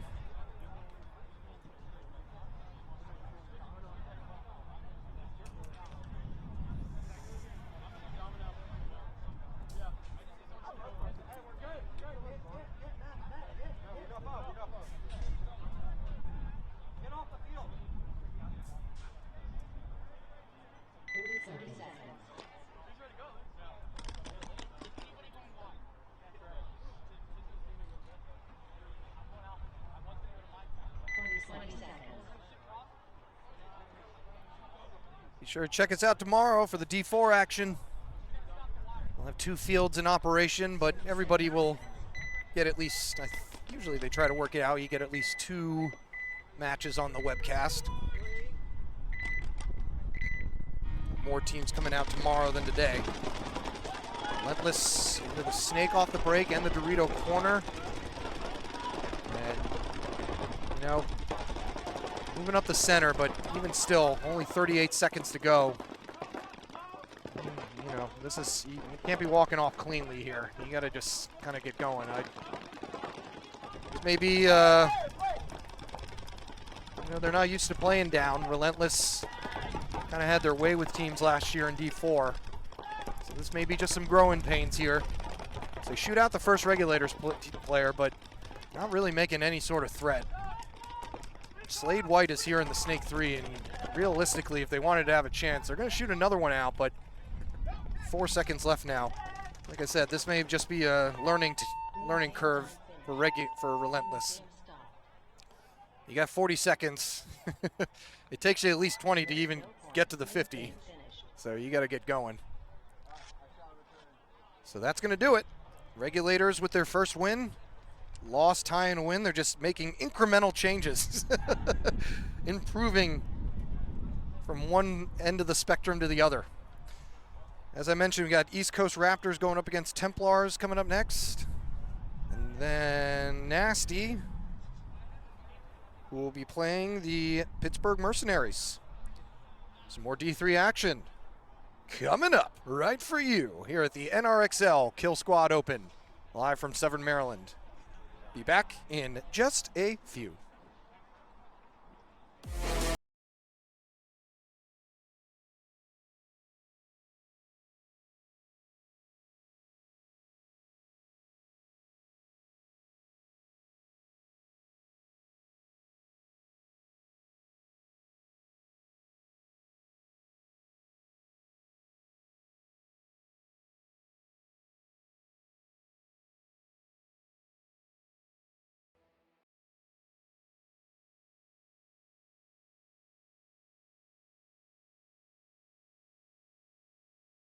Yo, what up guys, Ronnie Dizon here, professional paintball player for Houston Heat, as well as an avid gamer, here to talk to you guys about TransLab's new line of supplements, Transcend. I've been taking Transfuse, which is their hydration and recovery product, for quite some time. Also, they have 2 new flavors. Now with Transfuse being the absolute best recovery and replenishment product that I've ever taken, I was super hyped to get on Transcend. Transcend is one of the only products backed by research studies to make sure that the formula is correct and the right dosage for optimal performance. It's literally more potent than anything on the market. Now I'm a little bit stimulant sensitive, so I take about a half a scoop to a full scoop. But if you guys want that LFG dose, 2 scoops, and you're gonna be cranked and ready to go. They got 2 delicious flavors, Skittles Candy and Baja Splash. Make sure you guys head over to translabs.com and get yours today.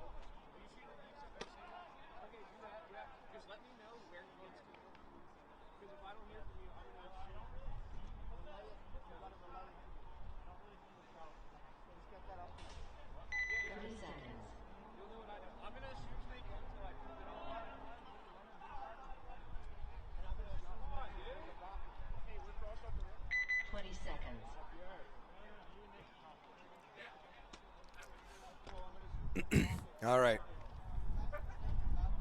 So East Coast Raptors going up against Templars. You know, and East Coast Raptors, they've been beating good teams too. So it's not like they've, you know, hit pick of the litter or anything in the lesser end of things. So now they're going to go up against Templars.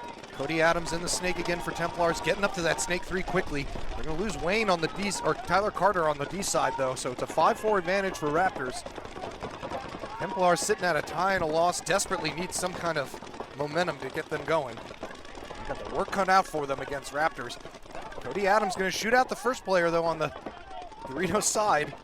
We've got some sad faces for Squeegee Art in the bunkers. The East Coast Raptors player makes his way out to the Dorito corner from the home, but he's not going to make it. Cody Adams with another kill. I told you folks, Cody Adams, one of the top snake players here at NR. Kind of slid under the radar, but he's aggressive and he can get kills. He's already shot out 2 Raptors players, making it a 5-on-3, or 4-on-3, excuse me.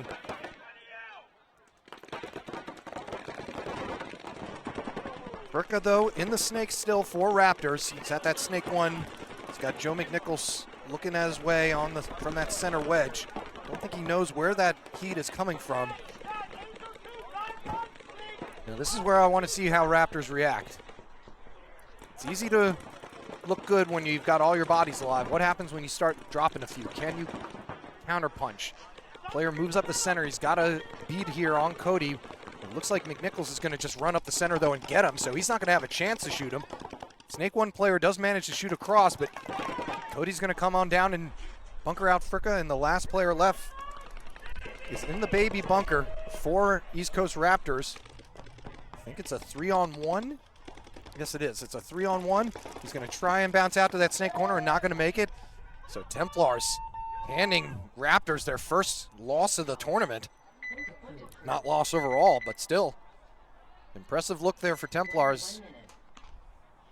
Who, you know, Doc admitted when I went downstairs, they've been lacking a little bit of composure. Definitely were in need of a reset.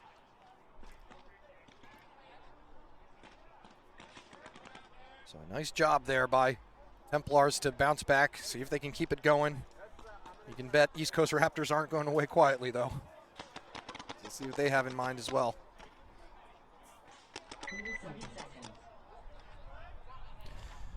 JMU is playing in the college nationals today. That's awesome. Caught a little bit of them from the 5-man tournament that we did here a couple of weeks ago. So they had a good showing. So good luck to them today in the college circuit.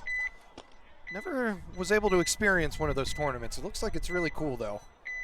So I get some TV coverage and everything, so hopefully be able to see some footage of that. Meanwhile, got Pittsburgh Mercenaries taking on Nasty.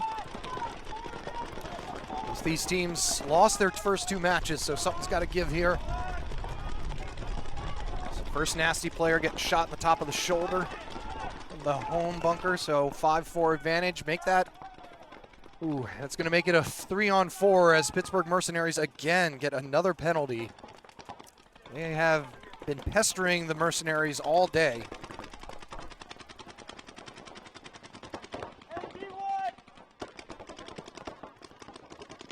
So Nasty here going to have to figure out a way to exploit that one body advantage that they have right now. Kobuk, though, not going away. Still hanging out in the snake on the left side of your screen there for Pittsburgh Mercenaries. We'll see if he can catch somebody, because Nasty is not really paying attention to the snake at the moment. Brett Cochran is in there for Nasty.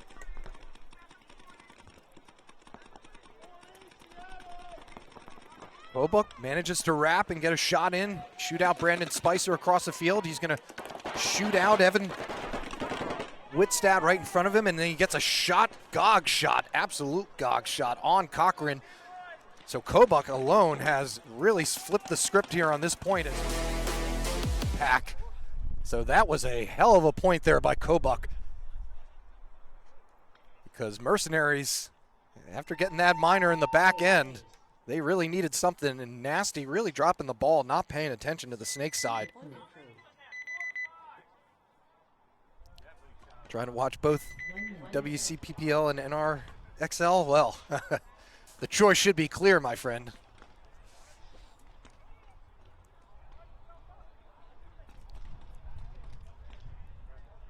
All right, so Templars and Raptors making their way back out. Like I said, this is where I want to see how Raptors react.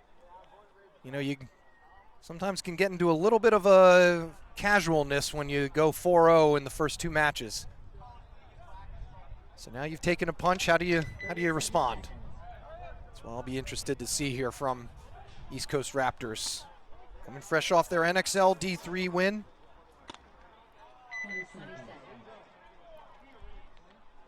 Playing some real good ball here today, but Templars are able to start matches well. Just haven't been able to continue on a consistent basis, so we'll see what happens. Looks like they're going to spin the same line. Raptors going to take the snake off the break and make it. So are Templars. Cody Adams getting stuck there, though. So he's not able to go straight to the snake 3 again this time. 5 alive, though, for both sides. Joe McNichols makes his move up the center. So that baby doing its thing, staying on that snake 1 as Cody Adams puts him in and goes up to the snake 3. That's what needs to happen. Ryan McNally now bouncing out to the God bunker. Cody Adams looking for his first kill as he is absorbing a ton of guns.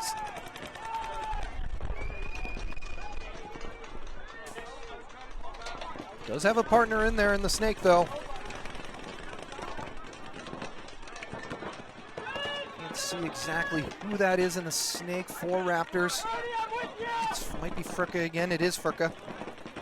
Hope I'm saying that name right. That was a tough one. Let me know how I'm doing. I should probably go ask him. It's definitely one of the more unusual names that we've had here.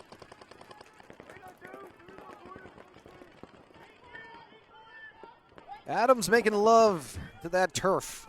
He's on his belly, going to see if he can peek around. I think what he's doing is he's waiting to see if Fricka will crawl around. East Coast Raptors are in that D4. Joe McNichols going to pop up and head up to the center, look at the snake way. Cody Adams, though, like I said, waiting patiently, trying to see if Fricka will go around. Fricka shoots across field, managed to hit Calafaci on the far side, Dorito corner. Fricka may be trying to go here. Adams in a precarious spot here. It's a 5-on-4.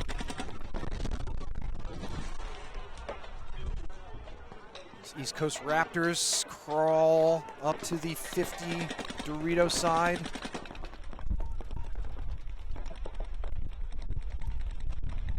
Next kill is going to be huge. Raptors have the one body advantage. McNichols gets shot out, and now here comes the Dorito player bunkering out Tyler Carter in front of him, and East Coast Raptors Dorito player shoots out McNally, and now the East Coast Raptors player going to come down and see how polite he is. Manages to put a few in the back of the head of Cody Adams, and that's going to do it for that one. So East Coast Raptors with a response. Winning that one 5-up. Templars had all the right pieces, but nice point there by Raptors. To work together, work on the comms. Make sure that they knew exactly where all the bodies were. That's what good teams do. All right, so that one's all tied up at 1 apiece. That'll be a good one.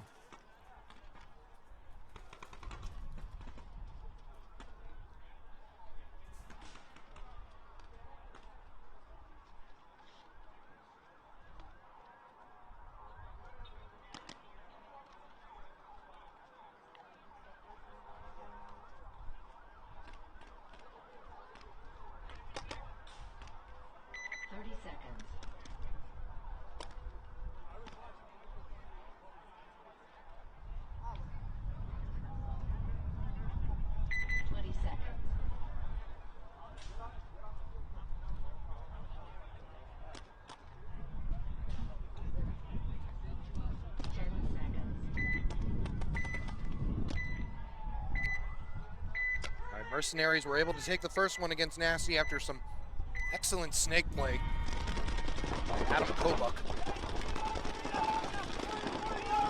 Nasty making it to the Dorito 2 off the break. See if his pack survived the trip. It did. 5 alive at the moment for both sides. Everett Whitstadt making his way up to the center brick where he's been in his office all day. Speaking of offices, Adam Kobuk back in the snake. Let's see if Nasty figured out a way to stop him. So far, they're not paying attention to him again. That was their detriment last point. And it looks like he got a shot on him. So that time, Everett Whitstadt says, no, you don't. Not this time. So Kobuk won't be a factor this point.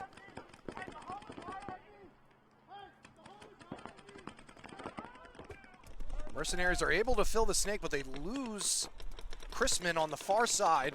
And it looks like Everett Whitstadt gets shot out of the center by Ponitz. Looks like at the moment it's a 3-on-2 in Nasty's favor, maybe a 4-on-2. I think it's a 4-on-2 here. Nope, 4-on-3, excuse me. So here's Ponitz. You can see he is wrapping that snake, has no idea that Cochran is right in front of him, and the snake gets it behind a bunker just in the nick of time. Does manage to shoot a player out in the center and even things up at 3-on-3. Ponitz and Cochran are going to mutual as Brandon Spicer fills out to the snake corner. And I think we've got ourselves a 2-on-2. Mercenaries have 2 on the Dorito side. One of them is making his way over here to the snake.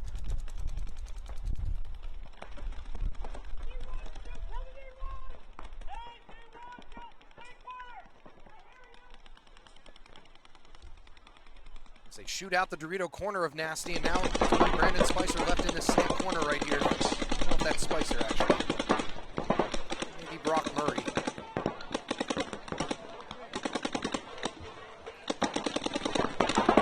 Decided to put nicknames on their jerseys, so use the broadcaster more. Shoots out one in the center, and now we've got ourselves a 1-on-1, snake to snake.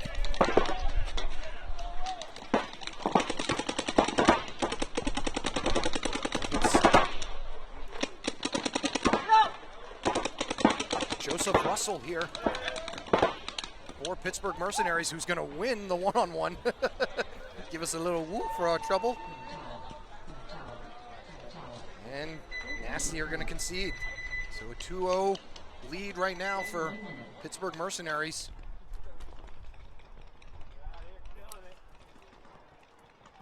No penalties that time. Like I said, they have had a hard go at things.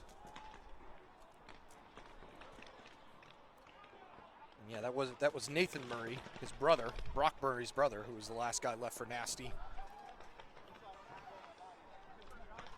All right, tie game here.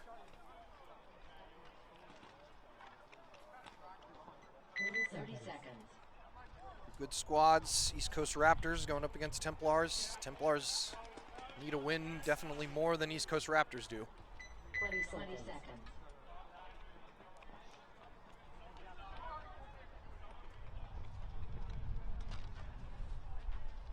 10 seconds. It all really hinges on this snake.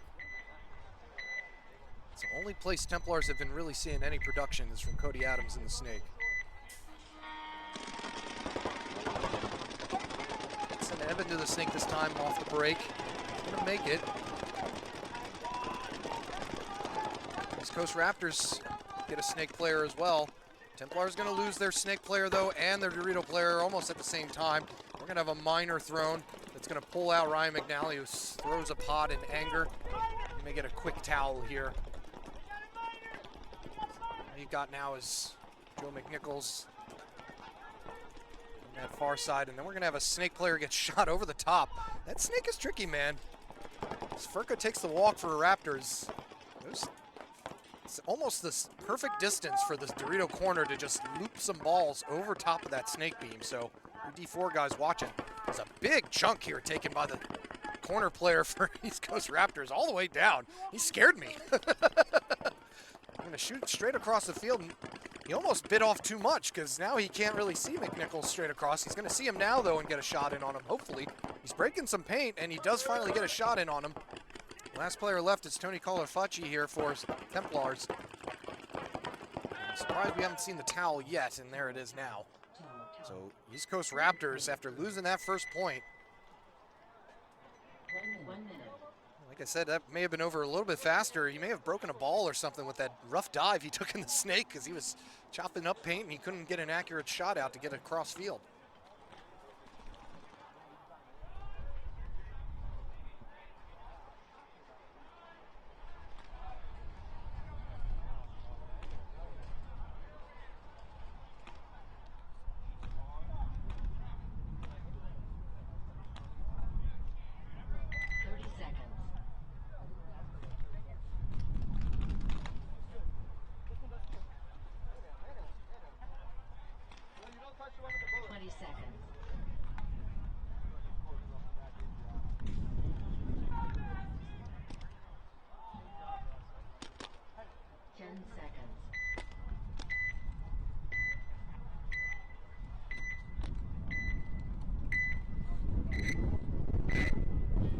Back at it here. Nasty on your left, gonna get burned out of that baby bunker. So that may be an important development. It's now Kobuk. He's gonna have free reign in the snake if nobody looks over here. He's got the God bunker to contend with, but that's about it.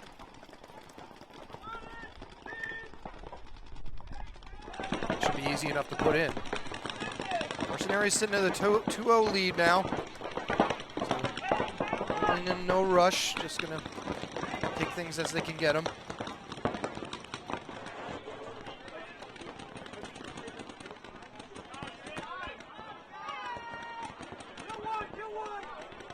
As Joseph Russell gets clipped out of the center.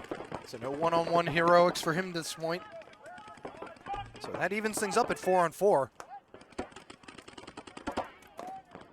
Fourth nasty player hiding in that center wedge.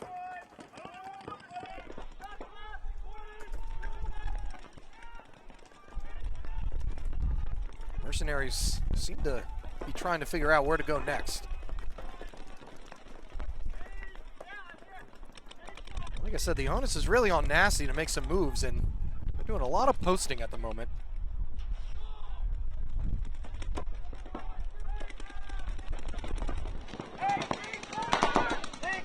Kobuk way out there in the snake, and he finally does get clipped.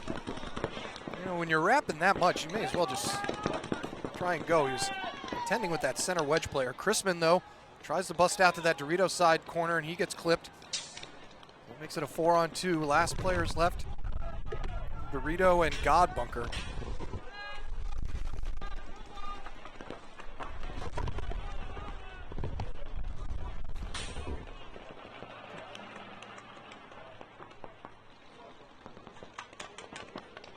Snake player, Nasty, trying to wrap off and finish. A nice duck out by the Mercenary player. Did he get a shot on his arm? I'm not sure. He didn't react, so must not. Last player left now for Mercenaries. He's just waiting to get shot in that Dorito too, and that's going to do it. So nice cleanup snake play there from Nasty's second snake player. His nickname is Benchwarmer. Don't know whose bright idea this was to put nicknames on the back of their jerseys. Unless they're all running from the IRS or something. Apparently they don't want to be recognized for their good work.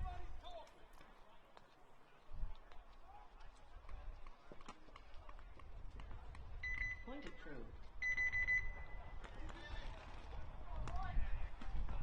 1 minute.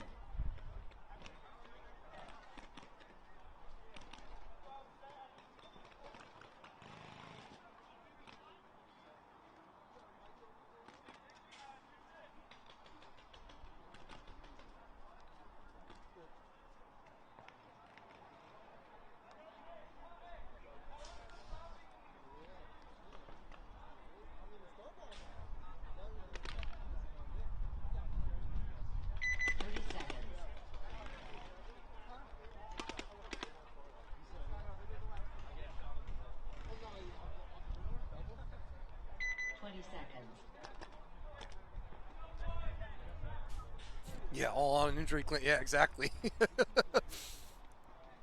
That wasn't me. That was bench warmer. And drunk Terry. That way nobody knows who anybody is. So Templars need a spark here. Not able to burn the snake, but neither are East Coast Raptors. They are able to contain Cody Adams this time. The snake won. Nobody's stopping him from moving now, and so he's going to take it. They shoot out the first player on the far Dorito side, making it a 5-on-4. Cody Adams looking for another kill. Getting up in that snake 3 early, not a bad idea. You get a shot in on that beast across the field, kind of stymie any movement on the Dorito side. Player breaks out from that Dorito side can to the Dorito corner, which is probably the right move. So now Cody's going to get down as low as he can and watch that snake 1 again. Templars still with 5 alive. Cody Adams is just moving his way down, as you can see though on the Dorito side. Templars more just locking things down for that measure.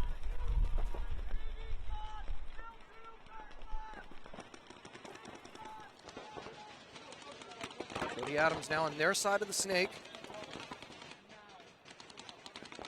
Raptors player from that Dorito corner seems to know it. I don't know if he saw some beams shaking or not. Don't know if Adams knows he has a Raptors player right on the other side. So they want to keep a low profile. So their side of the snake, that brick really shuts down any hope you have in shooting somebody. Adams is going to shoot straight across. Did he get the shot in on the Dorito player for Raptors? He did not. And so now that player is pretty well blocked off from that temple.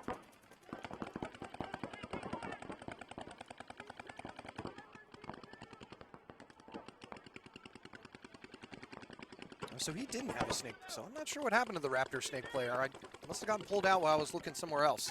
So it's a 5-on-3 if everybody's still alive for Templars, which I think they are, yeah. 3.5 minutes to go. Templars need to find a way to close this out. Moving up on the Dorito side. Just really hamstrings that Dorito player because he has to worry about Adams and their side of the snake. Nichols going to try and break something open. What he needs is somebody to maybe pinch him out of that Dorito.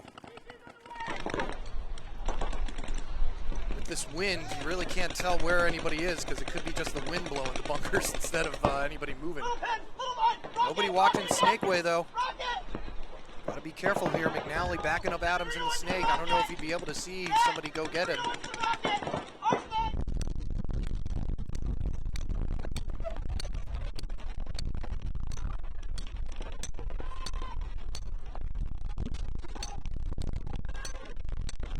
Somebody finally shoots out that baby on the snake side, and now that might be the what Templars needed to go. Nichols is still in the center. They get out the Dorito player. The God player guns out to the snake corner. McNally does manage to shoot him, and that's going to do it. So Templars tying things up here with a little over 2 minutes to play. Good, excellent point there by Templars. Not dropping bodies sillily. East Coast Raptors, not a team you want to just run down on. Those guys can watch their lanes. 1 minute.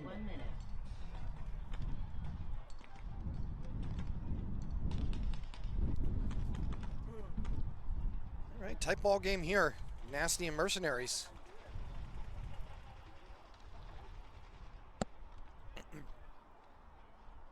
Cloud cover is not doing the temperature any favors. My hood doesn't fit over my headphones. So my ears are exposed. I guess I could just put both the other one on. Give myself a little warmth. But luckily for you guys, we are out here and you get to just chill in your nice, comfy, warm houses or work zones, wherever you are, checking us out. Much appreciated. That's definitely part of the reason why this is one of the top streams in the paintball realm. All right, Nasty on your right, Mercenaries on your left this time. Nasty taking a spill out in the center. Mercenaries lighting off a lot of real estate on that left side. Dorito gets burnt out, and then the guy trying to fill gets shot as well. So now it's a 5-on-3 right out of the gate. So Mercenaries with a little bit of aggression there to maybe try and finish the job, but backfires a little bit as they lose another player out of the back center. Kobuk is in the snake. Might as well be all in his zone, though. He has the baby player behind him. He's going to just keep going, though. Situations like this gets real simple. You can just go on down, but you can see there in the center of your screen where you could that Nasty was already in the center 50, or the Dorito 50. Kobuk in a nice place to hide.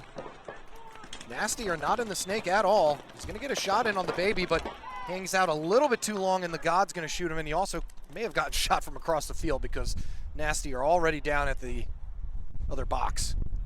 In fact, taking some friendly fire there. So that one's all tied up at 4 minutes to go. That one could really go either way.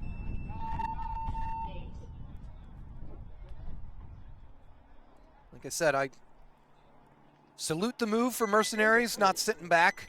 They need a win. So they decided to be a little bit aggressive there with a 1-point lead to try and just maybe close things out and keep their foot on the gas.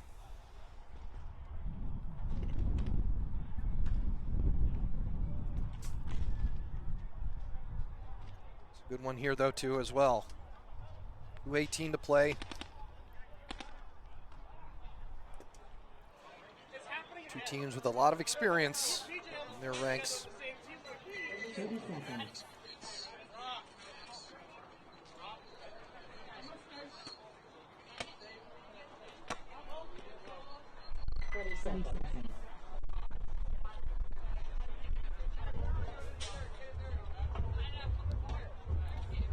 Doing some more adjustments. 10 seconds. There we go. Now we can see snake and corner. Oh, no, stop. All right, East Coast Raptors on your left. Templars gonna hold back and take only the God, but Raptors are gonna try for the snake one, and they're gonna get burned. Nice burn there by Ryan McNally. And now Templars are in the snake. So it's a 5-on-4 here. And Raptors are all looking snake now. This shows you how important that snake can be. May not necessarily even need to get kills from there, but just being in there causes enough of a disturbance in the force. And East Coast Raptors have been a force today, so. Now you can see Joe McNichols moving up the center, really just frees things open. Look at Raptors' back line here.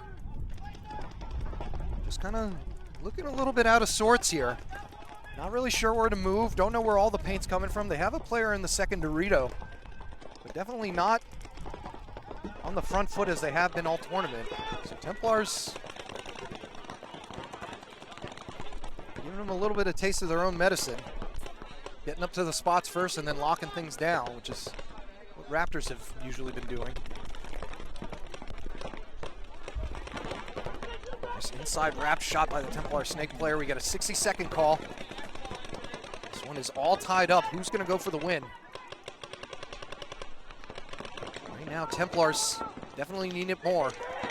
They may find themselves on the front foot. They shoot another player out of the Dorito 3 as a Raptors player breaks out to the Dorito corner. 35 seconds to go. Joe McNichols is in the center, knows he's got to break something up. He's going to wrap and get a shot in on the Dorito corner, and now he's just going to go, I think. Going to go right up the center, get pieced up, but so is the snake player. He's going to get shot. Both players for Raptors still alive. It's a 3-on-2, and I think that they may have survived that. He's going to get shot in the home, and now the last player left in that baby bunker going to get bunkered out by Ryan McNally. And there's only one guy left, and he's in the Dorito 50, and he's not going to have enough time to hit the buzzer. Tyler Carter just had no idea, and that's going to do it, unfortunately.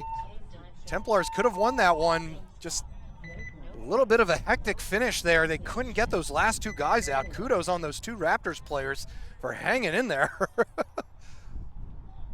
So Templars handed another tie.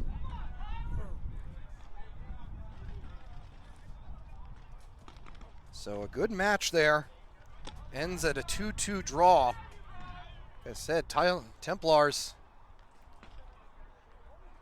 could have won that one. They had the one body left, but just not enough time. Once again, those were East Coast Raptors players hanging in there, though. The last two when everybody was coming down.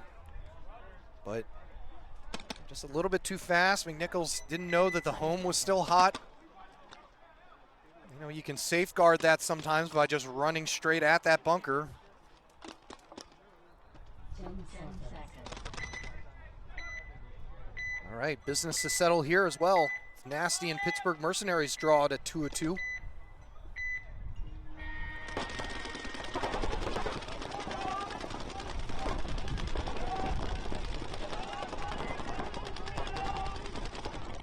Pittsburgh Mercenaries player, first one to fall victim to the burn. I had a feeling that that Dorito side can is not as easy to get to as you think it might be. Seems like it is really far outstretched and wide too. It's not a straight shot up to the center. Or straight from the start box, I should say.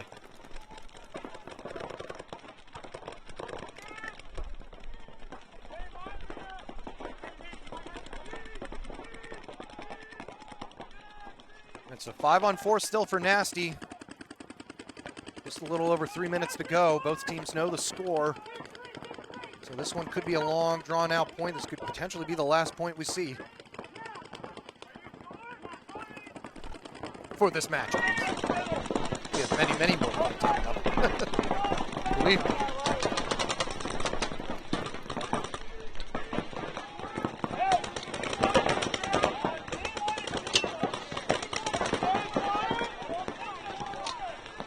Another Pittsburgh Mercenary takes a walk from the God bunker.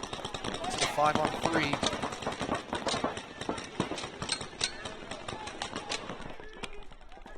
Nasty have the ball.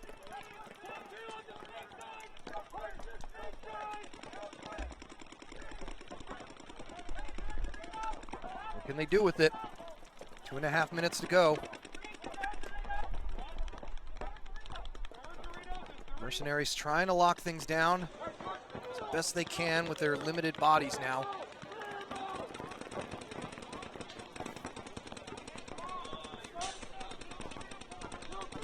Nasty moves up the Dorito side.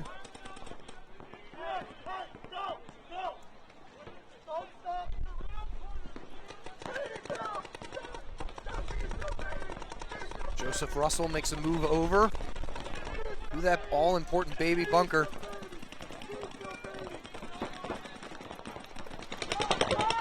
Allen with the snake, and the snake player was out too long. I think that was Brett Cochran just hanging out too far. Gets cooked in the face. So that might hurt Nasty's efforts here as it's now a 4-on-3. Not quite sure where that third Mercenaries player is, if he's in the Doritos or not. Yeah, I guess it's a 4-on-2 actually. Mercenaries shoot another one in the center. Making it a straight up 2-on-2 now. Nasty lose a player out of the Dorito side. 60 seconds. You get the 60-second call. 2-on-2. Who's going to do it? Breaking out to the snake corner is Brock Murray. Nice little expletive there from Joseph Russell as he went back and forth. Nasty moving down the Dorito side, but so are Mercenaries. Nasty in the Dorito 50.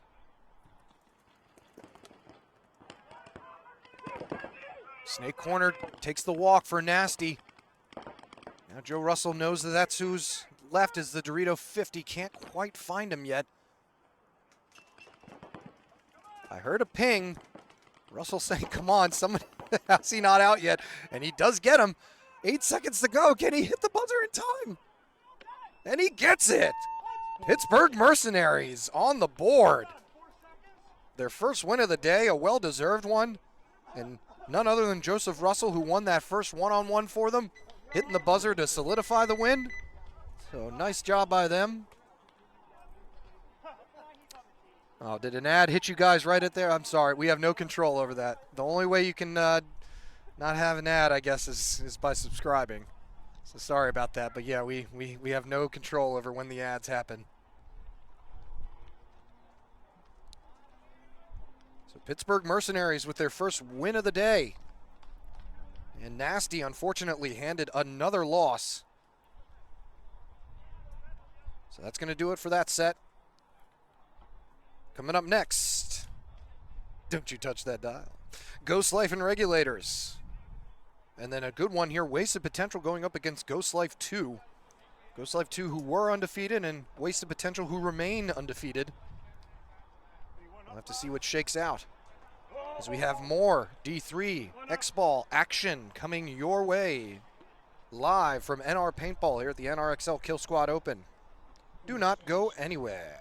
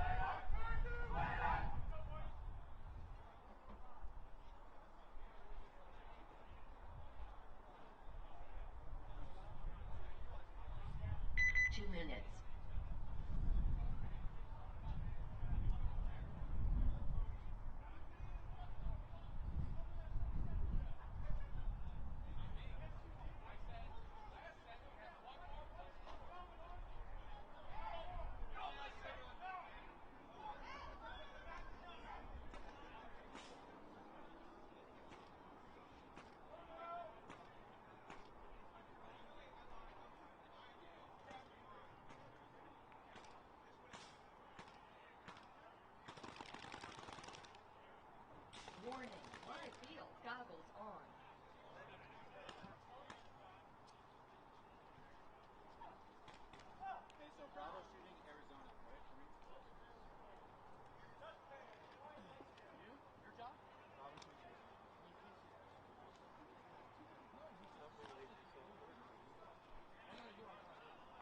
One minute.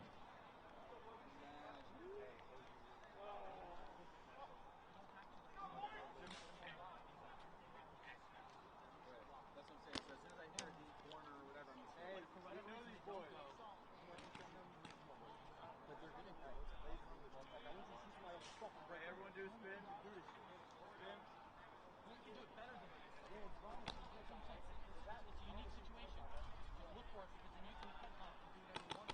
30 seconds.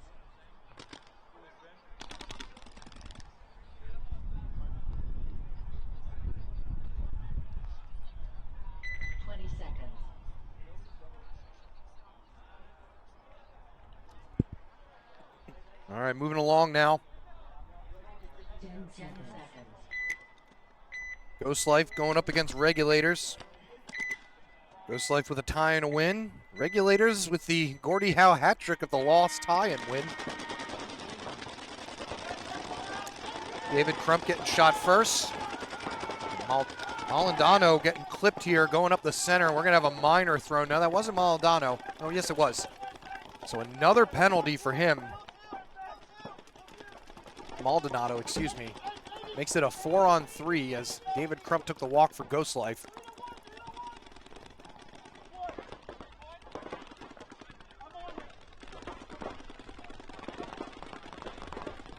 Johnny Hunt hopping in the snake for Ghost Life.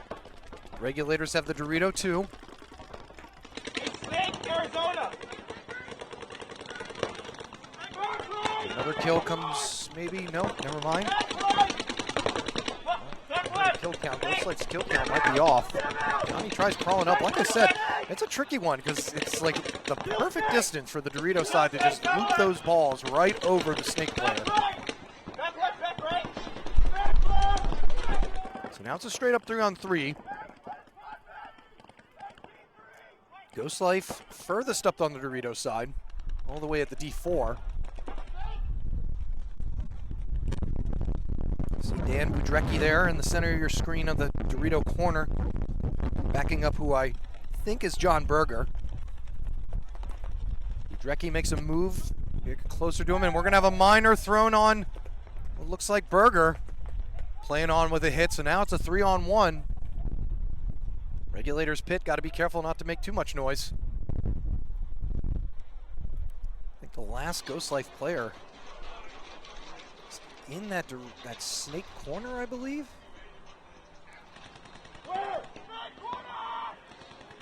He's in that snake corner still. This tarp is getting in the way. I'm going to fall on my face at some point. It's called clean. Facing 3 regulators.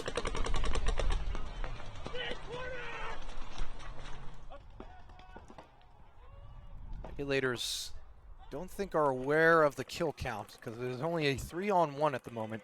It's also the first point, so no sense in rushing it. And unfortunately, that snake corner is like the one bunker we can't see on our cameras. Maybe from the other side, snake. Yeah, that's the best we can do. On the left side of your screen is the last Ghost Life player. Regulators have the Dorito 50. Now he's going to move on the center. They also have a player in the center brick who's posting right the whole time. Not quite sure what he's doing. It looks like Regulators finally get a shot on him, and that's going to do it. So Regulators scoring the first draw against Ghost Life.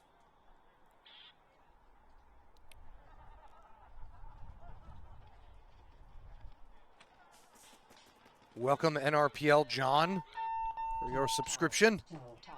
You can sub for free with Amazon Prime. If you have Prime already. I don't know how it's done. I'm not the techno wizard guy. I'm just the talky guy. I do the talky. And that's all they let me do.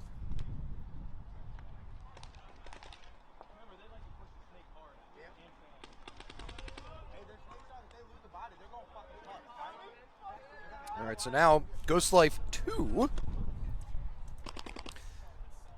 I told you, it's just spooky with all these ghosts everywhere.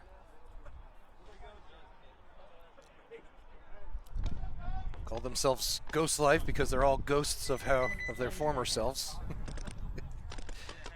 Get a little old. Going up against Wasted Potential, who have looked pretty solid themselves. Past NRXL winners, so they know what it takes. Currently sitting with 2 wins. See how they do.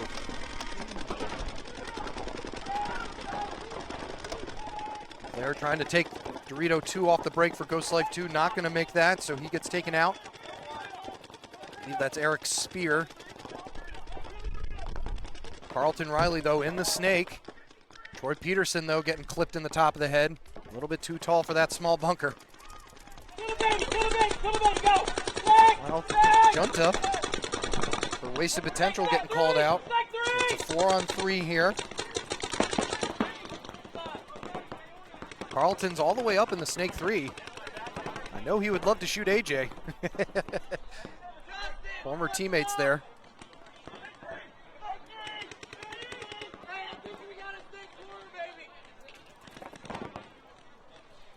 Carlton battling back and forth that beast, opting to just focus his attention back on the partner that he has in the snake.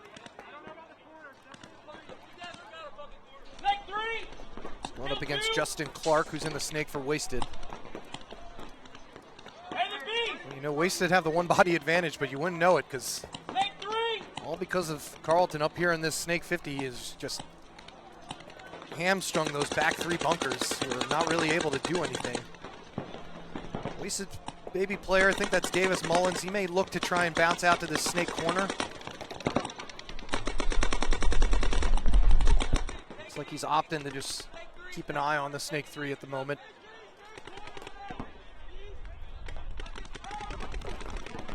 Carlton's looking for a kill, but he's got to gotta make sure to stay alive.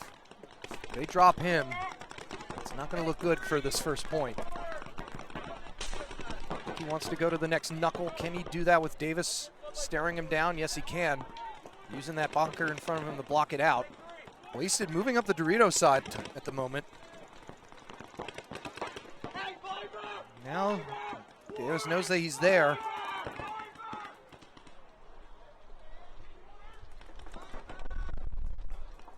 See what Justin Clark wants to do, if he wants to go and try and go get him. Carlton does have a player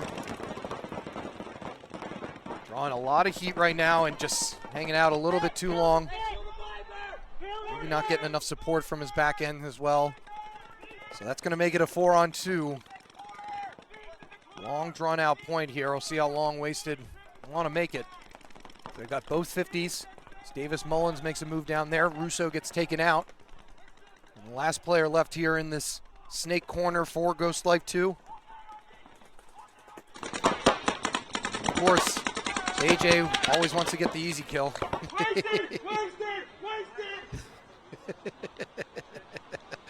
AJ always going for that easiest kill. Not shooting low either. He bunkers him and first point's gonna go to Wasted, so good point there.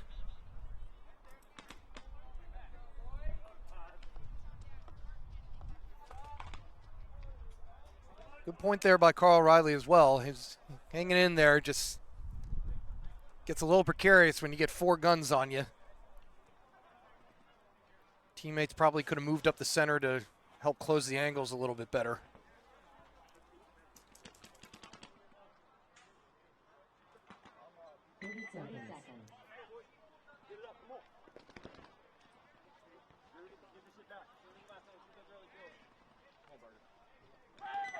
Seconds.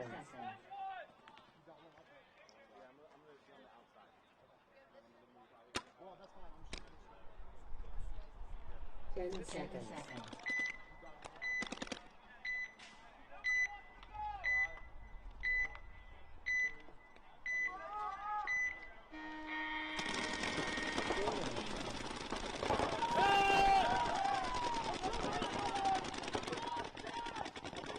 First player getting taken out for regulators up the center. Ghost Life 2 gonna lose a body as well though. Or excuse me, Ghost Life. GL. Things even at 4-on-4. Snake player though. Trey Jordan. Getting clipped in the snake 1. So that's gonna make it a 4-3 advantage here for Ghost Life. Regulators looking to try and get back into the snake. Player getting taken out of the center. Here comes John Berger again. That evens it back up at 3-on-3.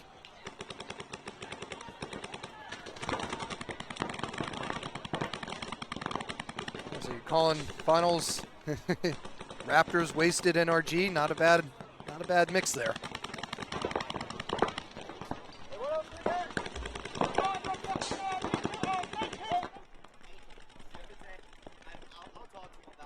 We'll see who makes it back in.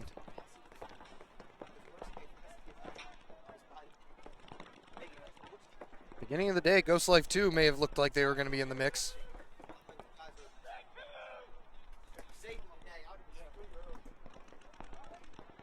So Regulators in the Snake now. 3v3. They're also in the 50 Dorito. And that guy shoots Dan Budrecki down the line. Big move there by the Ghost Life player to get out to those Doritos to try and contend with the 50 Dorito player right in front of him.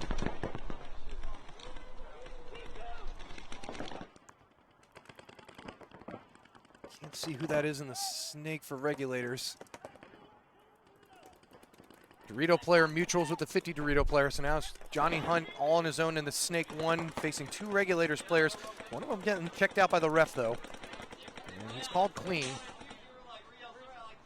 Now he's going to go and try and finish the job here. I think that's Bryce Gherkin. Shooting him right up the center, and that's going to do it. I know that was, looks like that was Ross Brown making that final move against Johnny Hunt, shooting him from the center. So Regulators in the driver's seat here. Ghost Life still with a game in hand. A lot of ties today, more than I'm used to seeing. You know, that's not a sign necessarily of the field. I think there's a lot of teams that are kind of on the same plane here. Yeah, East Coast Raptors and Wasted. Those are good teams to pick for the top 2. Yeah, and Energy Alpha. We'll see who makes it in. I have not been able to get out of the booth to ask how many teams are going through, but I'm going to guess it's top 4. 20 seconds.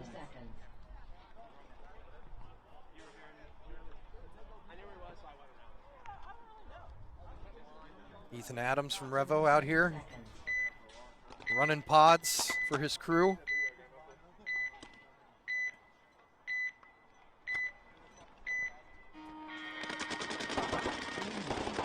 All right, so Wasted, their patented heavy burn, and it births a burn off of the Dorito corner, and they shoot out Carlton Riley early, so Ghost Life in a bit of trouble here as they're all stuck in the pocket. And Ghost Life, or excuse me, Wasted is not letting off. They're gonna lose one though. AJ Belsner getting shot out.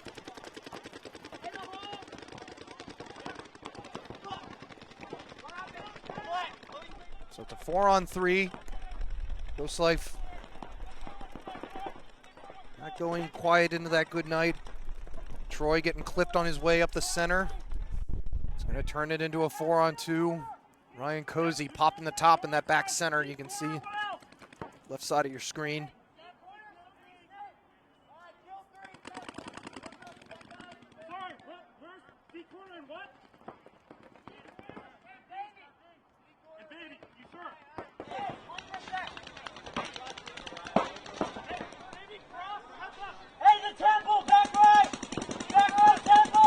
Wasted with all 4 in the back. Davis Mullins doing some gun surgery. Said pain hasn't seemed to be too much of an issue, but some players I think are catching a brutal ball here or there. It's a little bit chilly out.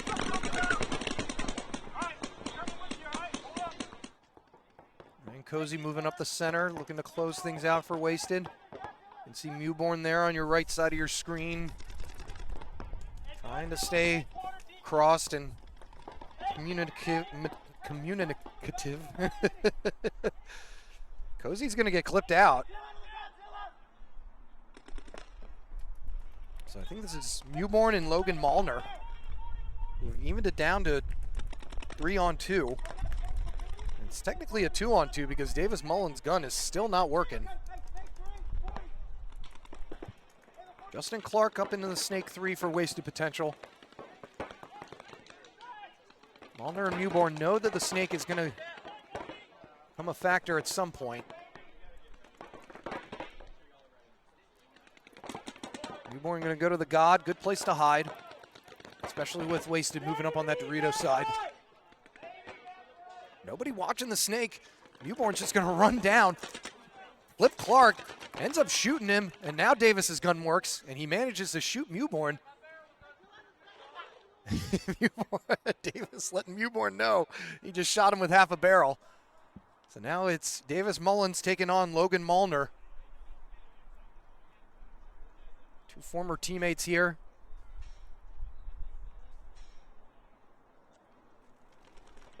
Like I said, Davis may have just gotten his gun finally working. He was having some dry firing and paint break in there. Nice move by Mewborn, though. Really opened things up and gave him a chance. Right off the get-go, Ghost Life were down 3 bodies, and Logan gets the shot. So a nice win there by Ghost Life, too.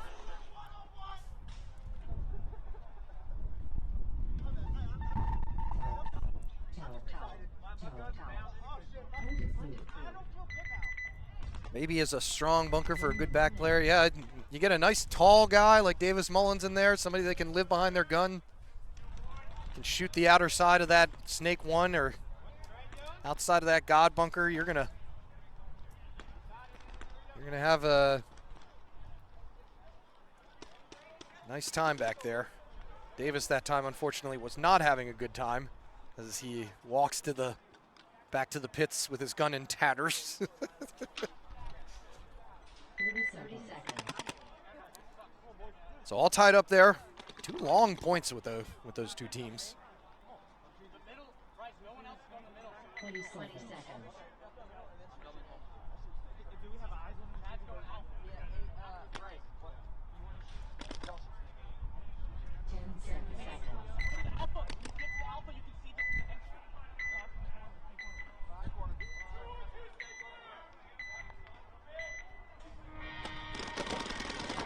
No regulators. Heavy burn on that Snake side, but Ghost Life stopping at that God. Player walking into the double up for the back center for the regulators. Taking a little bit too long, ends up getting clipped in the shoulder. It's a 5-4 advantage now for Ghost Life.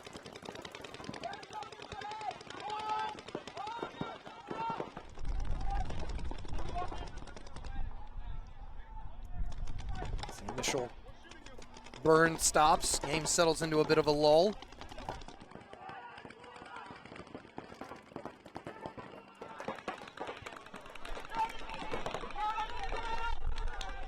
Nasty into the Snake. Skylar Campbell.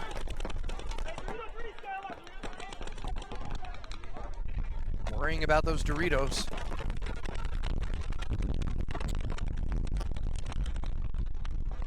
Ghost Life must have lost a player.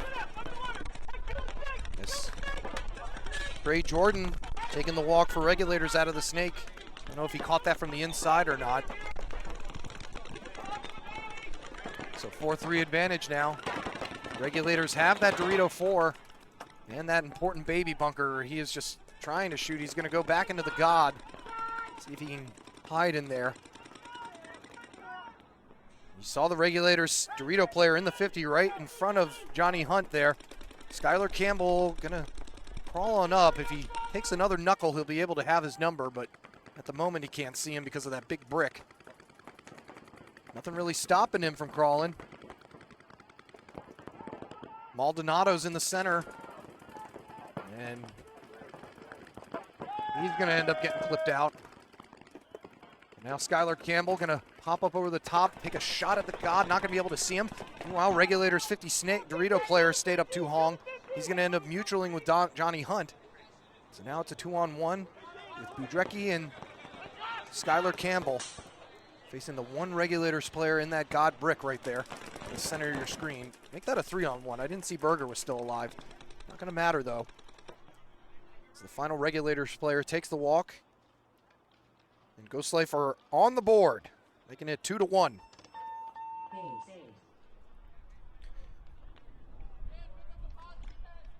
Points are definitely stretching out a little bit. Teams are starting to figure out the spots they need to get to slow down any movement. Dorito's starting to become more of a factor as well. I'm seeing more and more teams get up to that Dorito 50. Serves as a good jumping off point to get into their Dorito, which is where you can really start to do some damage.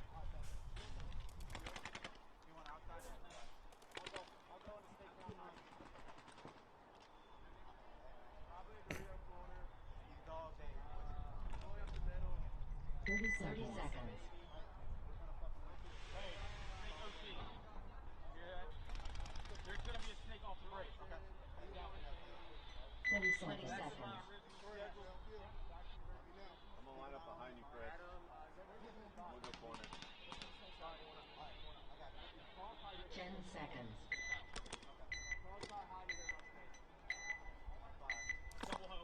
All right. Buckle up, people. I think we're in for another long one, potentially. Looks like 2 were able to pull off a low body situation last time. Nobody taking an early exit. Adam Hunt in the snake. AJ Belsner, though, getting shot out. Looking at his hopper as if it shot itself. It's a 5-4 advantage now for Ghost Life. Like I said, Adam Hunt in the snake 1. 4 wasted.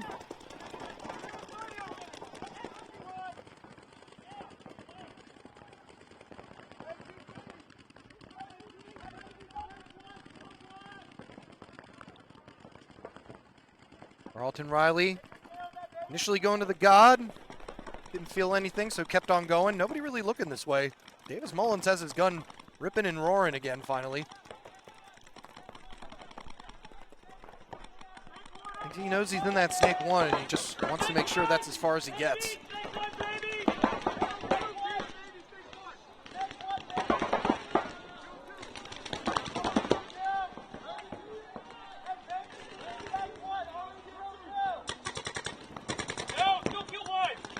Yeah, we're definitely in for a long one, I think.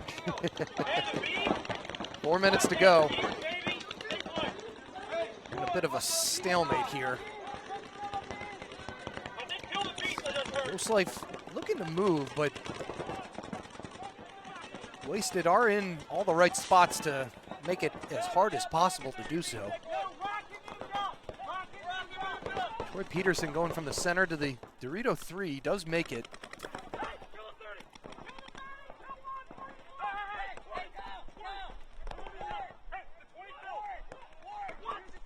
Mike Russo taking the walk on the far side for Ghost Life. That's going to even it back up at 4 apiece. They do have Troy Peterson over there in the Doritos, though.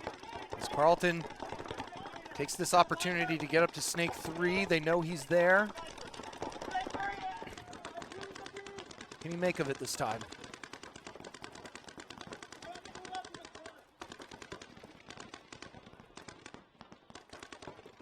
Staying tight to that Snake 3. Newborn bouncing out to the snake corner to watch him. Carl may not know the Newborn's behind him. It's a 4-on-3. Ghost Life players seem to only be in their own world here, but they're going to shoot out that Dorito side can. So Wasted fill back out to that Dorito corner to try and keep a lid on things over there. Carl going to get down low again. See if he's able to live in here this time. He's got that Dorito corner. Can he see him enough to get a pack shot? Playing pretty tight out there. As you can see, I think that's Ryan Cozy in the center of your screen. You know, that's Junta. So Kyle trying to stay tight enough. Adam Hunt now knows that Carl's right in front of him.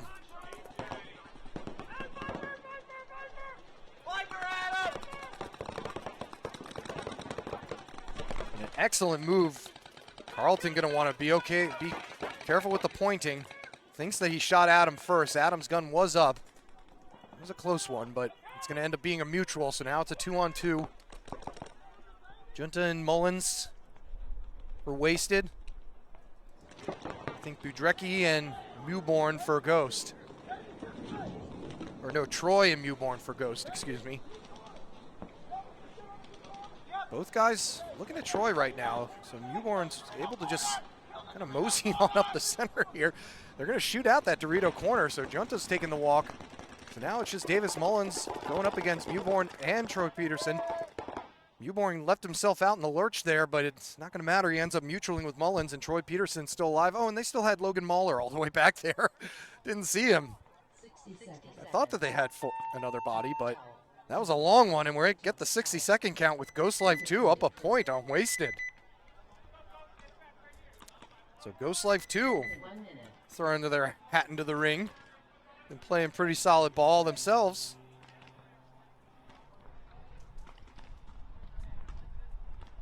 And a lot of guys with experience over there as well.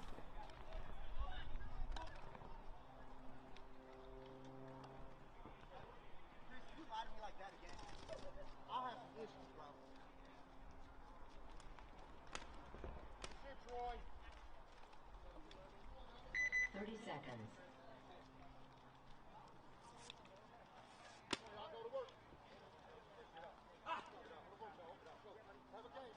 20 seconds.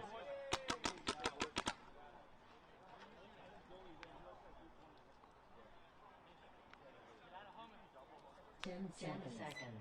All right, tight one here as well.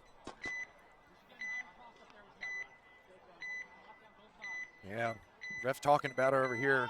Carl was flirting with the penalty there with his pointing. As Trey Jordan tried to take a wide approach to the snake. It's not going to work as he tried creeping and crawling up there. Gets clipped out, and Regulator's going to lose their Dorito side can runner as well. So it's a 5-on-3. Make that a 4-on-3. Johnny Hunt got all the way up to that Dorito 4, but wasn't able to live for long.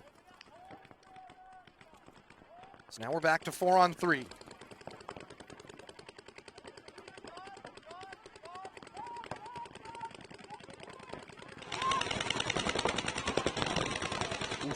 Drecky with a rough run into the bunker. I think he forgot where the bunker was actually. And he did get clipped, so it's going to make it a 3-on-3. So Regulators doing their best to hang tight.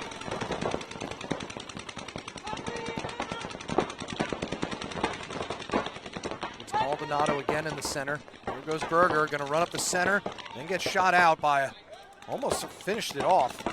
It's going to make it a 2-on-2.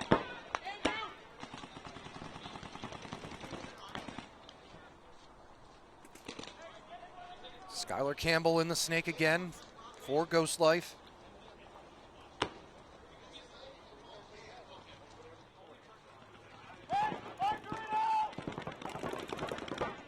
Got him crawling up. He's going to pop up over the top and shoot him right in the wrist. So a nice shot there. I think that was Hayden Sawyer, who's going to end up just running down and hitting the buzzer. A nice job there. Keeping his buddy from having to fight in a battle with Logan right there. So a good heads-up play there by Sawyer. 1 minute. It was Hunter Carter who was left in the back center, and don't know if he was out of pain or what. He was just doing a lot of dodging and not a lot of shooting. All right, so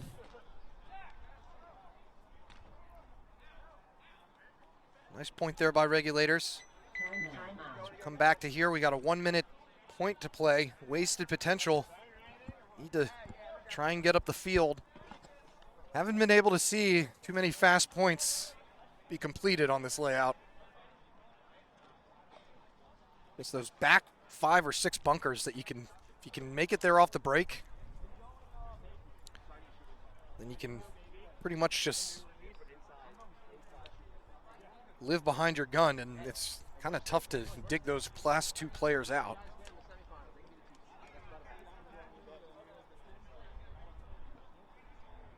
One minute. Is anyone shooting off the break at all?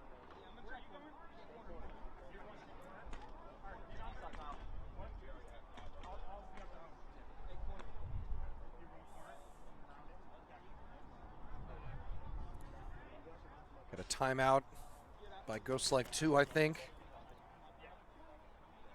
Just take that extra breath. 30 seconds. This is a big point here.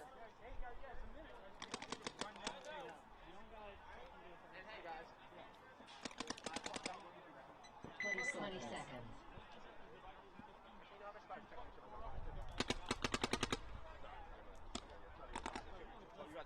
Bit of an overcast sky now, kind of making things a little bit nippier, but Probably not for the guys down there. All right, so here come Wasted. Adam Hunt going to run up the center, going to get bounced in the hip. Their Dorito corner player is not going to make it. Now Adam Hunt really trying to go around that brick, but he's not going to make it all the way. So it's still a 5-on-4.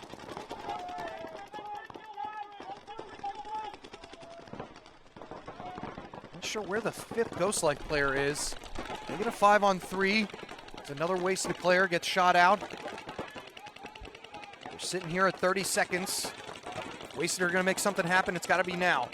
Mahler taking the walk, as is Troy Peterson, as is another player. Junta coming off, so now Clark shooting at Mewborn. Mewborn may be the last guy left. He eats up Adam Hunt as another player walks out of the snake corner. And AJ Belsner trying to get in there and get that last kill, but Mewborn holding tight. Only 8 seconds to go. He's got to go for it now. Mewborn just going to be guarding the buzzer. He does manage to shoot AJ, and the last player left is Justin Clark, and he's not going to be able to make it down in time. So that's going to do it. So Ghost Life with a well-earned win against Wasted Potential. Wasted not going to be happy with themselves on how that point ended. Definitely gave themselves the best shot, but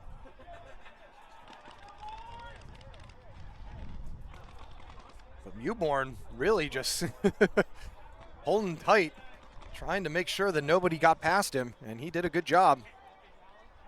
So Ghost Life now with 3 wins and 1 losses, more than likely moving on. Wasted handed their first loss. They have one more game coming up. We still got stuff to settle here between Regulators and Ghost Life. Regulators with a hefty 2-point lead right now. Regulators can pull this off. They'll have 2 wins, a tie, and a loss. Might be enough to move them on.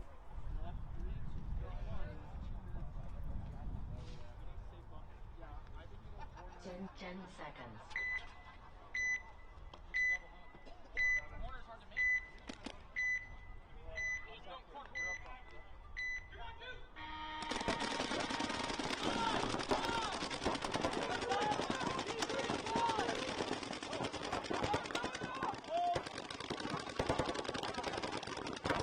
Regulators going to try and keep a grip on this 2-point lead. They're going to lose their snake guy.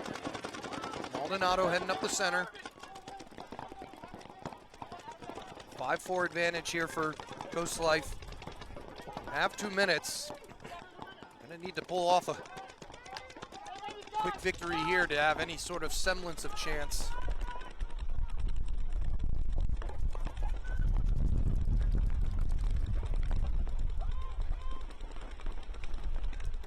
Johnny Hunt. Belly in the dirt, heading on up to that Dorito 4. Skylar Campbell in the snake again for Ghost Life.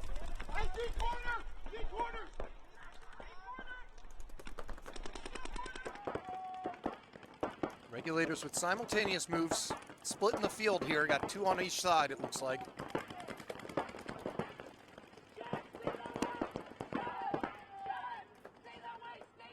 Regulators in the snake themselves now.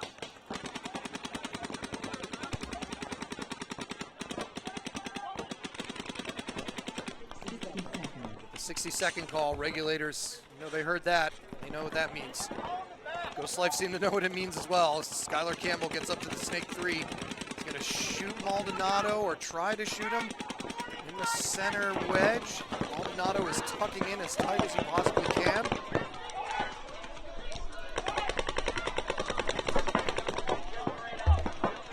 Going to get pulled out. Meanwhile, snake player for Regulators just creeped his way all the way down here. Nobody was paying attention to him. I think that's Sawyer again, who with a nice move to bunker him out, and now Regulators end up shooting Budrecki out of the last guy, and they can wait a few seconds, let them check each other out, and get a nice 4-1 victory here for themselves. And we're going to have a towel thrown by Ghost Life. I don't know why you even bother with that. Maybe just as a little nod towards them, but that's not going to really do anything. So Regulators going to be handing Ghost Life their first loss of the day, who they also have a tie win and loss now.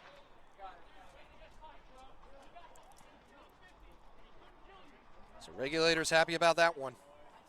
Don't know if we're going to be forced to watch this last 12-second point, but We'll see what happens.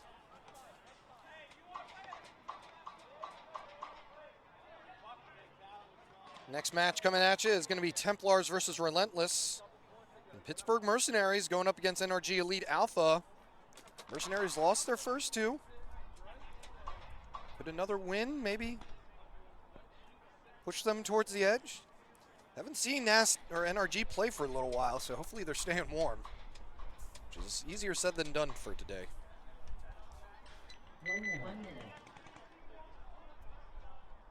Yeah, I guess we're gonna have to play this 12-second point. Like I said, I don't know why. Why the buzzer was hit. Timeout. We're gonna have a timeout now. Why don't we just prolong things more?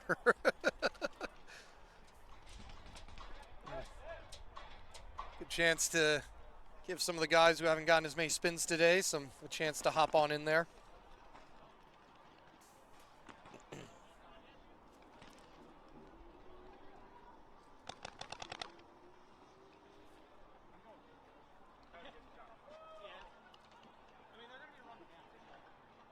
That was wild. Jan made it.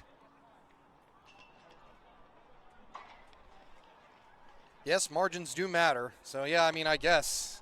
And like I said, that was Ghost Life's first loss. So maybe they're hoping to tighten the margin up a little bit. 12 seconds on this layout, though, I have absolutely zero faith. Sorry to say. It's almost like it's a detriment to there's so many places to hide that when a player is making his way up the field to try and do a fast one, he has too many places to stop, and so his own mind tells him to stop, and it ends up taking him longer to get out there.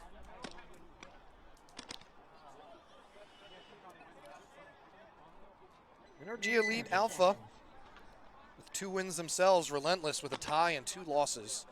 Not the start to their D3 that they would like. 20 seconds. Still played good, though. Like I said, just got to tighten up some of the little things. They had a tough draw as well. Can always be a part of it. Templars coming up. They're sitting at a tie, loss and tie. Kissing your sister.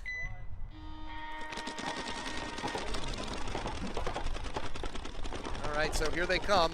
Ghost Life gonna try and attempt it, but we're already with 3 seconds left. I don't think it's happening.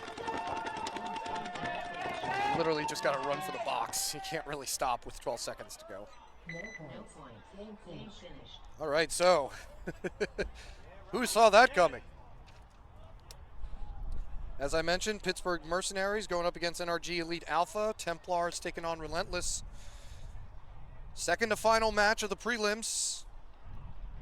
So we'll have one more set after the next. So plenty more action coming right at you here at the NRXL Killsquad Open, live from Severn, Maryland in NR Paintball. This is Eric with you the rest of the day. We'll be right back after this short break.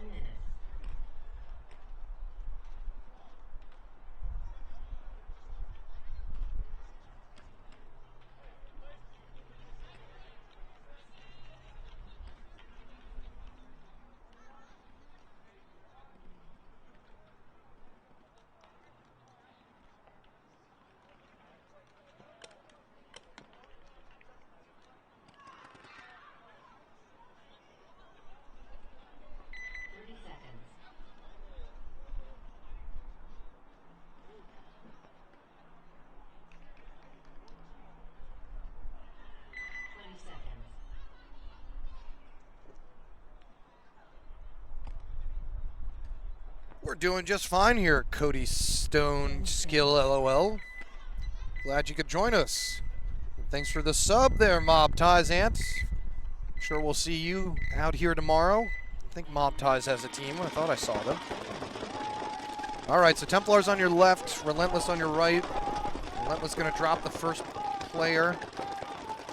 Cody Stone back in his office in the Snake. Both these teams mostly just playing for pride. I don't think either of them are really gonna have a chance to make it through to the next round.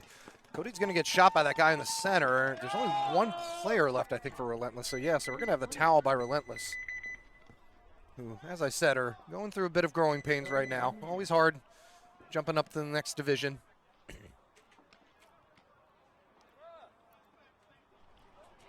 We'll get more points in, more tournaments under their belts. Templars, you know, they know what they did and what they did wrong.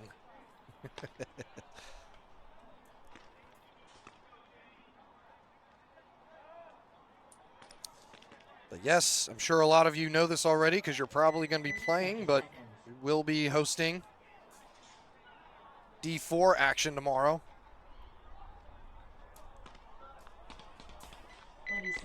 Quite a few more teams.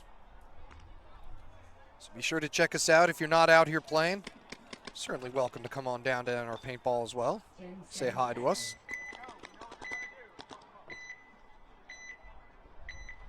Now we got Pittsburgh Mercenaries and NRG Elite Alpha. Like I said, this is an interesting one. Alpha have 2 wins. They win a 3rd one, they're definitely probably moving on. Mercenaries are at 2 losses and a win. They win this next one. Could make things interesting in their bracket, because that will mean NRG will have 2 wins and 2 losses. With both these teams' last matches, Mercenaries going to drop the first Snake player as Chrisman bumps out to the Snake corner. Well, heading back into the Snake is Milton Rivera for NRG. NRG going to switch it up. Let's see, heard the Snake call. Snake is not hot, though. I don't know if they saw that guy get taken out. A 5-on-4 advantage right now for NRG.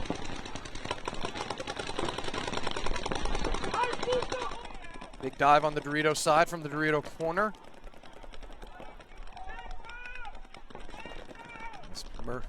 Mercenaries look to spread the field themselves. 2 on the Dorito side, 2 on the Snake side now. Chrisman back in this Snake corner. Not quite sure where he can go from there. He's got that baby bunker, just not letting up on him. In the meantime, Rivera's up to the Snake 2. Not going to be able to see much. Across the field, all he's got are those 2 Doritos, and the Doritos are pretty much blocked out until you get to the Snake 3 or even further.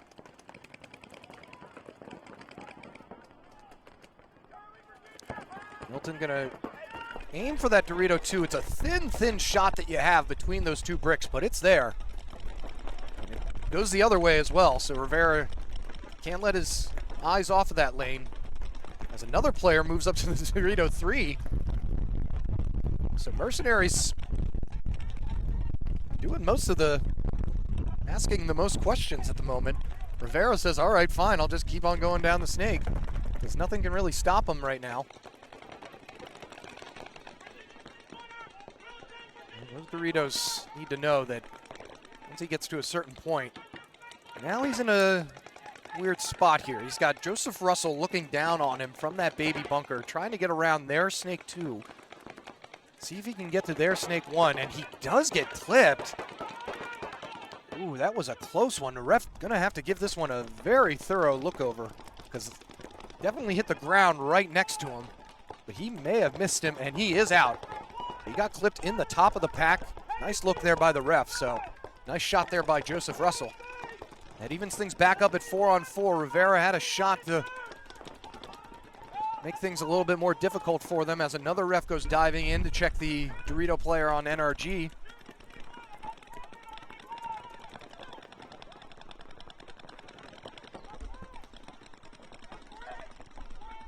can see Mercenaries got those 2 in the Dorito, 2 on the Snake side.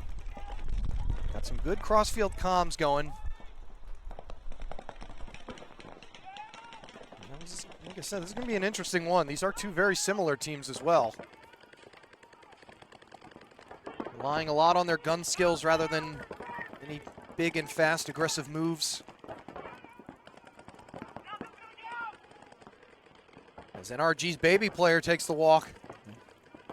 Could open things up here for Mercenaries. Makes it a 4-on-3.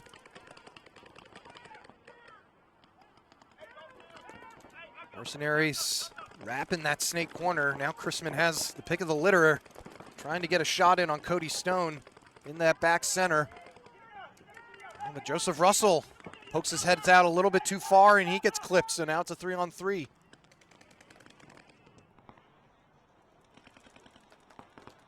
Two in the Doritos for both teams as Cody Stone bumps over to the baby.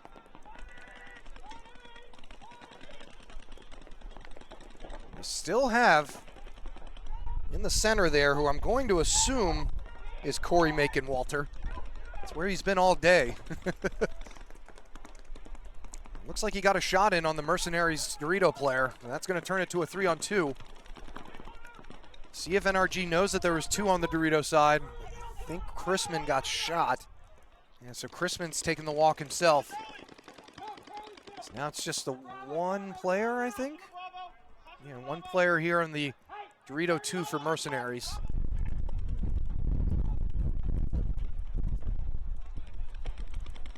This has already been a long point.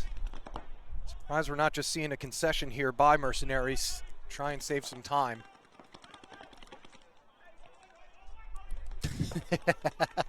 He says, you go all the way.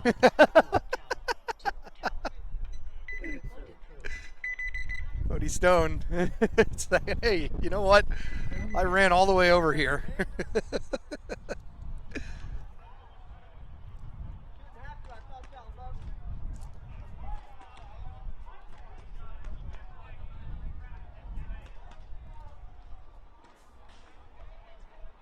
All right, so first point going NRG's way. Mercenaries had their chance to make something happen. All right, Relentless are going to try to have a little bit better of a start than they just did. That may have been our quickest point. It was only 24 seconds long. Looks like Templars may be forced to start with 4 here. Looks like all gun troubles have been resolved.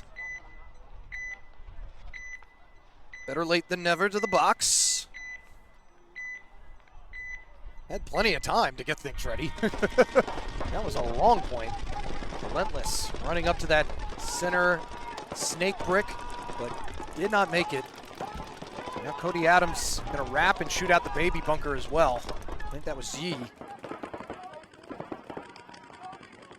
So Cody Adams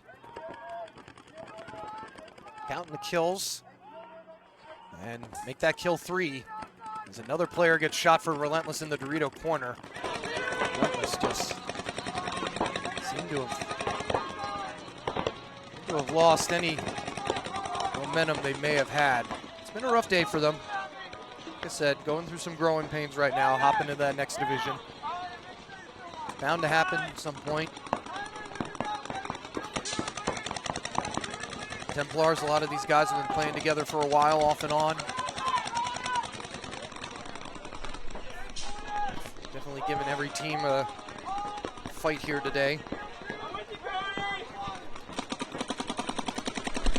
Home bunt player gets shot out.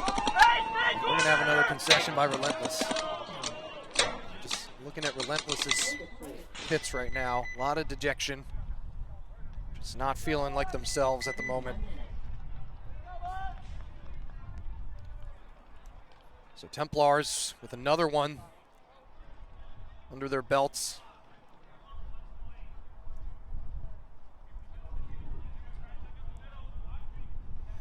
One more set after this one. We'll see Ghost Life take on East Coast Raptors. East Coast Rappers. East Coast Raptors. I think Rappers would be a better name. Could have a SoundCloud account and everything. So that'll be a good one. Potential Well, never mind. Ghost Life 2 is the one that's doing better. And then Wasted Potential going up against Nasty. And Wasted are going to need that win now. They just dropped one to Ghost Life 2. 10 seconds. This is real life, King Deal.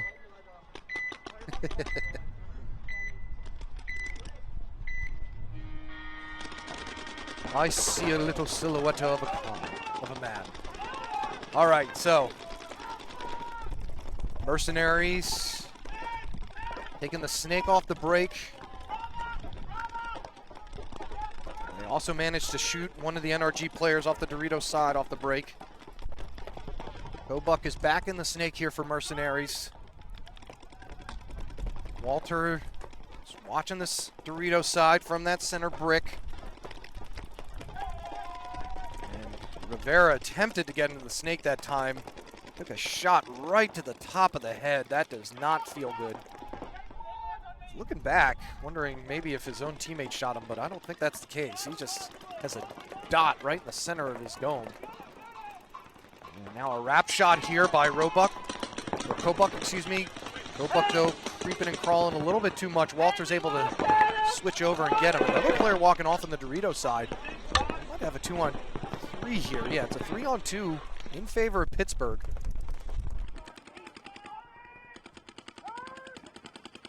Now, Macon Walter in that center right there. Michael Stewart, I believe, behind him.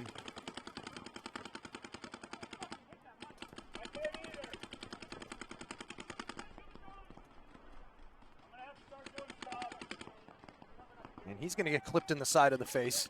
So that's going to leave Macon Walter all by himself. He's going to get a shot in on that on the Mercenary player. May have bounced. I saw it hit his jersey, but did not see any paint. So Mercenary player not going to get a break, though, as Walter hops over to the Snake 1, and another player off of Renegades going to get shot. And so now it's a 1-on-1 right down the Snake lane. Walter is all by himself in the Snake 1, going to crawl on up. The Mercenary player has no idea that Walter's in there. As soon as Walter looks down the wire, he's going to shoot him. I think that's Chrisman again. Lucky for Chrisman, Walter is just staying posted inside, trying to see if anyone's going to move up on him. It's really going to be about who sees who first. Chrisman still looking. They both know that one of them's there. Nobody saw Walter make that move over. It was a good move by Macon Walter. See if he can rescue this point for his team.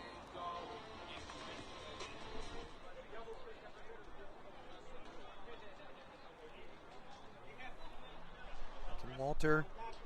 Oh, they're just missing each other. Who's going to see who first? Who's it going to be? Meanwhile, time ticking away here. A little over 4 minutes to go. It's really going to be a matter of who can see who first. They both know that there's at least one player left. So now Chrisman's going to move to the inside. He's hanging way out there. Going to move back to the center, and he may run right into Walter's gun. And now Walter's looking down the wire, and he didn't see him move over there. So now Chrisman making the move all the way to the Dorito side. Let's see when Walter's able to shoot at him. Does he finally see him? Oh, and just at the last second, Walter makes a move, and now they may completely miss each other. Chrisman gonna run all the way down. He's buzzer watching. Did he get him? No, he didn't.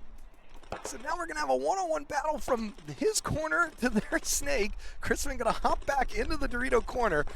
Just in the nick of time, he got out of the way, pulled some Neo Matrix moves to dodge those paint bullets.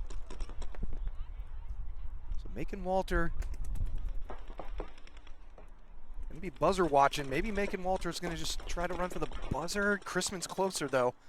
So Walter's options really are only to just shoot him. Another dodge there by Chrisman. Chrisman is out in the open. We're down to 2 minutes and 50 seconds. I mean, the winner of this point could determine the outcome of the match. Like I said, Mercenaries, they are able to get 2 wins that would definitely help their chances.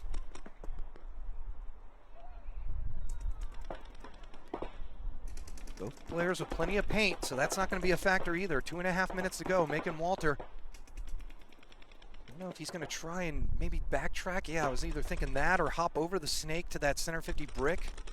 would try and get out of the snake if I was him.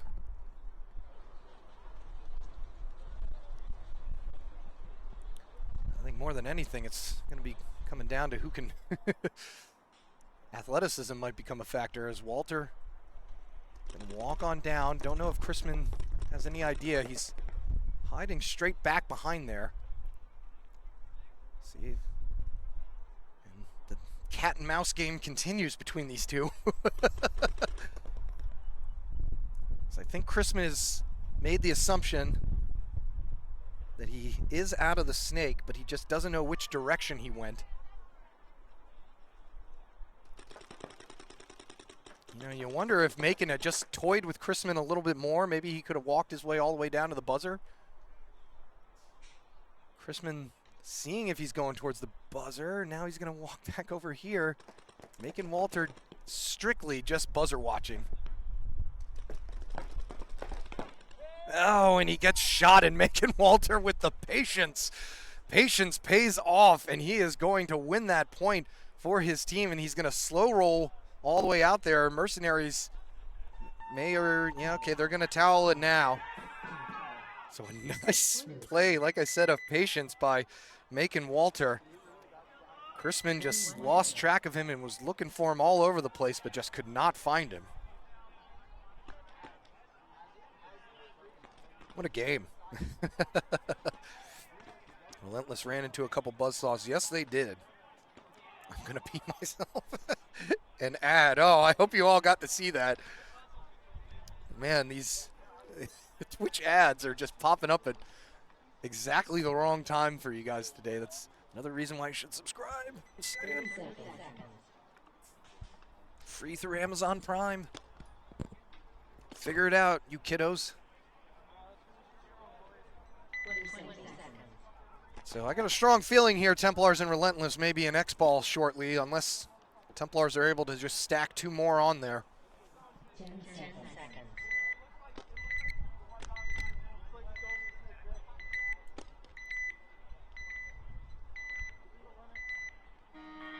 Here we go. Relentless, gotta try something. Not gonna make it out to that Dorito corner. Ran a little bit too deep, but looks like Dorito corner for Templars didn't make it either. Tyler Carter gonna walk off.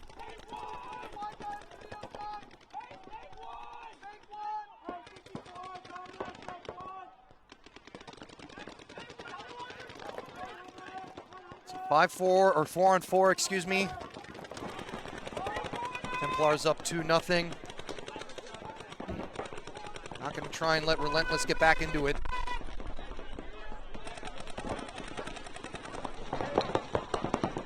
Cody Adams and the snake for Templars. Looks like in the snake for Relentless is Massengale again.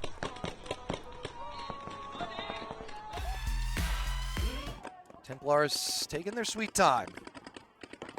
And Nugget gonna try and turtle walk his way up the center, and that's not gonna work in Massengale's arena. So Massengale puts the hammer on him. Makes it a 4-on-3 in Relentless's favor. Third player for Templars is in this snake corner behind Cody Adams. I think it's Ryan McNally.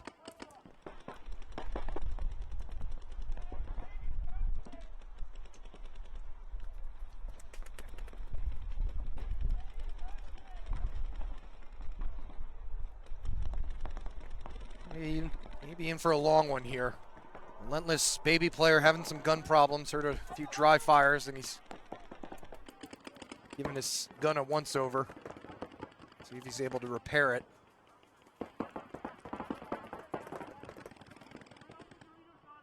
Alafachi is the last player over there for Templars in the Doritos. Just took a few paint streams going at him, but I think it all just hit the top of the Dorito to make it look like that. Ryan McNally bounces back over the baby to control Massengale in that snake. And Cody Adams is looking across, so the center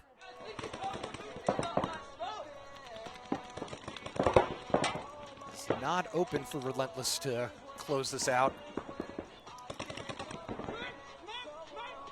Not sure Relentless know what the body count is. This This is the time of the game when you heard the calls, but you may or may not remember the calls. You're not quite sure what's going on. Cody Adams looks like he wants to go, and he's going to go into the Snake 3. Don't know if anyone saw him go in there or not. He could get a shot in on that Dorito 2, and he does. Nice shot by Cody Adams. Did it bounce? Did it break? Player is still staying in there. Ref definitely giving it a look. Know that he caught him at least once. Maybe he got out of the way in time. Maybe he pulled some of those Chrisman Matrix moves.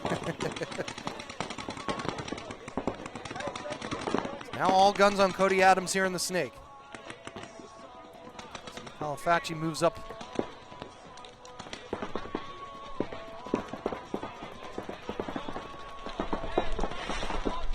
Player bouncing out to the Snake corner to back up his Snake player. So 2 on each side for Relentless. Nice shot down the wire by McNally. It looks like it may have bounced there too. No, he did not bounce. That one broke. So now it's a straight up 3-on-3. Nice shot by McNally. Cody Adams keeping his gun up, crawling down to their side of the Snake. Just waiting for that Relentless player to try and move down. I think the Relentless player knows he has somebody in there, but can't quite see him. Massengale looking like he wants to go. And he's going to. Oh, but Cody Adams shoots too quickly.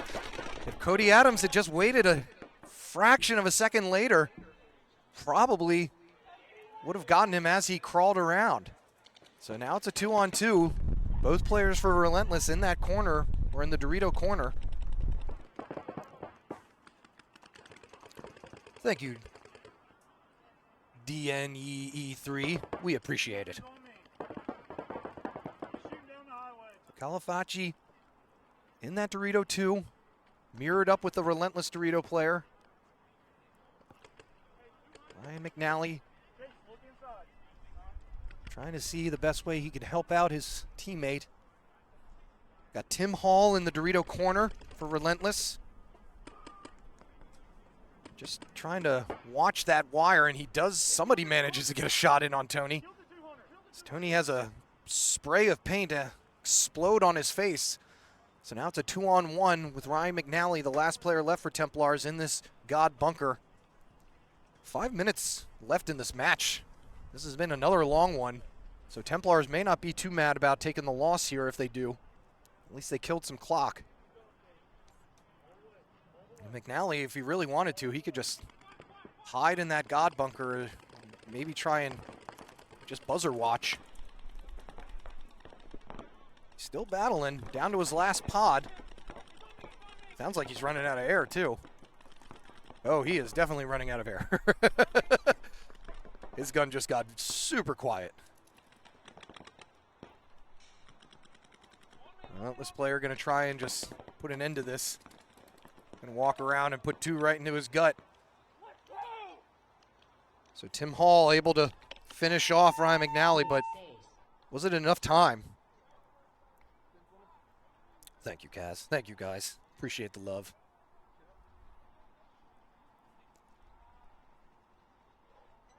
So a long slaw for Relentless, but they finally get the point that they need. And the pod runners run out to pick up a plethora of pods. As it is now a 2-1 ball game. Templars still have the 1-point lead. Probably going to be an XBall here, as there's only 1:05 left in this one after that long, fun game that we saw in the first one between these two teams, or second one, excuse me, between these two teams.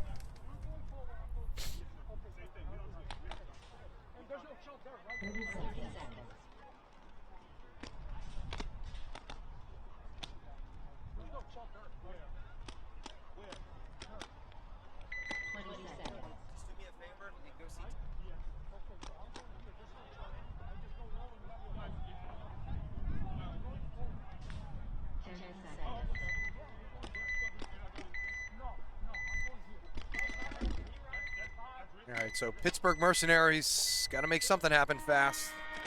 Nobody's been up to that task so far. Haven't gotten to see any 30-second points that were that way on purpose. Get the 60-second call as Pittsburgh Mercenaries Dorito player gets burnt down.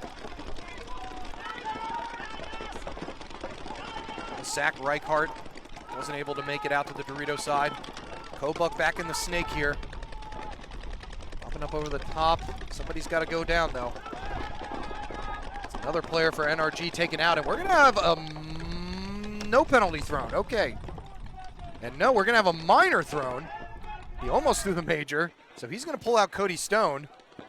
And meanwhile, Kobuk has made his way all the way down to their side of the snake. Going to pop up real quick, take care of Macon Walter as soon as he feels like it. And he's going to do that.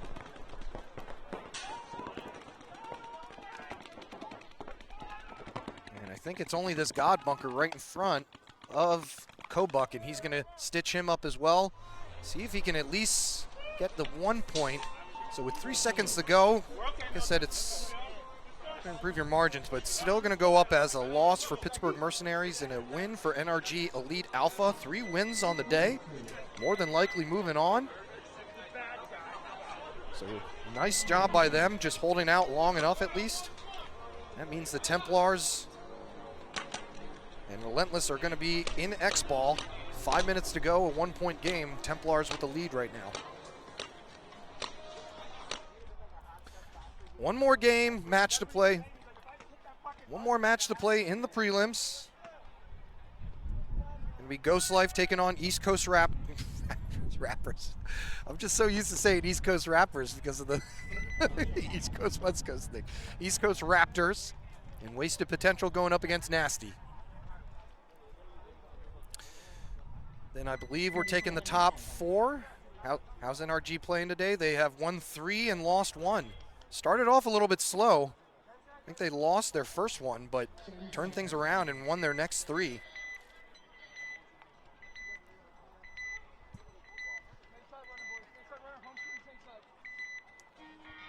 So, scoreboard is wrong at the moment. Oh, no, never mind. No, it isn't. I thought they changed it. Oh, yes, it is wrong. Yes. Yeah, because we're in XBall now, so this is Relentless taking on Templars. Templars are up 2-1. There's a little over 5 minutes to go. I'm sure we'll get the scoreboard fixed here shortly. It needs to just be reloaded. Dan's on it. There we go. 4 minutes to go. As you can see, Templars just going to do some lane watching. Getting some huge gusts of wind. Hopefully we don't lose any cameras. We're going to do a camera check here. See if Dan's going to leave or not. He's going to sit tight. We're good. Relentless, though, going to lose a player out in the Dorito side. Massengale in the snake for Relentless, though.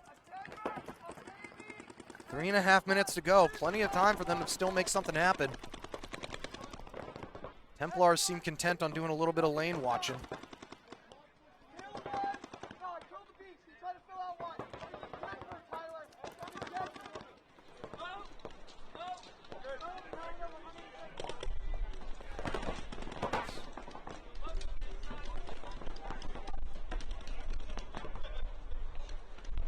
It's Joe McNicholas calling out what he sees. Still 5 alive for Templars. As Swindles got shot out of the Dorito side for Relentless.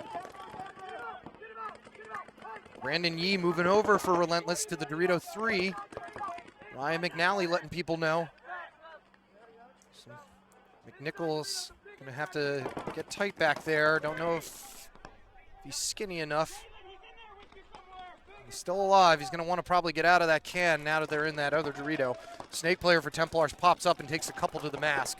So that evens things back up at 4 apiece, and now Massengale is going to look to go. Already up to Snake 2.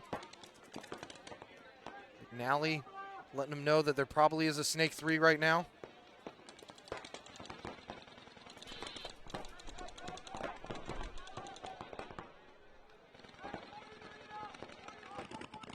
Center 50 brick here. Brandon Yee makes a move out, but McNicholas ends up mutualing with the center player for Relentless. Massengale now at the Snake 3, trying to get a shot in on Tyler Carter across the field in the Dorito 2. It's a 3-on-3, I believe. Yeah, there's a Dorito or Snake corner player for Relentless still, backing up Massengale. Minute and a half to go. Can Templars hold out?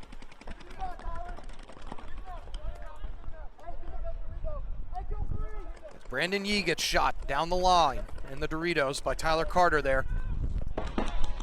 So now it's just Massengale and his snake corner player. Steve McNally made the move over to snake corner.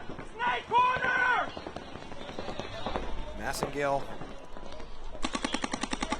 tight spot here.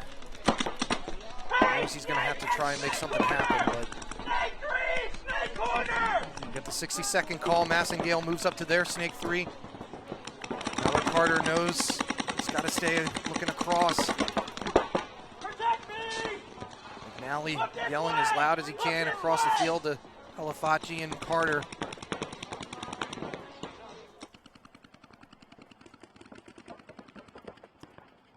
McNally tries to move up to the God. Massengale not able to get the shot in on him.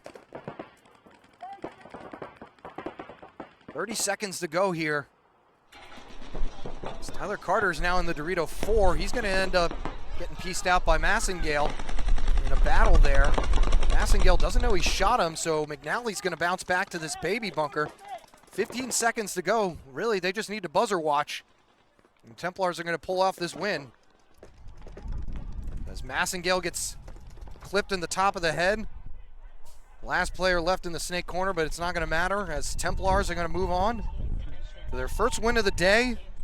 And unfortunate for Relentless, they'll have a tie and 3 losses.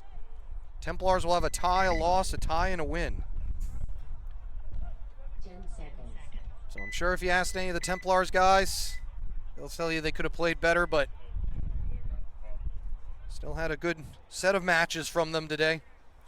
So that's going to do it for that match.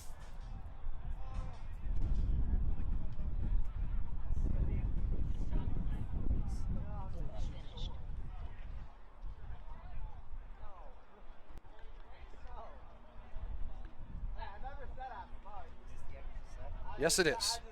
Moving on to the next one. As I said, coming up here, got Ghost Life going up against East Coast Raptors and Wasted Potential and Nasty. Some more D3 action coming right at you here from the NRXL Killsquad Open.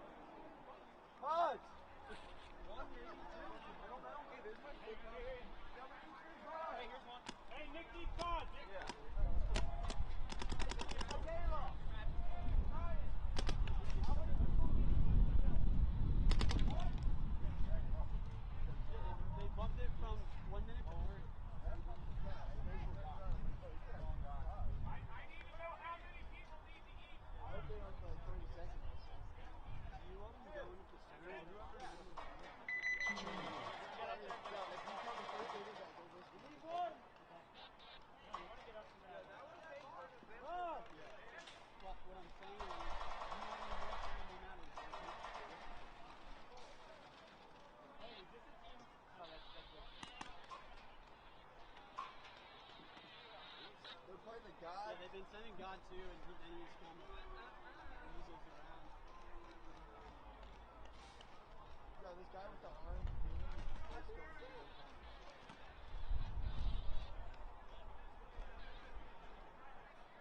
I'm gonna try to put some beanies on that.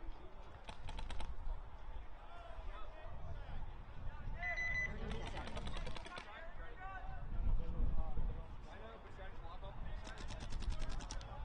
Try to get in. 20 seconds. No, it's not clear enough. 10 seconds.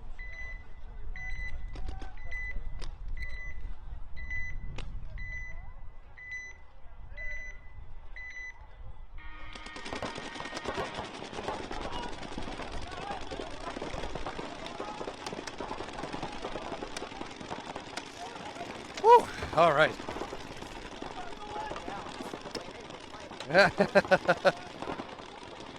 Daddy had to relieve himself. All right, so got Ghost Life going up against East Coast Raptors. East Coast Raptors pretty much solidified the #1 seed, I'm pretty sure. Where things are going to get interesting is Wasted need to win. They are on the outside looking in at the moment, sitting in 3rd place in their bracket. So they're coming up next, going up against Nasty. Meanwhile, East Coast Raptors are going to get a penalty here from their Dorito player, so that's going to make it a 4-on-3 in Ghost Life's favor.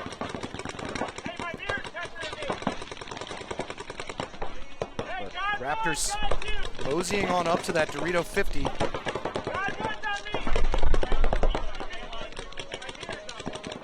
But Raptors sitting with 2 wins and a tie right now.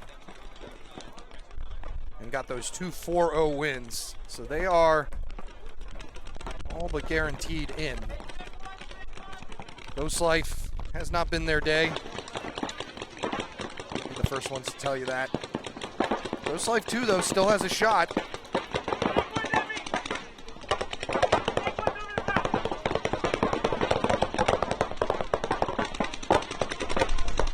All really depends on how well Nasty play Wasted Potential.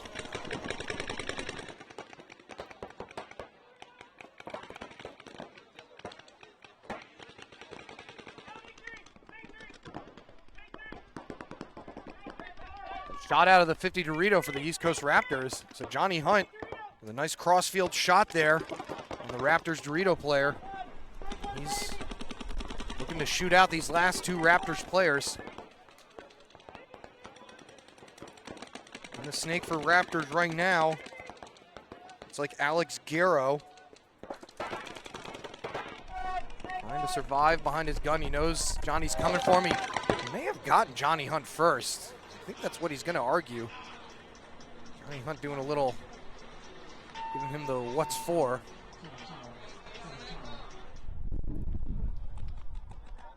Yes, I had to relieve myself. I'm up here all day. 1 minute. Yes, working hard. No! Right at the wrong time. This wind has been the bane of my existence today. I'm trying to have a nice set little roster here. Trying to keep things organized in this damn wind. Yeah, they lost that point. They're done. Now I have a feeling we're going to be saying East Coast Raptors names again, so I'll hold on to that one. 20 seconds.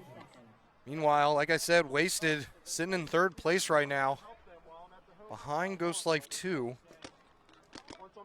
Now I think they have the... And they lost to Ghost Life 2 as well, so we're going to have to see what happens here.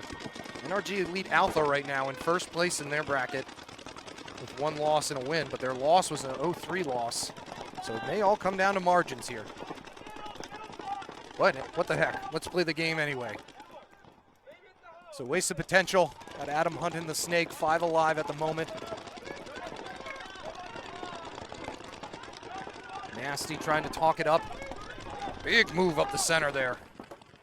I think that was Brandon Spicer.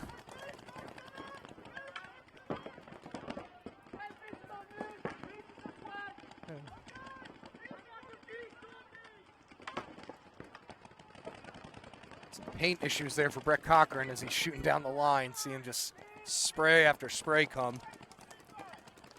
Davis Mullins has no sympathy for them, especially after that last game where his gun was misbehaving.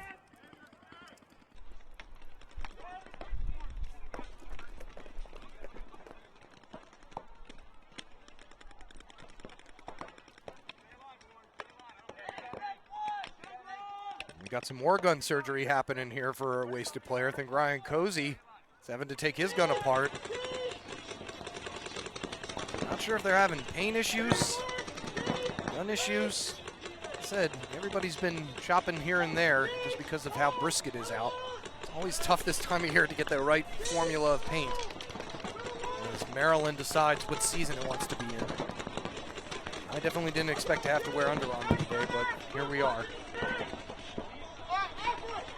Still 5 alive on both sides. Brett Cochran in the snake now for Nasty.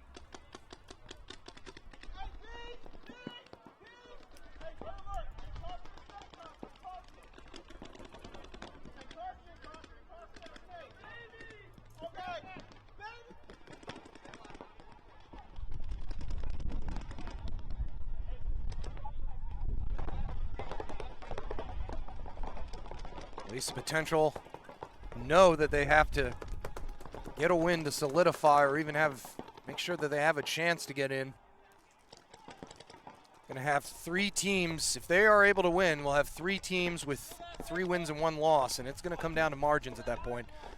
Ryan Cozy working with half a hopper right now. So don't know if he dove and some paint broke in the hopper. He's having to clean it out. A pretty important bunker. He's the furthest one up the field here in this Snakeside brick. As Brett Cochran makes the move around to get to Snake 2, right on the right side of your screen there. Trying to talk to Trent Hunt behind him.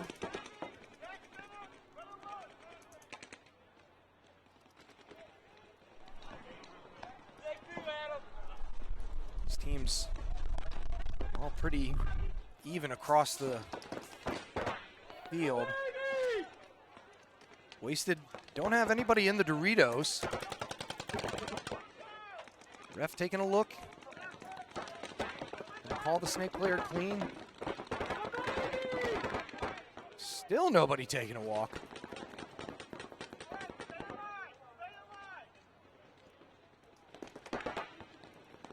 Looks like Cozy's got his gun up and running. Let's see if that works in his favor. Sometimes your gun's down and so you're not shooting a lot, and so the other team doesn't necessarily know you're there, and then all of a sudden they pop out and you're waiting for them. But nothing coming to fruition at the moment.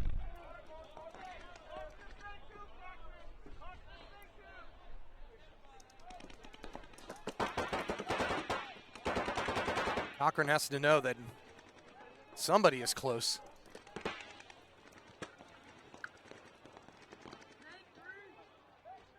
The loud, eerie thumping of a gun shooting at you from less than 6 feet, 15 feet away. Cochran gonna move around. Gutsy move. And I don't know how he's gonna survive that. Cochran is still alive. Cozy did not shoot him. Adam Hunt gonna try and pop the top and get a shot on him. Does get a shot on the top of his hopper. Like I said, a gutsy move there. Not sure if it was necessarily the smartest, because he was really exposed there, especially with Cozy right next to him. Poor Ryan Cozy just needed to grow a couple more inches. Yes, the weather does make things hard. Like I said, this time of year. Yeah, this time of year, Maryland doesn't know what season it wants to be. So right now we're in the middle of fall, even though it's April. All right, so Wasted Seemed to be, I don't know if Coach Jamie drew it up this way, but have not moved out of their primaries. So I think Wasted saying, all right, you wanna beat us, you gotta come get us.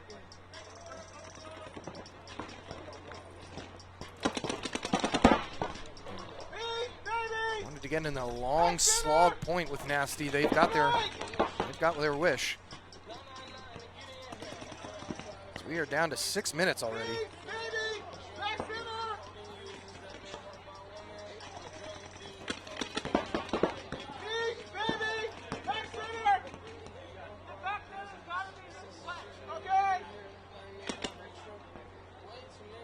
Nasty sitting with 3 losses. They would certainly take a victory against a team like Wasted Potential to boost their spirits.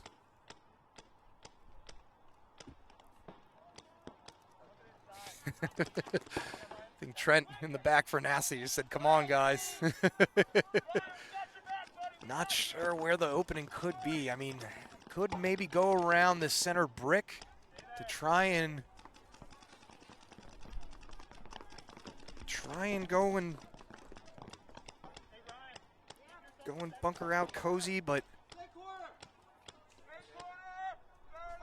at the moment it's just not a lot of openings that I can see. Like I said, he may be able to go around. Well, he still is going to have Adam Hunt looking in his way as well, so it's going to have to be a timing thing if anybody's going to go. But right now we are in a deadlock stalemate, and nobody seems to know what to do. We'd switch cameras for you, but there's really nothing else to what you see is what you get at the moment.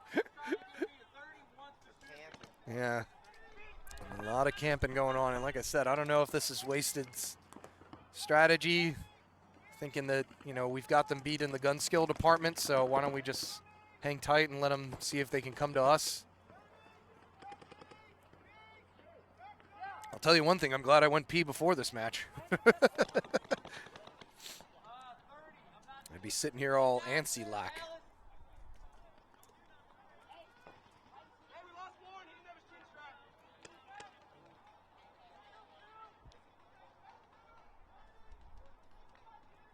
Four minutes to go. 8 minutes straight point. Kudos on these guys' legs. As the first Wasted player takes the walk off. Didn't see where he got shot from. Haven't heard a lot of shots, so it's 4-on-4 now. Davis Mullins still battling with Trent Hunt down the snake line. Cozy still looking Dorito way. Mullins trying to make sure that somebody's looking snake way, just in case. Still got Adam Hunt sitting here in snake 1, just making sure nobody goes up the center. Gonna be interesting to see what happens when people start running low on paint. 3.5 minutes to go. Yeah, this has turned into a pump match.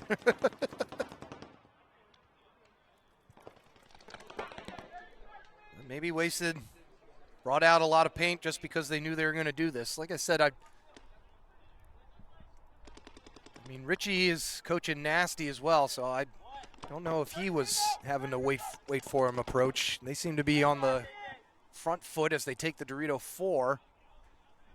So got the Dorito 4 in both wedge and brick in the center, and Trent's hanging it back here in the snake corner. There's the break going to come from. My money, it's not having a snake person right now to run highway maybe. Somebody's got to try and break something up, and Cozy barely misses it, getting hit there in the legs. And to dive into his bunker as AJ's getting shot out now in the home, walking off with a Cyclops. As Nasty go to make the move, they're on their side of the field now, going to try and wrap and shoot Cozy out. He does. So a nice shot there, but Davis Mullins recovers, but he's going to end up mutualing with him, or Adam Hunt shoots him from straight across. So now Adam Hunt, last guy left for Wasted, in the snake 1. Now this is the problem with the wait and see approach. And now we're going to have a towel from Wasted Potential. So Nasty able to hold out. And I think some guys are gonna need some some waters and maybe do some stretching once they get back to the pits, because that was a long, long point. So Ghost Life and East Coast Raptors may want to make preparations for XBall. Nice point there by Nasty, though, to not get too antsy and try to force something to happen. They just kind of saw what Wasted were doing and said, all right, I'll see your wait and see, and I'll raise you. Sit tight.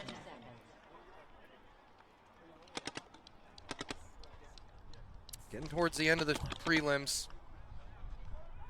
This is the hardest part. I mean, these tournaments, I've often argued these tournaments are a little bit more physically enduring than NXL, just because you got to play 4 matches and then at least 2 after that if you make it on to the next round. So you're looking at a total of 6 matches.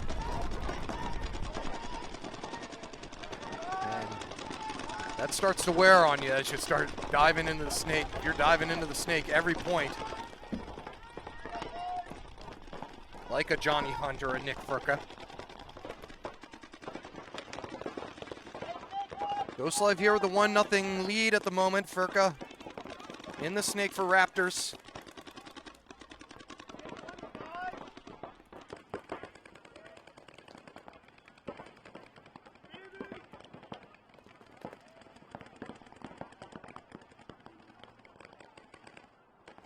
The economics of things start to play a factor as well. You think, you know, if we can shorten our matches a little bit, maybe save some paint money. That way we can use the rest of it for potential finals and semifinals. Still 5 alive for both sides. Ghost Life moving all over the field though. Even to the snake, Dorito corner and the Dorito 4.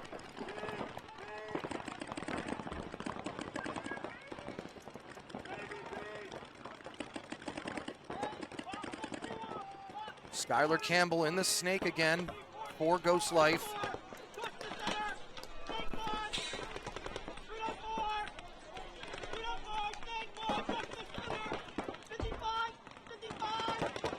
See Furka in your screen.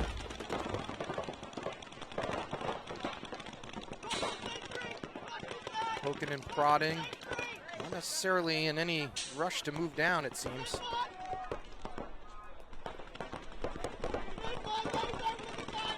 Nice wrap shot there by Furka.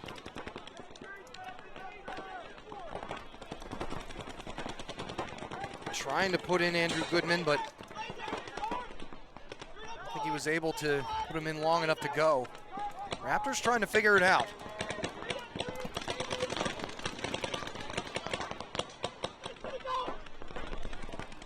Raptors baby gets put in by Campbell, and he was yelling he's gonna go, but Campbell opted to stay put.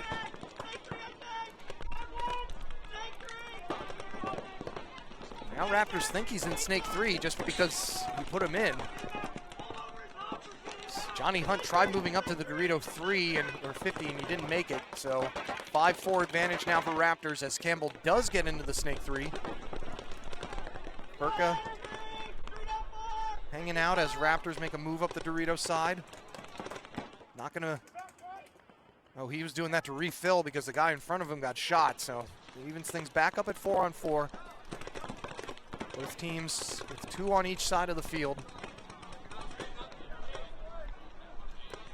It's going to be these head-to-head battles to determine who wins this next point. And Skylar Campbell getting clipped in the shoulder. Looks like that Dorito corner got the shot in on him. So Furka now seeing if Andrew Goodman can hold him in.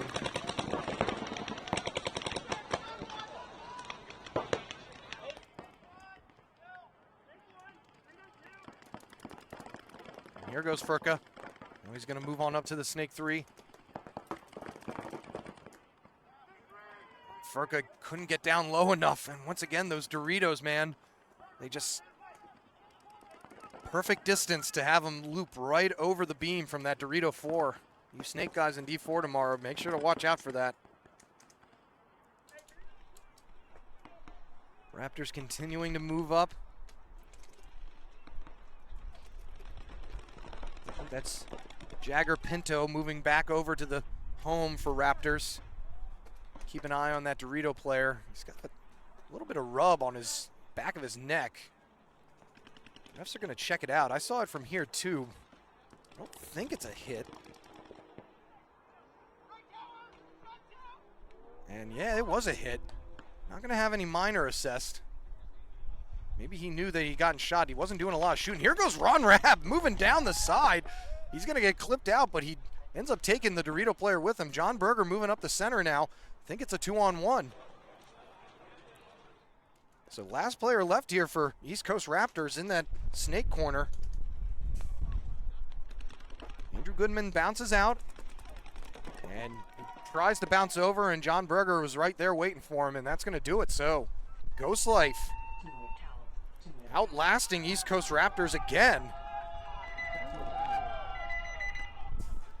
East Coast Raptors definitely didn't have this in mind. They're, like I said, they're already have their ticket punched, I think, for the next round, but ideally you want to go in with a win. At the moment, Ghost Life are making that difficult for them.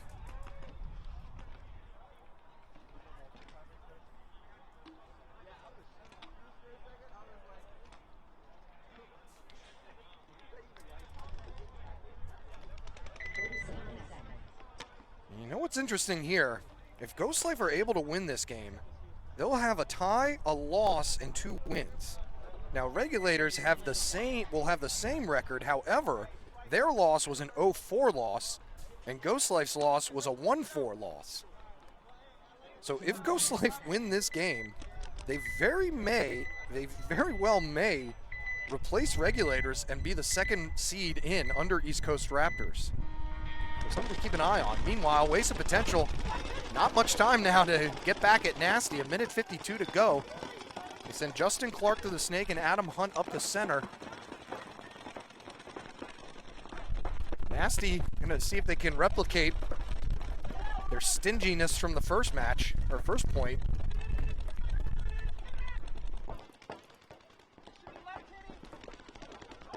Adam Hunt looking to make something happen already. Up in the center, 50 wedge. Gonna try and wrap on a Dorito player. Manages to get a shot at him, but he's gonna go down to their side of the field. Nobody knows he's there. He's gonna bunker out the one guy, shoot out the home, run through and shoot the baby, turn around, potentially gets shot then, finally across or from behind, but I think he took 4 with that. So that may be just what Wasted Potential needed, as it's now a 4-on-1, but there is still a Snake 1 player for Nasty, who Mullins is gonna put out of his misery now. As AJ went sliding up the field because he didn't know that Snake 1 was there. And we got a tie game now with 48 seconds to go. Excellent, excellent move by Adam Hunt. Just put in that Dorito and went. Did not hesitate. Showing you, Adam Hunt, one of the hardest working guys in the lower divisions. Wouldn't be surprised to be hearing his name later on. Excellent, excellent move. Oh my, as a center player, I'm flushing over here. So I'm fawning over Adam Hunt's move.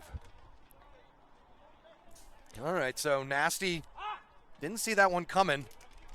That is a spot to break these, like I said, these stingy crosses. Is the right side of that, or the, the snake side of that snake side brick. You can get to their side. It protects you from the Dorito, and you can wrap from there, because the baby is more than likely going to be looking too wide to see you, because they're telling, every baby player is being told right now, either don't let them get in the snake, or if they do, keep them in snake 1. So something to consider. All right, let's see if Ghost Life can keep on stymieing East Coast Raptors. It was a pretty flawless performance so far, but right now, Johnny Hunt going to take the walk for Ghost Life from the Dorito side, so 1 burn for East Coast Raptors.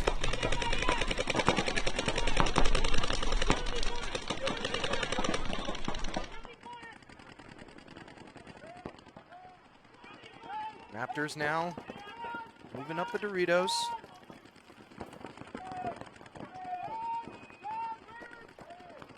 Five-on-4 advantage. Furka in the snake. 4 Raptors. John Berger walks off now for Ghost Life. The Raptors looking to have a strong response here. Skylar Campbell in the snake. Furka takes one from the inside. Not sure where that came from. I don't know if his own guy may have shot him because I think it's only a 4-on-2 now. So I don't know who could have been shooting at Furka. May have gotten shot from behind from a team kill.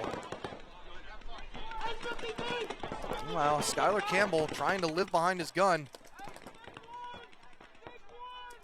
Raptors player going to go up the center and eliminate Skylar. The last player left in the back center there, or the baby bunker, excuse me. I think that was Budrecki. So Raptors making a game of it, not going away quietly as we assumed. Well, assumed they wouldn't go away quietly is what I'm saying. And they're too good to let something like that go on for them. So Mazzella hangs the flag or hits the buzzer. Joseph Giannone trying to figure out, talking to his teammates, trying to say, why didn't we do that the first 2 times? All right, so an interesting one here, all tied up, 48 seconds. Wasted with 2 wins and 1 loss. Not sure what a tie would do. 30 seconds. Nasty really just playing for pride at the moment. As I said, they're able to pull something off against a team like Wasted. So basically I'm thinking a tie is no good for Wasted either. So they gotta go. They want to move on and knock out Ghost Life 2 or Energy Alpha or NRG Elite Alpha. They got to make something happen. Nasty though, like I said, playing for prides. Adam Hunt going to see if he can do it again. Tap in that center, nobody there. He's going to run through, get 2. May have gotten 3, I don't know. A Nasty player tried running after the Dorito corner. And meanwhile, Trent is going to get a minor, and Wasted are going to run down and hit the buzzer with only 20 seconds to go. AJ was trying to get him to wait for him just so he could check, but he's hoping that it's a clean hang. Now he's saying also we're going to have 22 seconds. That's going to give him actual time. We could have just waited until, 2 or 3 seconds or forced them to towel.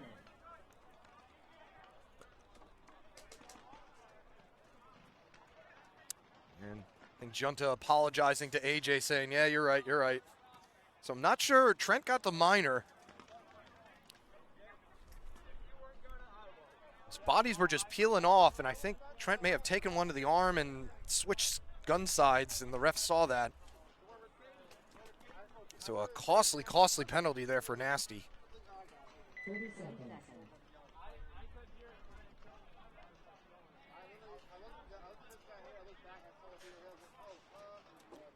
All right, so here we go. Ghost Life playing for their lives. More than likely going to be an XBall here shortly. With 2 minutes and 52 seconds to play. East Coast Raptors. 10 seconds. Going to try and dominate.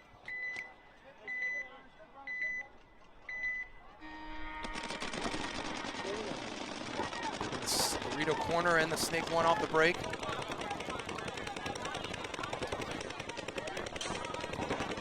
Alive for both sides as Ghost Life send John Berger up the center. Furka back in the snake here for East Coast Raptors.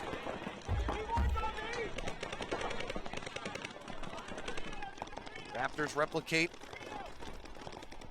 Move up the center. I believe that's Jagger Pinto moving up the center for East Coast Raptors.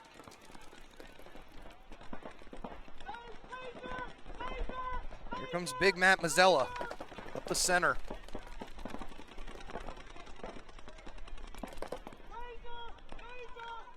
The Baby bunker getting shot out for Ghost Life. Makes it a 5-on-4. Ghost Life don't seem to be doing much talking as Pinto's going to run through the center. Gets shot a bunch of times. Ends up breaking one of the bunkers. Walking back with his hands up. Guess he felt like he took one too many. Or 12 too many. So it's a 4-3 advantage now for East Coast Raptors. Ron Rabb in the center of your screen, backing up Johnny Hunt here. See that Ghost Life have a player in the snake corner as well. Furka able to get a shot across the field on Johnny Hunt, or that may have been Matt Mazzella. Ron Rabb in the Dorito corner. Furka thinks he shot him. Did he get him in the back of the pack? Meanwhile, he's got a Dorito player right in front of him. He's going to run out and try and get him, but to no avail as Mazzella was waiting right there. And the last player left is in that snake corner. We're going to have a tie game here with 1 minute to go. So Raptors have come back with a fury.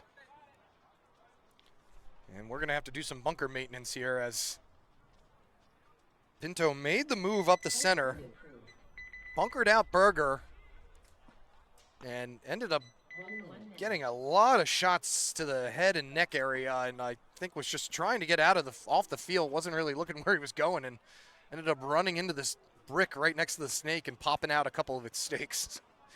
So the ref's going to fix that right now.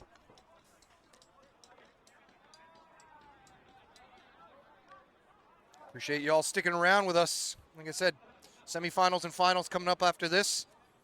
Can't really say who's going to be in it just yet. See if Ghost Life can pull something off in 1 minute. Speaking of pulling something off, Nasty's going to have to do something pretty special here to get a 22-second point. See Brett Cochran making his way down there with one pot in his hand. So going to be looking to shoot and load, shoot and load.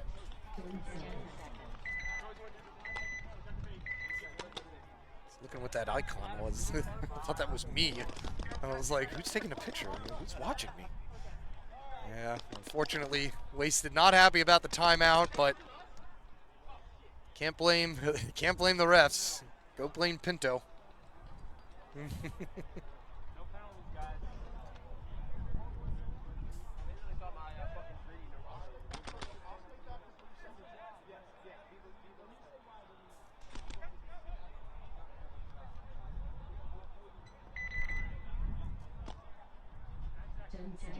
All right, so here we go.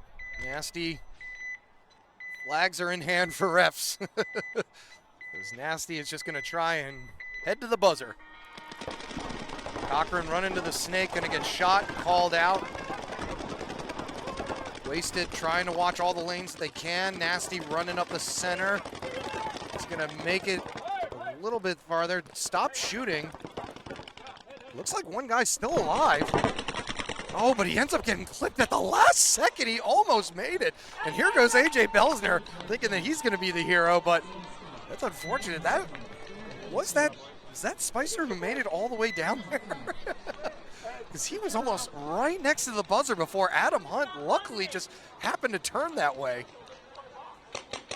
And he definitely shot him before the buzzer. And Spicer giving him a, hey, that was a nice shot, because I was right there, man. I was ready to tie this thing up. All right, so win goes to Wasted Potential. We'll see if their 3 wins and a loss are enough to get them in. 4 L's on the day for Nasty. New team, new guys, blending together. Par for the course. Trent and Spicer will have to whip their guys into shape before the next tournament. Just a few minor mistakes cost them a few crucial points, but taking it, giving Wasted Potential a game, not making it easy for them. I mentioned this is our last match of the prelims.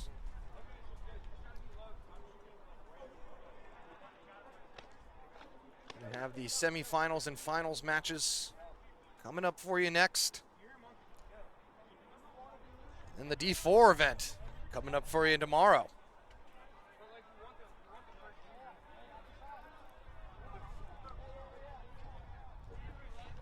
can hear the nasty and wasted guys talking about what happened. It was definitely a fun one. 30 seconds. So like I said, there are implications to this matchup. I don't know what a tie would do to things.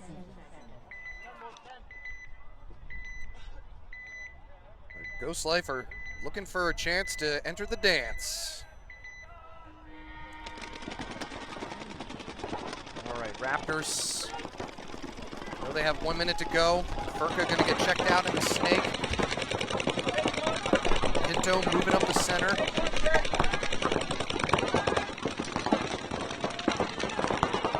Manages to shoot out Johnny Hunt. I think that's Dominic Pinto, not Jagger Pinto. Wrapping that center 50. Still only a 5-on-4 though, despite all the moving and shaking. This one may be heading to a tie, ladies and gentlemen. Dominic Pinto now right in that wedge. John Berger gonna run through, shoot him. He may have gotten the Dorito 50 player as well, so now we got ourselves a 3-on-3, but I don't think it's gonna matter. Mazzella walking up to that center brick, manages to get bounced in the hip. I think he's still clean though. Nope, he's gonna be out, but it's not gonna be enough time anyway, so 2-2 tie. So East Coast Raptors going in with a win, and a tie, two wins and a tie. And Ghost Life with a tie, a win, a loss, and a tie. Just a lot of ties today. Way more than I'm used to. So we'll have to see what that does. As things stand right now, it's going to be East Coast Raptors and Regulators, Wasted Potential, and Ghost Life 2. So NRG Elite Alpha does not make the cut. It was that 0-3 loss. Because Ghost Life 2's one loss was only by 1 point.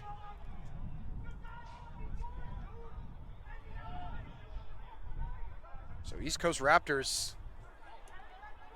arguing with each other back in the pit. Furzer and Jagger Pinto having some words between the two of them. All right, so that's it for the prelims, and the stage is set for our semifinals and finals. East Coast Raptors and Regulators winning out from their bracket, Wasted Potential and Ghost Life 2 from theirs. Semifinals for the Killsquad Open coming up right after this break. Don't go anywhere.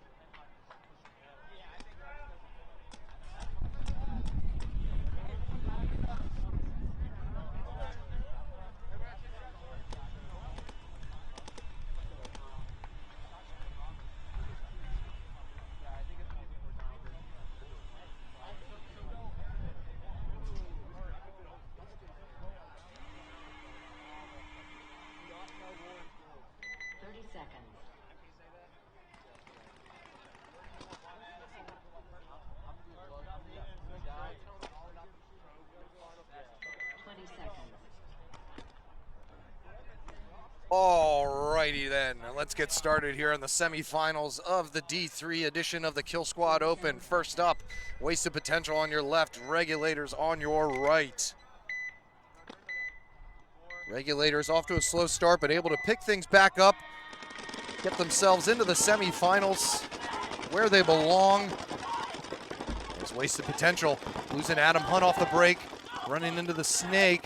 Ref running in to check Cozy. Davis Mullins may have just cut a hopper hit. All that confusion was happening. Shout out to Davis. All right, and now Regulators getting into the snake game themselves as Cozy comes on out into this snake corner can that now has a smiley face jack-o'-lantern on it instead of a sad face. These punkers are absolutely covered today, especially on this snake side.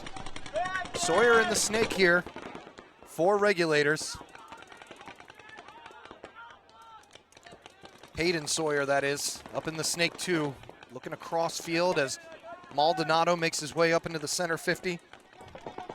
5-on-4 advantage still for Regulators. Like I said, these are 2 teams that really know how to hold a lead, so winning this first point may be the determining factor on who moves on into the finals. Maldonado on their side of the center 50 now. Going to be battling with that beast can on the Dorito side. Got a ref running in here to check out Maldonado in the center. He's already got a couple penalties under his belt. Definitely doesn't want to add another one. Not in the semifinals. Those are the penalties that are remembered. Just Wasted, going to get shot out of that beast bunker. And AJ Belsner going to get taken out of that home. So now it's just Cozy and Mullins here at the backside of the snake as Maldonado runs down. Cozy gets taken out. Mullins was still alive. It was a 4-on-1. They're going to opt. Coach Jamie going to opt to towel it off and live to fight another day. Not take that much time off the clock with 10.5 to go. Regulators up 1.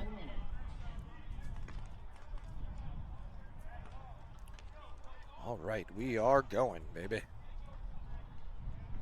Now we're going to have East Coast Raptors taking on Ghost Life 2. We're able to play some good ball and get in. East Coast Raptors coming in with only 2 wins and 2 ties. Still, though, I think with the top seed, just because of those 2 wins that they did have, yeah, we're 4-0, so still no losses on their record, that's for sure. Ghost Life managed to squeeze in with only 1 loss. NRG Elite Alpha, you win 3 games, you expect to move on. Just super frustrating, but that 0-3 loss is what did it. The margins bit them in the rear end. So that's why we got Ghost Life 2 on your right, East Coast Raptors on your left. This is the semifinals here for the D3 edition of the Killsquad Open. East Coast Raptors player running out to the snake, getting pulled out. Yeah, he's got a couple hits in the pack there, so it's a 5-on-4 now. Good burn by Ghost Life. I think that was Chris Mewborn again, who's had that shot dialed in all day. East Coast Raptors, the team to beat.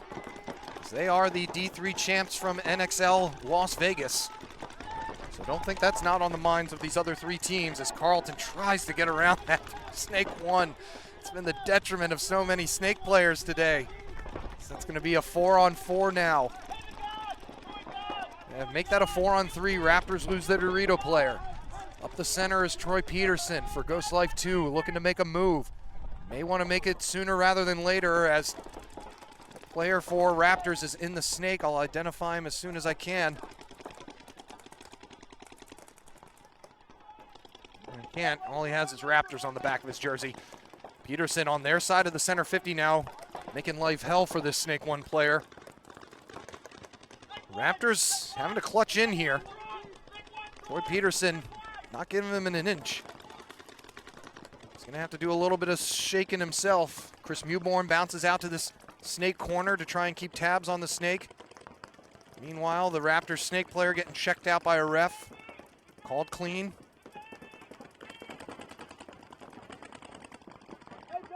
Moving up the right side on the Dorito is Mike Russo, but he's going to get taken out, so now it's even again at 3-on-3. Filling in right behind him is Logan Malner.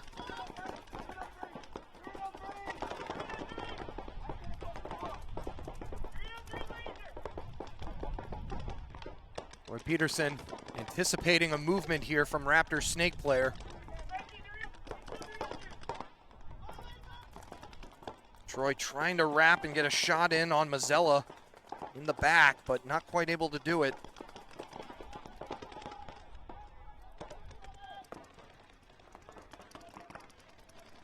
As the game settles in here now.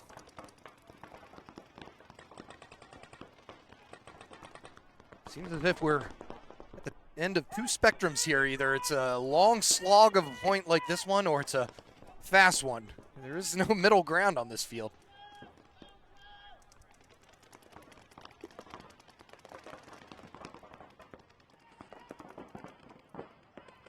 Now, Troy's in a precarious position. He's got to keep himself tucked in, and yeah, there's nothing stopping this Raptor snake player from moving on down and popping up and shooting Troy, which is exactly what he's going to do right now, unless Troy is able to get a shot in on him, and he gets shot. Nice play there by the Raptor snake player. Makes it a 3-on-2. Raptor snake player now crawling down into their side of the snake. Malner's on the Doritos side, 4 ghost life. Newborn still alive, trying to make something happen. He's going to get into the snake 1. A nice move there. Nobody saw him make it. He's got to pop up, though, at just the right time to try and get a shot in across on the Dorito side 50. I believe that's Jaeger Pinto. Is a nice shot there by Newborn. Takes out the Raptor snake player. Pinto's on the Dorito 50 here for the Raptors. He looking like he wants to go. He's going to go. Takes some heat. Doesn't know that Newborn's over there. He gets a shot on Malner. Malner gets hit out by Pinto, and so now it's a 2-on-1 with Mazzella in the back snake corner and Pinto rushing on over to try and get a piece of Newborn. Newborn, I think, just got clipped in the pack, and he's going to get taken out. And he's going to get a few extra for his trouble, and a nice little vicious stare down there by Jaeger Pinto, or Jagger Pinto, excuse me. And that's going to do it. Giving him the what's for. This is why I don't gamble. Yes, you were way off, Castro. You had NRG. You're 2 out of 3, not too bad. Wasted and East Coast Raptors are still in there. Wasted, though, going to have to bounce back against regulators here. Point approved. All right, we are cooking here in the semifinals, folks. Like I said, do not forget, D4 edition tomorrow. For those of you not playing,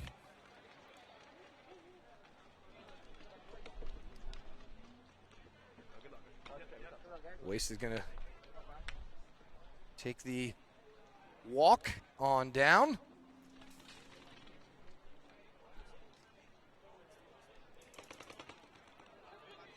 Thirty seconds.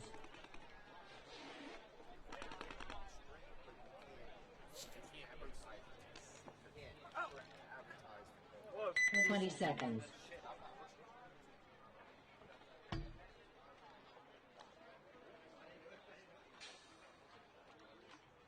Ten seconds.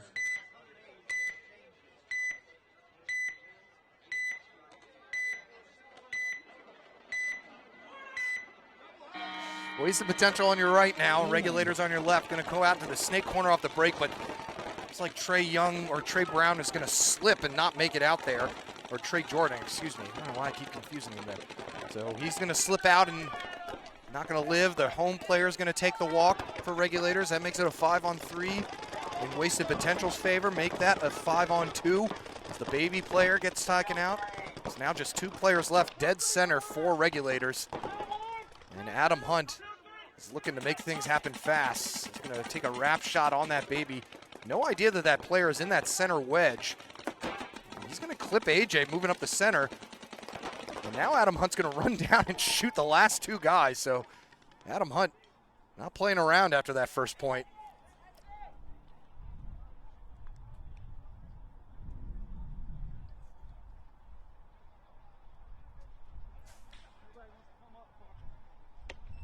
He's going to wait until somebody comes and checks him out, but we're not going to get that chance. I think nobody was really shooting his way either way. So, all right, so all tied up there. You may still at least get wasted in 5 there, Castro.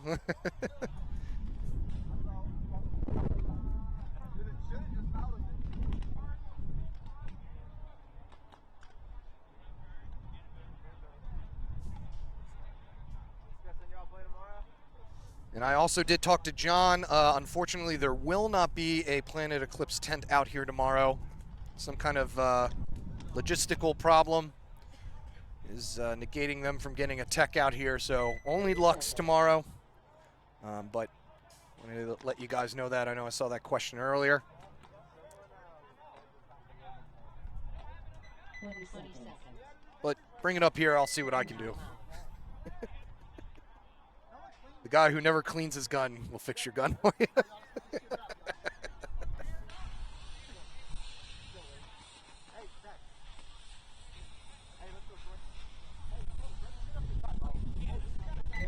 So East Coast Raptors were able to pull out that first one. What was definitely a real battle. But Raptors obviously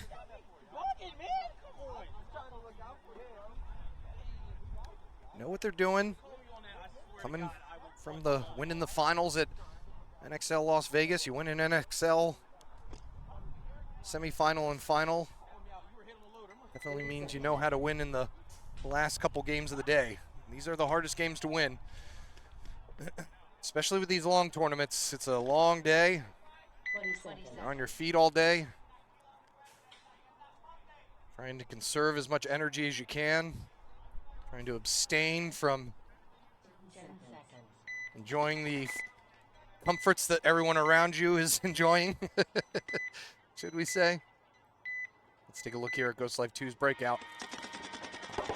It's Russo heading out to the Dorito for Ghost Life 2. Don't think he made it. He did not.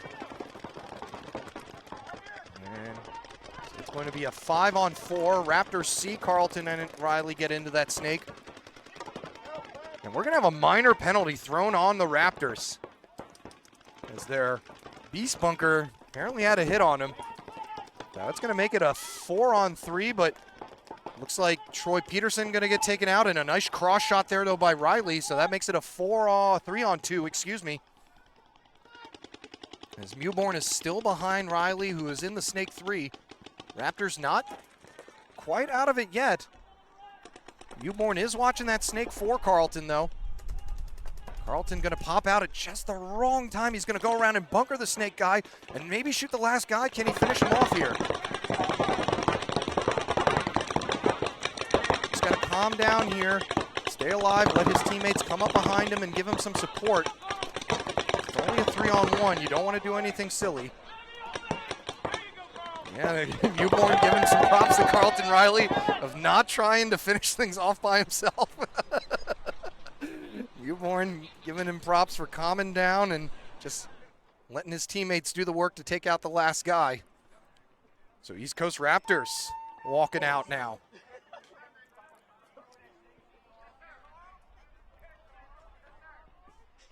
So see how they respond. Raptors have been able to bounce back from adversity so far, and they finish things out.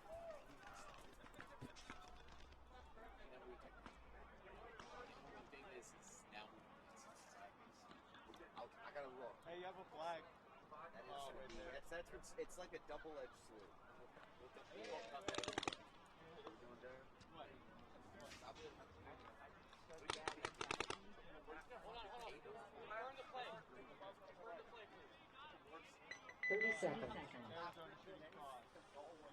All right, now we're back. So we got 2 tie games here. Wouldn't have it any other way. Wouldn't be surprised if we see a few overtime points here as well, folks. With the amount of ties that we had today, and a lot of the teams that we're seeing are on the same plane, talent-wise. A lot of teams have seen each other time and time again. Regulators changing touch-up. Nice little stationary burn. Dorito corner runner not going to make it out there. They're going to go in and check that baby bunker as well. I believe Wasted made it out 5 alive. Not sure where their 5th player is at the moment. He's in the God, and that baby player gets pulled off. No penalty, lucky for them. So it's a 5-on-3 off the break. Make that a 4-on-3 as AJ Belzner getting taken out. So Wasted have a 4th player in that God bunker. That God bunker that I cannot see. It is just the ultimate hiding bunker. Regulators with a spread. Believe across the back they got the baby in both corners. You can see on your screen there.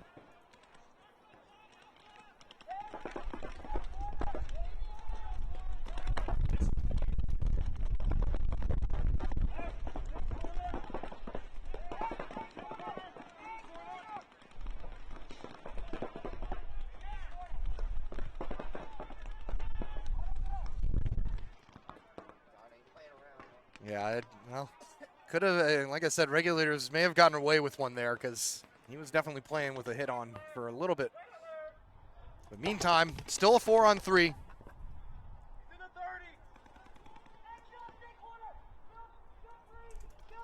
And the snake corner taking the walk here for regulators. So now it's a 4-on-2.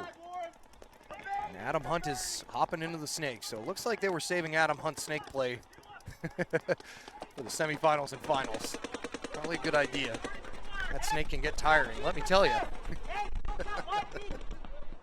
As a guy who played 1 or 2 points in there. Just trying to figure out how to get these last 2 bodies out. And that baby and that Dorito 2. Adam Hunt asking for a little bit of help. 7:15 to go. Wasted in the driver's seat here. Got Kyle Junta in the Dorito 2 for Wasted. And he's going to win the battle down the line with the Regulators Dorito player. I think that may have been Hunter Carter over there for Regulators. Last player left for Regulators now going to run all the way to the Dorito side.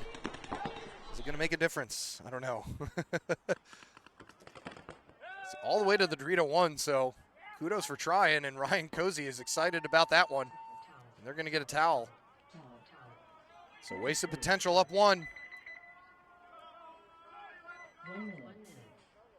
Meanwhile, we got ourselves a tie ball game here as well.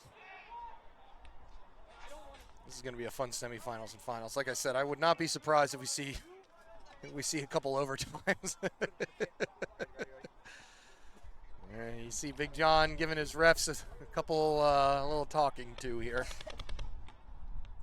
Like I said, when I saw the ref running in and pulling that Regulators player, I thought, you know, that potentially could have been a penalty. And I think that John is explaining that to them, that playing on with a hit is indeed a penalty no matter where they're at in the process. Just a little bit of confusion because both the baby and the beast got shot. For those of you who don't know, the can on the Dorito side and the Aztec stand up on the snake side. John demands a lot out of his refs. And that's why it is a sticking point for him, and that's why we have a very good tournament series here. All right, so East Coast Raptors breaking out 5 wide. Ghost Life 2 doing something similar. Snake player getting checked out. Looks like everybody's alive still. Scratch that. Carlton Riley going to take the walk, and so is Logan Malner for Ghost Life. So now it's a 5-on-3 in East Coast Raptors' favor. He's going to run out to that snake corner.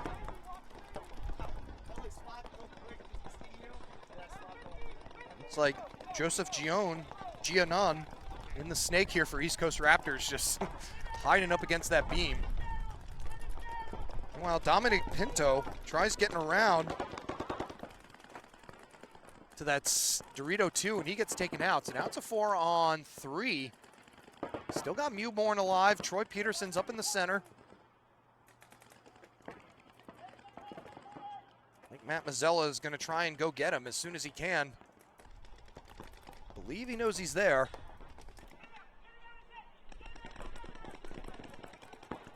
Ref going to run in here and check out Troy to see if he has a hit on his head. Meanwhile, Russo's going to take the walk.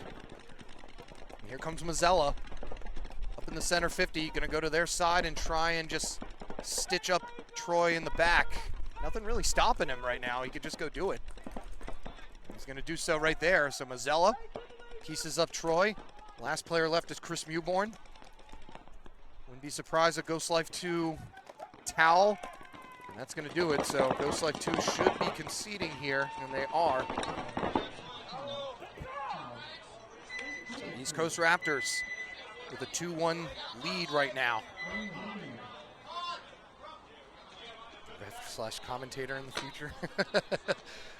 Yeah, perhaps we could plug in the feed to the refs. I can tell them exactly who's getting shot and who's not. I've only caught a couple of guys ditching hits today. There's a lot of bunkers out there, so it's kind of tough to see what's going on, and so a lot of movement is happening at the same time. That's always when the confusion reigns. Regulators find themselves here with their backs against the wall, facing a 2-1 deficit. 20 seconds.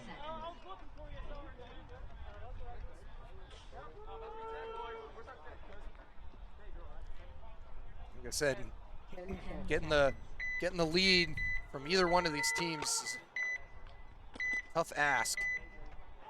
Wasted and Regulators both know how to hold on to them. See what Regulators have in mind, though. Sending Trey Jordan to the God. He's going to have to look back inside as that lane is not open for business for him. 5-on-4 advantage now as Hunter Carter takes the walk for Regulators from the Dorito side. Maldonado making his way back up the center.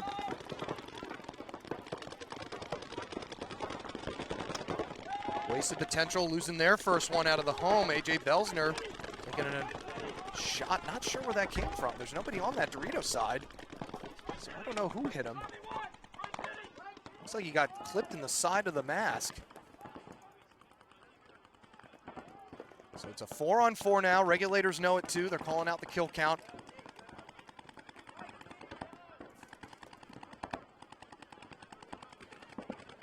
Posey bouncing out to that Dorito side.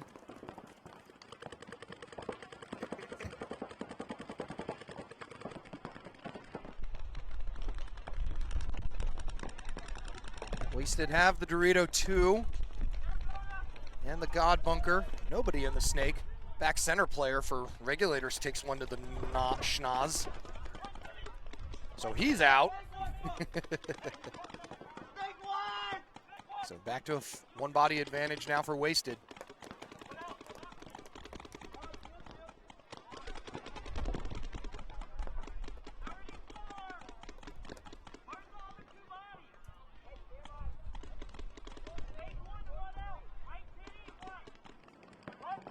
Hayden Sawyer in the center brick there for Regulators as Trey Jordan makes his way to the snake 3.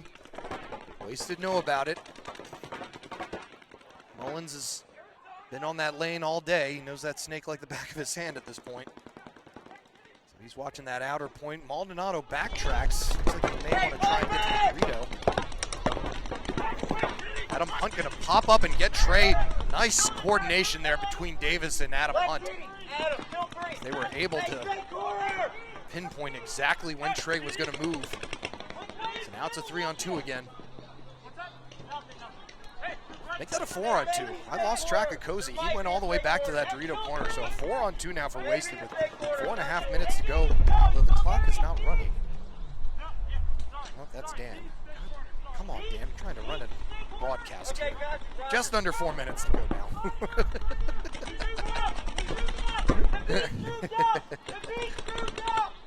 All right, so Hayden Sawyer going to hop over into the snake. Not a bad idea. They need the point here, so got to keep on throwing it at him as much as you can. Adam Hunt is in the snake now, though. Sawyer has no backup behind him or to the side of him. All he's got is Maldonado on the far side in the Dorito, and he certainly can't watch him, not with all that junk in the middle. Sawyer wrapping snake 3. And Adam Hunt going to mutual with him. And we're going to have a major thrown, I believe, on Hunter Sawyer, yeah. Or Aiden Sawyer, excuse me. Hayden Sawyer. So they're going to have to start with 1 down, I think. Okay, yep, that's what happens.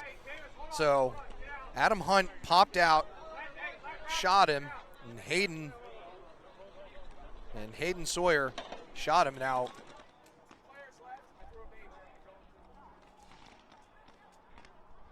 And so Maldonado was the one who ended up getting pulled. Now the discussion is going to be, was Maldonado pulled before the major was thrown or was it after? So they're either going to start down 1 or 2. Yeah, it was a nice move there by Adam. And yeah, Hayden just got caught and then kept on shooting. The ref was right there. It happened right in front of us. Probably a good call. I don't know, maybe a little bit tough there. It was pretty bang to me, but. Well, yeah, but an arguing isn't a major. That's only a minor, right? No, yeah, usually if you get shot and argue, it's just a minor, but.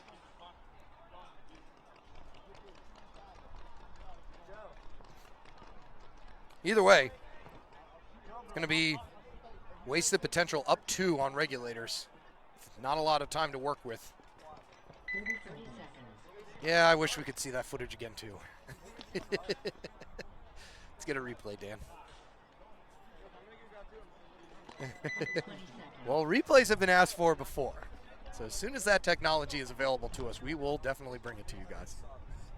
Yeah, 300 subs? Okay. 10 seconds. We need to, yeah, that requires a production team. That's not even a technology thing. Because we're up here. We have no time to cut clips for you guys. All right, so Ghost Life now find themselves in the hole. Mazzella getting shot out for East Coast Raptors out of the back center. That makes it a 5-on-4. Make that a 4-on-4. Because Logan Malner gets taken out. And now we're going to have another minor thrown on the East Coast Raptors. And so now it is a 4-on-2. The last players left here for Raptors are going to be in the God bunker and in the baby bunker on their side. Carlton Riley trying to not get too antsy, walking his way down there, had to duck down as the God player walking off, and now I guess the baby player already walked off. They're going to hold things off, so another minor for the East Coast Raptors. Like I said, a stern talking to from John, and now the refs are really out there looking for anybody who is guilty of playing on.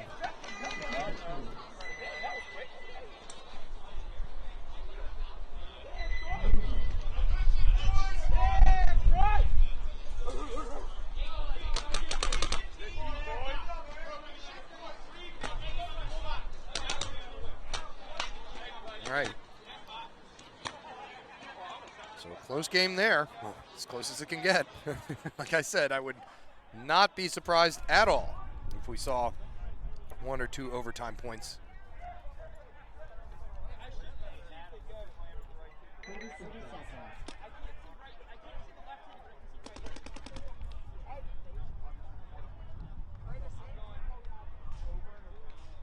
20 seconds.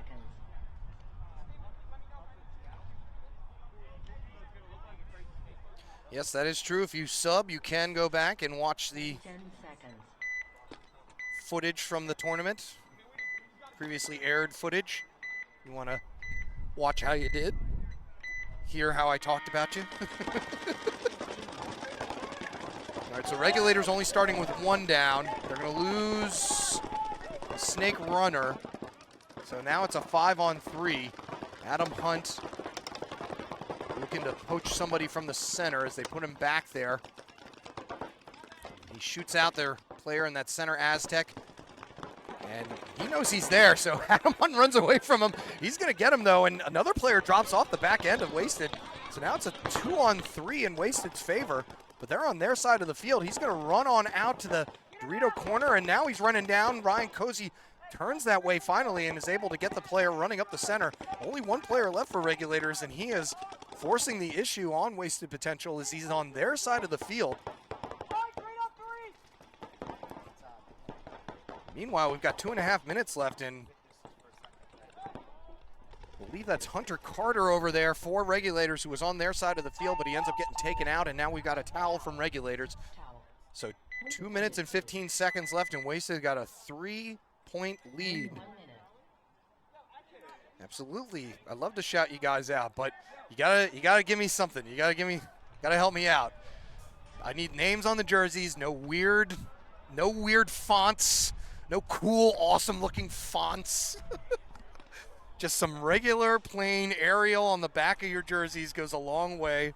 I've got my rosters up here, maybe some defining hairstyle characteristics. Yeah, unique mask, anything. 30 seconds.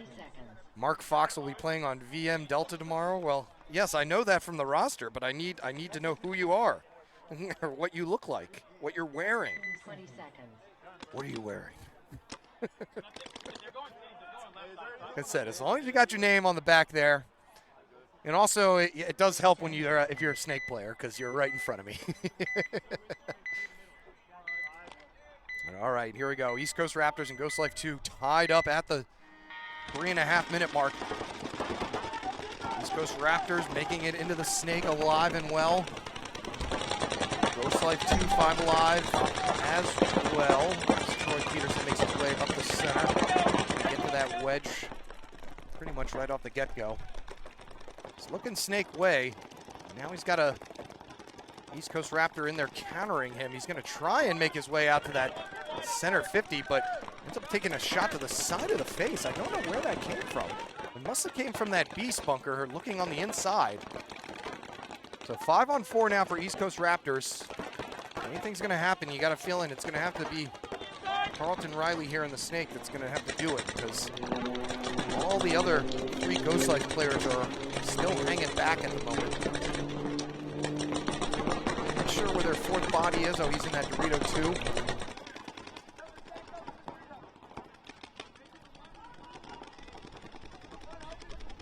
Raptors talking it up. It's a tie game here, so the onus is not necessarily on anybody specifically.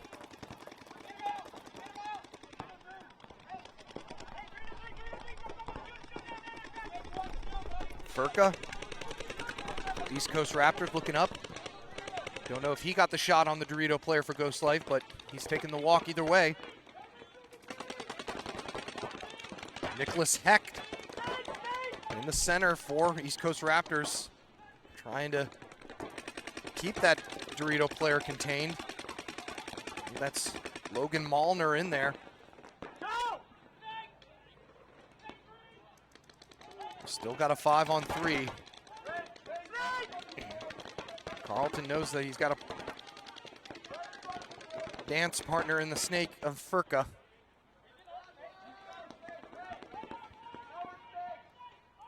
Newborn letting him know in the Dorito he's in their side of the Snake. Like I said, this is still a tie game, so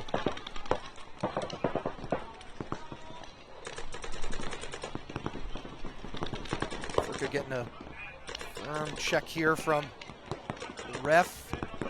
All clean. Carlton's going to try and run highway, and he's going to get taken out. Don't even think he came close to him.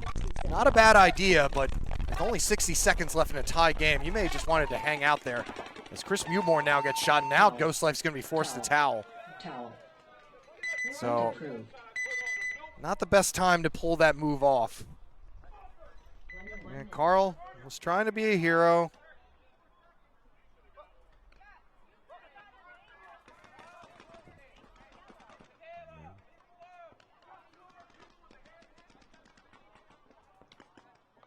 Carl's over there asking for a penalty.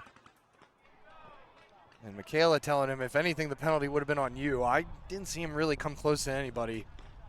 Like I said, he made a questionable move at a questionable time. I am a creep. Okay. Pot, meat, kettle, Anthony D'Amico.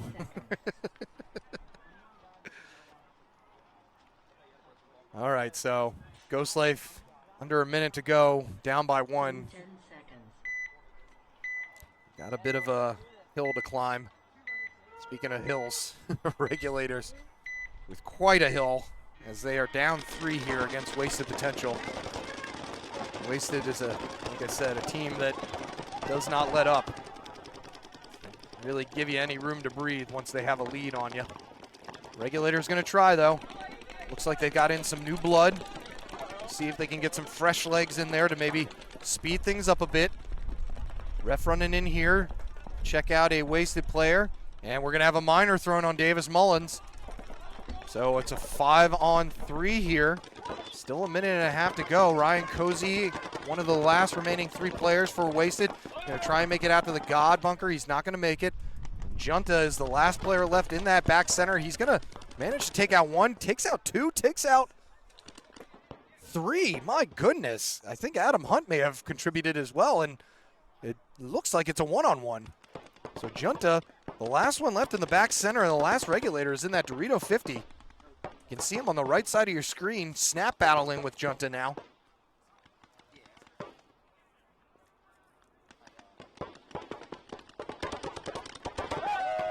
And it's going to be Junta taking the walk. So a big win there for regulators to keep their hopes alive.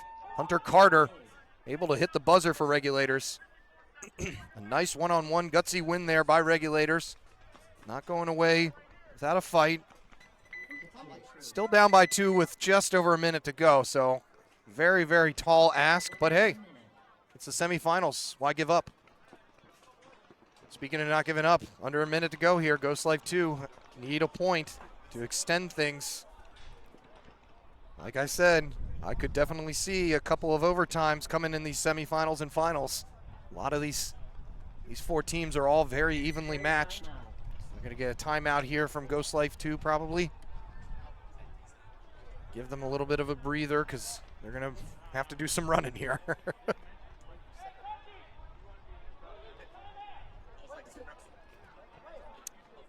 Take some time to shout out to all you guys still watching us. Can't wait to see a lot of you out here tomorrow.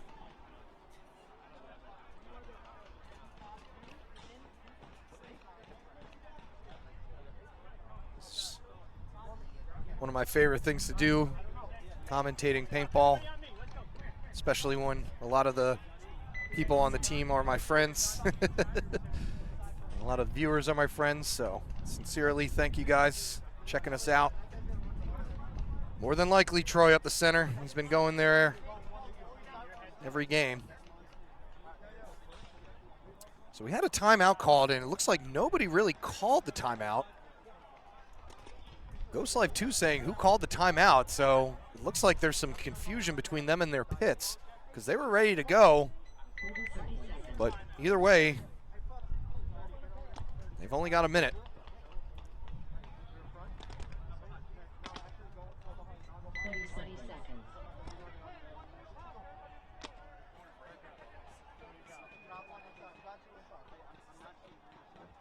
We're starting to lose a little bit of the solidarity of the railing here from me leaning up against it with my fat gut. Yeah, it's one of the perks of not playing. You get to put on some weight. So. East Coast Raptors, somebody taking a bounce, so that's going to bring one gun down at least for the moment. So it's still a 5-on-5 though. Make that a 5-on-4. Troy going up the center. Gotta go, gotta go. Carlton absorbing a lot of heat right now. He can probably get down in the dirt if he wants to and just see if he can scorch out there. 30 seconds to go and nobody walking off yet for Raptors. Raptors still laning, and we're gonna have a minor thrown. Oh no, another penalty on the Raptors. Troy gonna take the walk in the center though, so now it's a 4-on-3. Make that a 2-on-3. As Newborn's going to run on down, bunker out the God player, but looks like he didn't make it to him because he got shot first. And Carlton's the last player left in this Snake 3. Oh, never mind. Logan Molnar is still all the way back there in the back corner of the Dorito, which is, I mean, just not kosher. I don't understand that, but. So Carlton Riley taking a moment to himself here because he was really hoping to rectify that last game, but unfortunately, East Coast Raptors, solid squad moving on. Going to take at least first or second here. Let's see who's going to play them. More than likely, it's going to be wasted potential, but regulators do have 1 minute and 1 second to work with. So, don't want to say there's no chance, because there certainly is. Just that this layout, It's just in your best interest to not get in a hole on this layout, is what I'm saying. Because it is very easy to lock things down from those back 6 bunkers. I mean, you can really take your pick. And if they get a snake 1, then that really slows things down. Because then that means that the whole center push is done. Let's see what regulators have in mind. Like I said, throwing out some new blood, trying to get some fresh legs in there, seeing some new faces. They're in the snake. They're in both bricks in the center and the wedge. Refs having to do a lot of moving. They're going to lose their first player off of the Dorito corner. Got a ref running in here to check a regulators player. Checking out his pack. Looks like he is out, and we're going to have a minor thrown. Maldonado's going to get pulled on the minor. First player walking off for wasted potential, so now it's a 4-on-2. Might be a 4-on-1. I think that might be the last regulators player left in this 50 snake. He's going to shoot 2, though, and he's going to run down, and I think he's going to mutual with Adam Hunt. No, he doesn't mutual, so now it's a 1-on-1. There was one regulator player left. Now on their side of the Dorito, Junta's still alive in the Dorito corner for wasted, and that's going to do it as the last wasted player gets shot by Junta, who I didn't know was alive myself. And maybe that wasn't Junta. It might be Cozy. Yeah, I think that was Cozy, actually.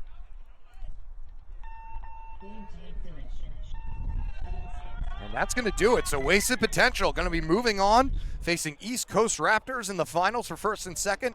Third and fourth is going to be played between regulators and Ghost Life 2. And that was a lot of... Absolutely, yeah. And that was a lot of action, and you know there is definitely more to come. I am not going to show you how I eat a banana. That was a one-time thing. I've said it before. I'll say it again. But I won't say it's not going to happen. You better stick around, huh? How's that for a tease? All right, check out the finals of the D3 edition of the NRXL Killsquad Open coming up next. Don't you go anywhere.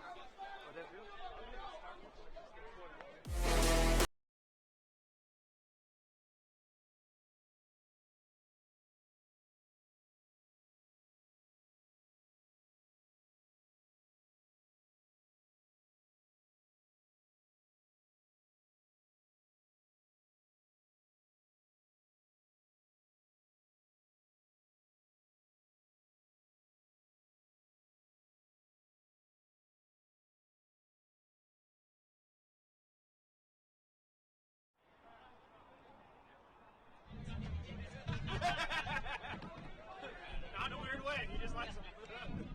They're nice people. What do you want? This fucking guy. My back is 100% hurt tomorrow. Yeah, just from standing all day. Yeah. And I gotta do it again tomorrow. 55 over here. Come on, girl.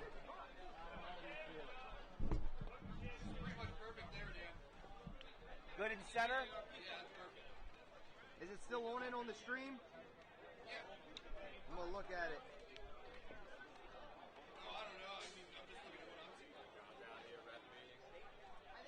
Fucking ad, bro. I got like 5 different Twitch accounts.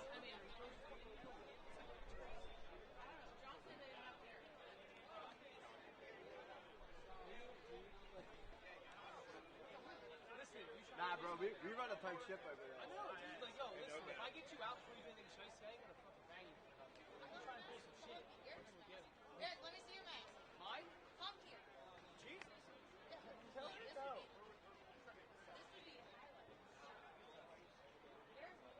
You're talking.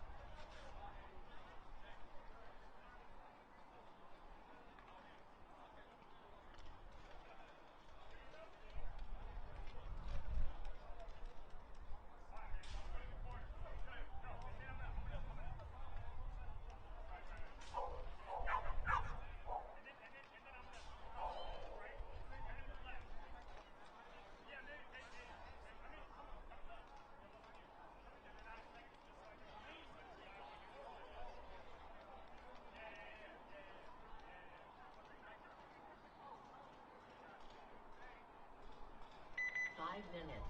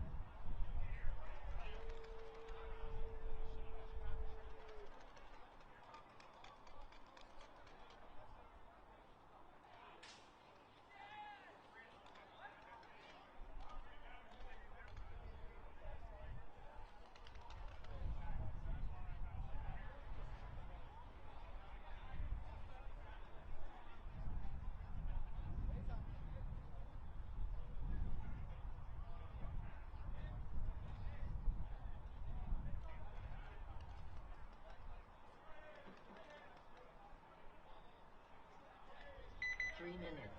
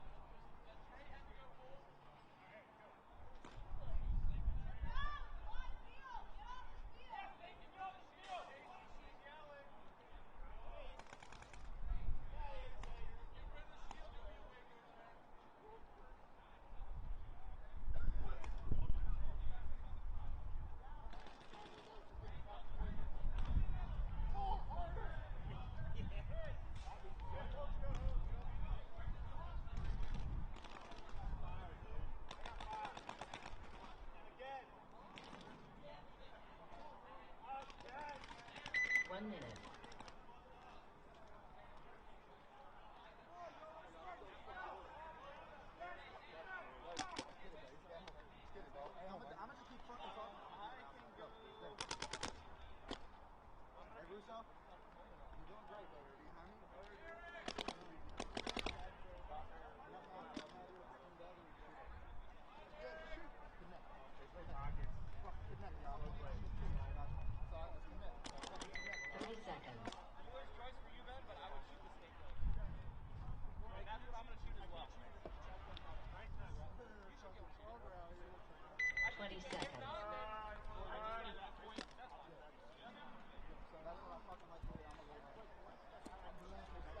Are you ready for some paintball?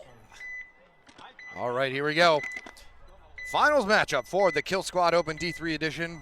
First up, is for 3rd and 4th place. Regulators and Ghost Life 2 take each other on. Looks like 5 Alive after a little bit of a disjointed start there by Ghost Life 2. And the wind started blowing right when everybody started running to their bunkers, so that's probably a good reason why nobody was burned. As the wind has been on and off all day.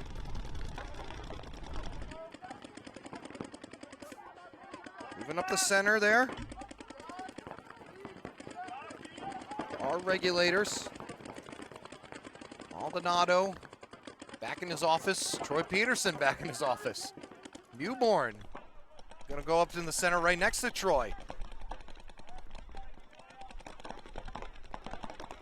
Regulators in the snake now. They're gonna also bust out to the Dorito corner. Troy Peterson right next to Maldonado. You can see it right in the center of your screen. Maldonado gonna go on over. I don't think he even knew that Troy was right there, and now Maldonado's gonna shoot him.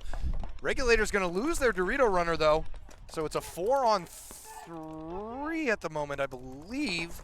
Don't think Regulators have an end, and we're gonna have a major thrown on Maldonado. Both last 2 players of Regulators gonna get called out. So Maldonado with his 2nd major of the day. He's got his hands up and he's looking around trying to figure out just what the major call was for. My guess is he may have taken one when he hopped on over to that center brick from the wedge to shoot out Troy. And since he had already shot a guy with a hit on him, I guess the ref felt the need to throw a major. They're gonna have a discussion about it though afterwards. 1 minute. I'm not quite sure what happened there.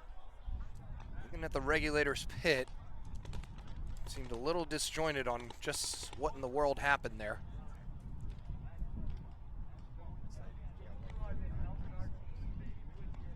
All right, so who you got here for first place? Wasted or East Coast Raptors?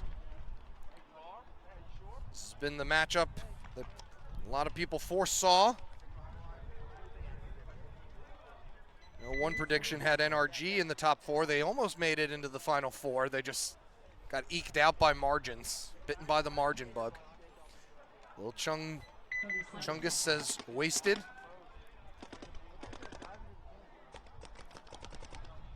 Got anybody pulling for East Coast Raptors? 10 seconds.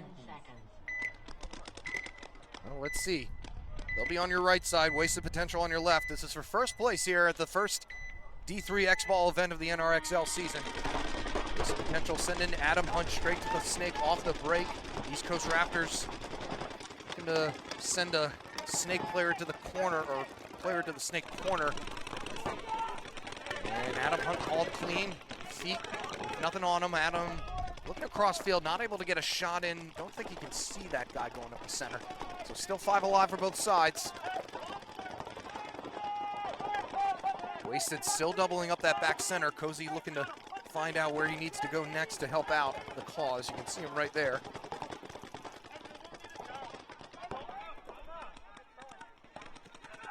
Raptors filling out to the Doritos side. Not going to make it though.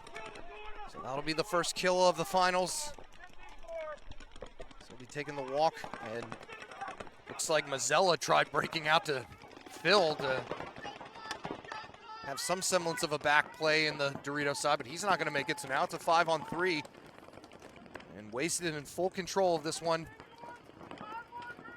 at the moment. Raptors definitely need next kill. They've got Furka now hopping into the snake. See if he can make something happen for them. They need a kill and they need one quick.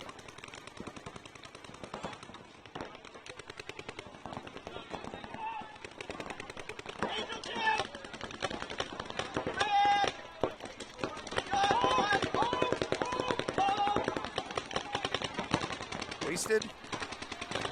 Sticking to their MO, not making any big sudden movements. Looking to try and stay in control of this game. Not sure if they're aware just how high of a body advantage they have at the moment. You never quite tell with Wasted. They could be up 5-on-1 and they'll all still be chilling in their primaries, just locking down a lane. It's not a knock, by the way. Don't want anyone to think that I'm knocking them or anything. It's just their style of play. Jamie Graham has these guys playing some calm, cool, and collective paintball.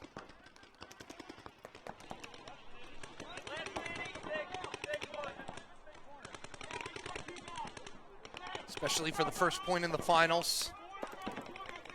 Finals and semifinals paintball, definitely different than the prelims. Margins of error get smaller and smaller, not as much room for risk taking.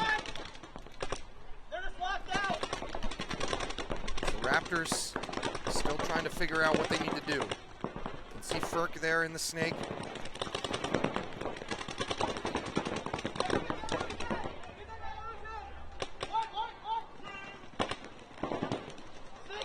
Ref coming in to check the center Raptors player. Did we get a kill or not?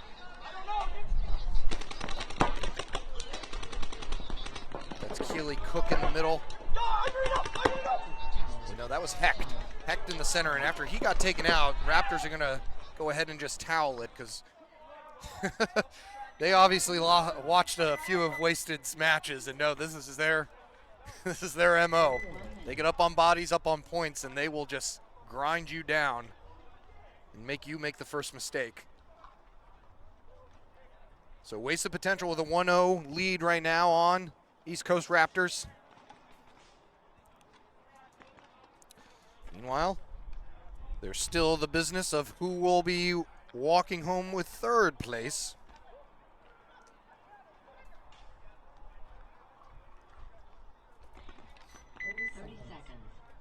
Ghost Life 2 have the 1-0 lead over Regulators at the moment.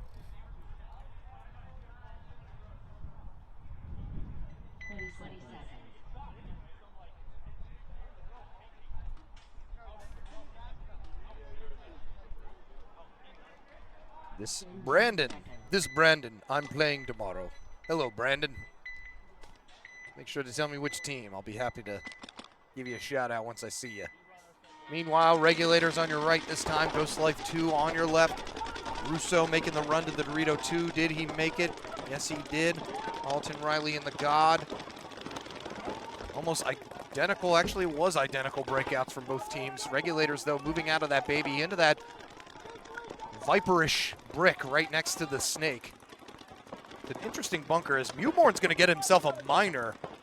So I'm going to be interested to see what he has to say about that. Meanwhile, Russo also takes the walk on the far side for Ghost Life 2. So now it's a 5-on-2. Troy Peterson is stuck in possibly the worst bunker in the world to be down bodies on, because there is really nowhere you can look. As Peterson does get shot now. And the Regulators looking to close this thing out.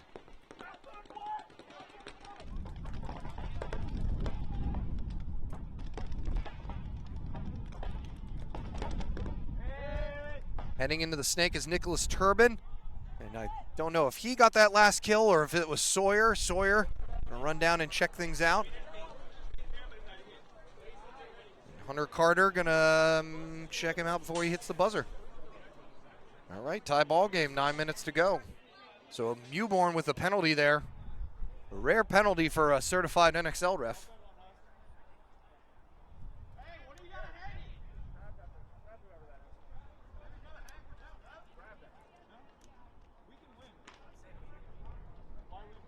I'll be interested to see what Mewborn's side of the story is. I'll get that from him later. Oh.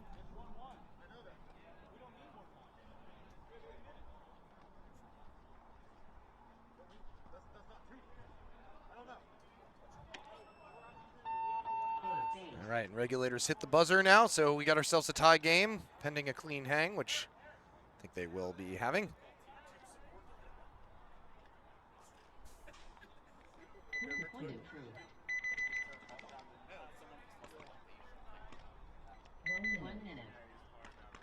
All right, back to first and second action here.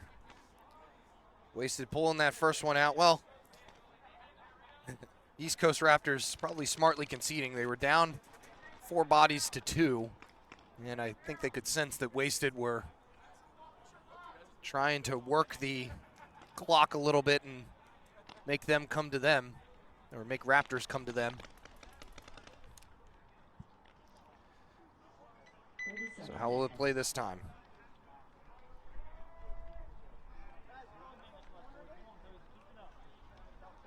Raptors got to 20 seconds. try and get to the spots a little bit earlier. Ended up getting flipped trying to make those early moves, so see if Raptors are able to survive their primary breakouts this time. They'll be on your left side. Wasted potential on your right.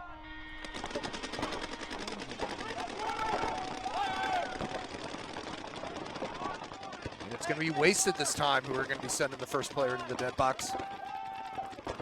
5-4 advantage now, make that a 5-3 as Belsner also takes a hit in that back center.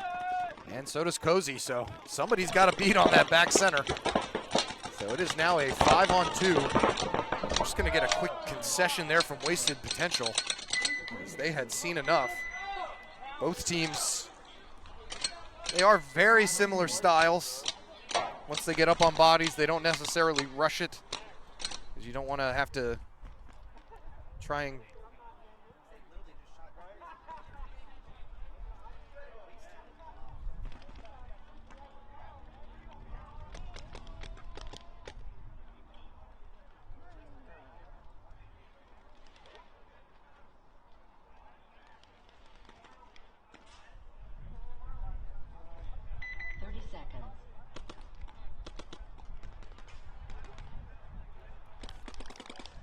So yeah, that was causing a little bit of confusion up here on why wasted tallied. I mean, it was a 5-on-2.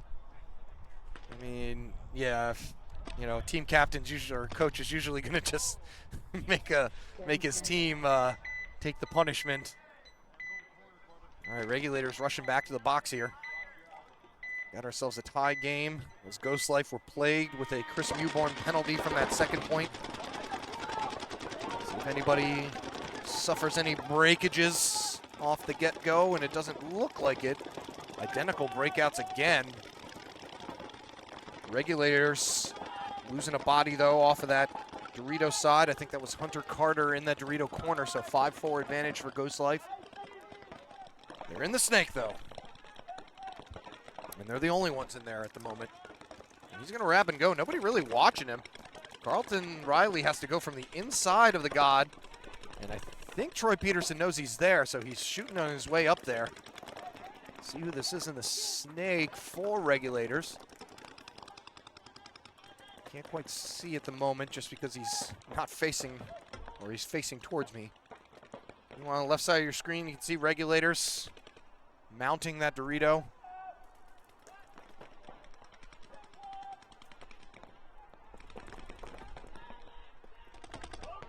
It's gonna be Richard Dooley. So switching from the Dorito side to the snake side for the finals. A little bit of a change of pace. Somebody gets a shot in on Troy Peterson, and they get a shot in on the Dorito player. So I believe Ghost Life is down to their last two players. Carlton Riley is still in the snake, and I think they've got Logan Malner in the Dorito side can. It's a 4-on-2 for Regulators. Unless I'm missing another Ghost Life player. Richard Dooley hawking it up, trying to formulate some sort of closing effort here for Regulators. Carlton Riley posted down the wire. Nobody watching the Dorito side, so look for Regulators to push that. And that's exactly what they're doing.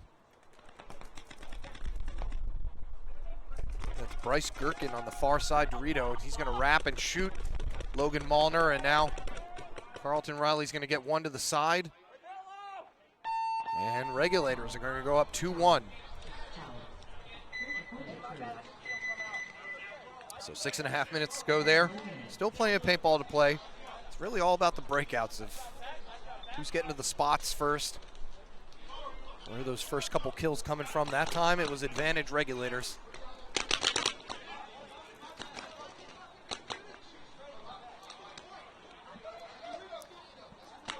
Right. Now with ourselves with a tie game here with 8.5 minutes to go. East Coast Raptors and Wasted Potential playing for first and second.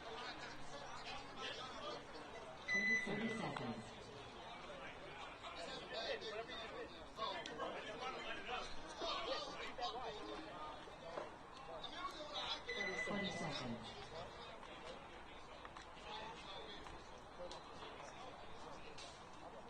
Been a long day for both of these squads. 10 seconds. And they dig deep. In these last couple 2 or 3 points. It's probably what we got left here as we get one of those long ones. Ryan Cozy adding up to the snake side brick, 5 alive both sides. Neither team really taking any real estate on the sides. It's gonna be East Coast Raptors heading up on the Dorito side first to the Dorito 2. Davis Mullins takes a uncharacteristic early death from him. 5-4 now on East Coast Raptors advantage. Furka in the snake, 4 Raptors. As they have 2 in the Dorito side now as well. AJ Belsner looking over there. Don't know if he's just, his job is to just contain the Dorito once they get to the Dorito 4. Not a lot of cross shots for the Dorito until you get to their side, to be honest. Even at the 50 Dorito, haven't seen too much damage happen from there. You can, as I've mentioned several times today, you can actually keep a check on the snake and make sure the snake doesn't have free reign on your side or on their side. Moving up the Dorito side for Wasted. See on the left side of your screen, I believe that's Junta.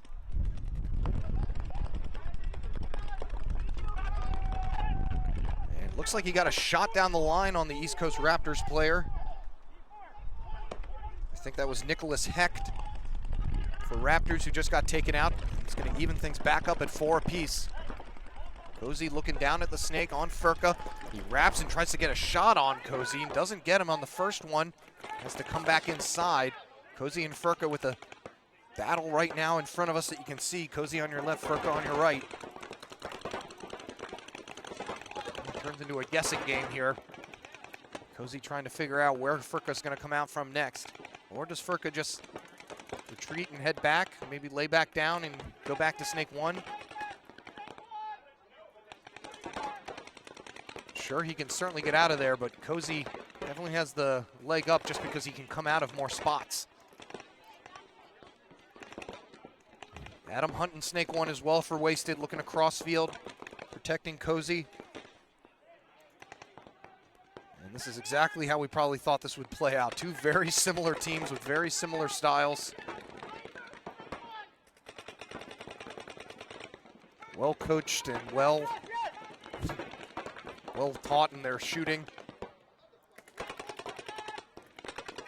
And Furka thought he had Cozy in, but was not able to fully make the snake 3 move. So now it's a 4-on-3 in Wasted Potential's favor.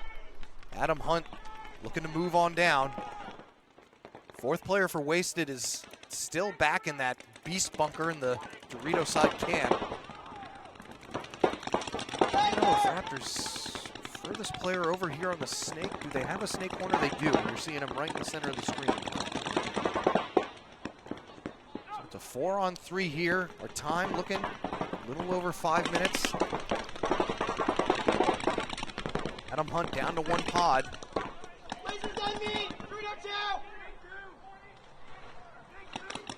Cozy, Junta, and Hunt try to figure out what's going on.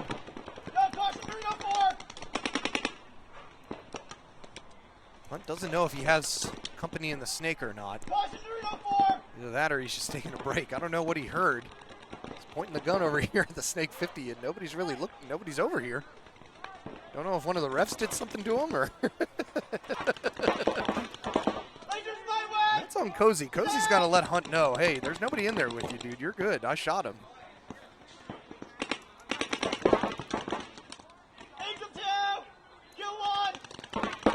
The onus isn't on Adam Hunt to know what's going on. He's in the snake. He can't see anything. I think he just figured it out now. Maybe from some of the body language from the refs. So here he goes, crawling on down. You can see him far side of your screen as Raptors to formulate some sort of defense on this snake side. See on the snake? What's Dorito? Dorito 2. Laser. It's Alex Garrow right in the center of your screen there in that God bunker. In a cross field, crossing it up with Matt Mazzella. What's the time? Not working. Cozy doesn't know if Adam's alive or not. Can you go to the snake? Can you go to the snake or laser? No, laser's on me.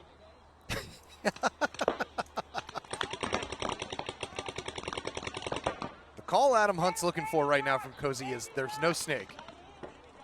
Yes, that's what he's asking. Now there's a snake, but Garrow's not going to be able to make it in there. So Garrow gets shot out, and now we're going to have a concession from Raptors. Only a 4-on-2, but still, with the time dwindling down, Raptors want to make sure to give themselves enough time to mount a comeback here. Wasted potential with a 2-1 lead at the moment.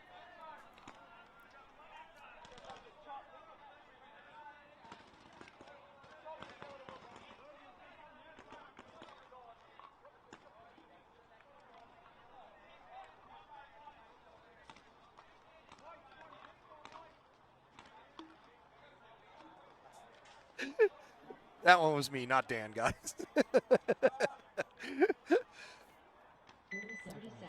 All right, wasted and fully in the driver's seat now.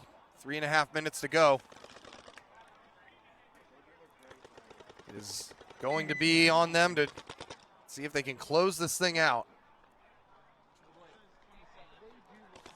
Speaking of closing things out, Regulators trying to do the very same to Ghost Life 2.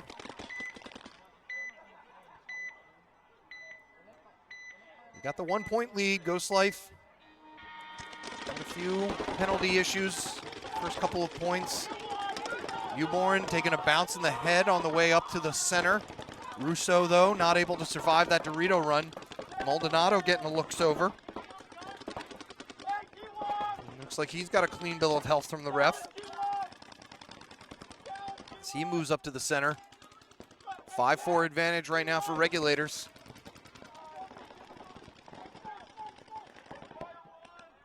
Troy Peterson looking to go, and he does. So now both center, brick, and wedge occupied by a Ghost Life 2 player. So Maldonado occupies the center 50.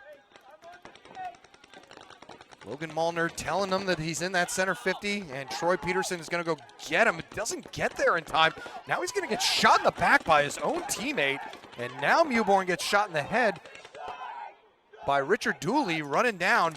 Doesn't know that Carlton is right in that snake one with him, but Dooley pieces him out as well. So a nice point here from Richard Dooley. May have secured third place for Regulators. Because I think that Riley was the last player alive for Ghost Life 2. No, he wasn't. Logan Malner was still alive. So it's a 1-on-2. I didn't know Logan Malner was still alive either. So Richard Dooley having to clean things up here with Hunter Carter. And finally does shoot out Logan Malner. So now they can nonchalantly walk to the box. And they had another guy on the Dorito side too as well I could not see. So it was a 3-on-1. Ghost Life 2 throw in the towel to go down by 2. 1 minute.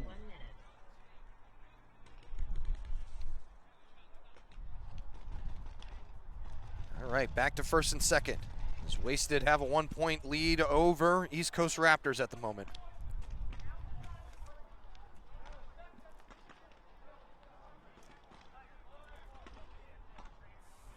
This is great.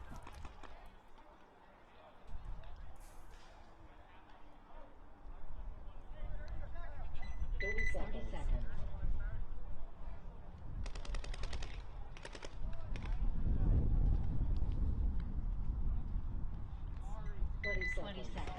This is exactly the kind of excellent paintball we've come to expect from the NRXL. Great to see so many good teams 10 seconds. coming on out here. You're considering playing in the NRXL. Well, fastest way to get some real XBall experience. Well, you're going to get experience, all right. It's a long day, but you will play a ton of points. Davis Mullins taking the walk for Wasted Potential makes it a 5-on-4. Wasted Potential with a 1-point lead here with just over 3 minutes to go. Furka in the snake for East Coast Raptors. Being a little bit more aggressive this time, already in the snake too.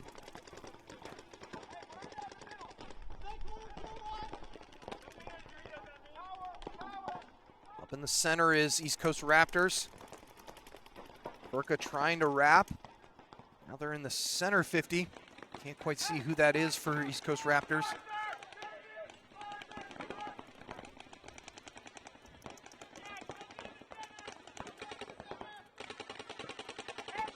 Trying to get a shot in on that Dorito side can on his feet. Furka is not quite able to do it before he's able to tuck in. That's Junta making love to that bunker. Try and stay alive. Survive Furka's stream from this snake 3. Get the spaghetti and meatballs call for he's breaking a few balls. They do get cozy, though, out of the back center. That makes it a 5-on-3 here. And that's Jagger Pinto in the center 50. You can see him moving down, and they shoot out another wasted player as Junta takes the walks, and now it's a 5-on-2. Furka, though, gonna get clipped on out by Adam Hunt. Adam Hunt, though, is the last one left, so it's actually a 4-on-1 here. Pinto has to dive under there, and good Lord, the power of Christ compels you. We've got chairs and everything moving from the wind here. Sorry about that, folks. All right, so a minute and a half to go, and we've got a tie game up here for first and second. Excuse me, no, that wasn't Junta, that was Simmons in that far side Dorito can. So, all right, gear up, folks.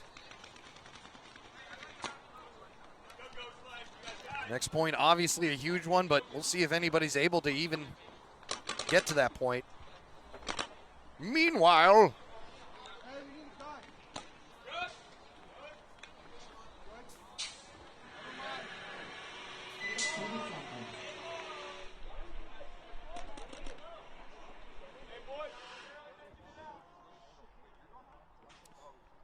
Ghost Life 2 got to make something happen and make it happen fast.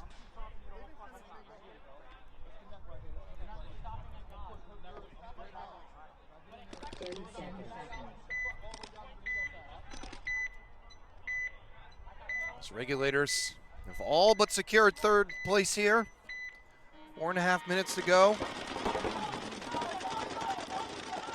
Carlton Riley taking the snake off the break, getting all the way to the snake 3, but not able to survive as Maldonado was in that center wedge already, and Troy Peterson thought he shot him, and we're going to have some minor thrown for Troy Peterson talking and pointing after the break, or after he shot. So they're going to pull out Russo as well. And I think that's going to turn it now into a 4-on-1. Last player alive is Newborn in that baby bunker, and we're going to have a towel thrown. So the woes continue for Ghost Life 2. All right. Yeah, overtime coming. I smell it too. Minute and a half to go. 2-2. Two good teams that are definitely not trying to make any mistakes.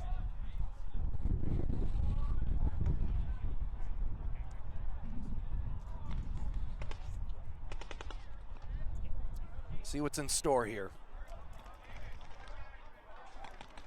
Raptors in Wasted Potential. 30 seconds.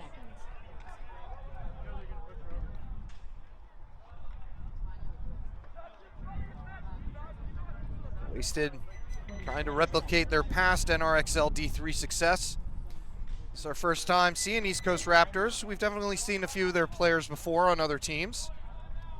You know, they're from loosely based out of the newbies camp, so they're familiar with our operations. First time I've seen them as a team, though. 1 minute. We're going to have a timeout called now.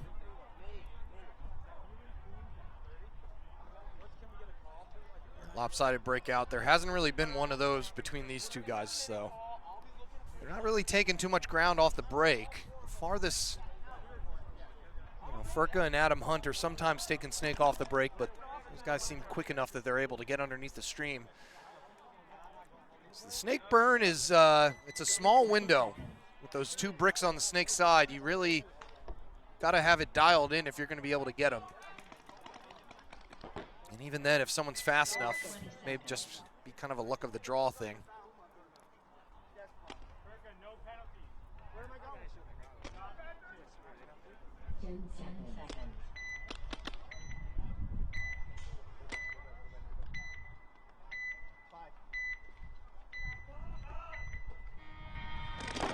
All right, Raptors on your right, Wasted on your left.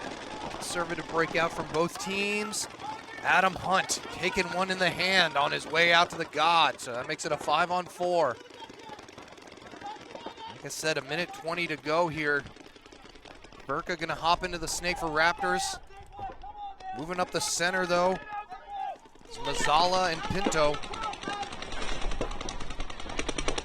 Gonna try and force the issue here. If they can get another couple kills, they can probably squeeze a concession out of Wasted Potential. We get the 60-second call as Pinto, Jagger Pinto that is, gets into the center, or their side of the brick.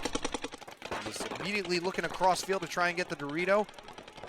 Burka in the snake here for East Coast Raptors, gonna wrap and shoot Ryan Cozy. So now it's a 5-on-3, and here goes Pinto into their side of this field. He's at their brick there.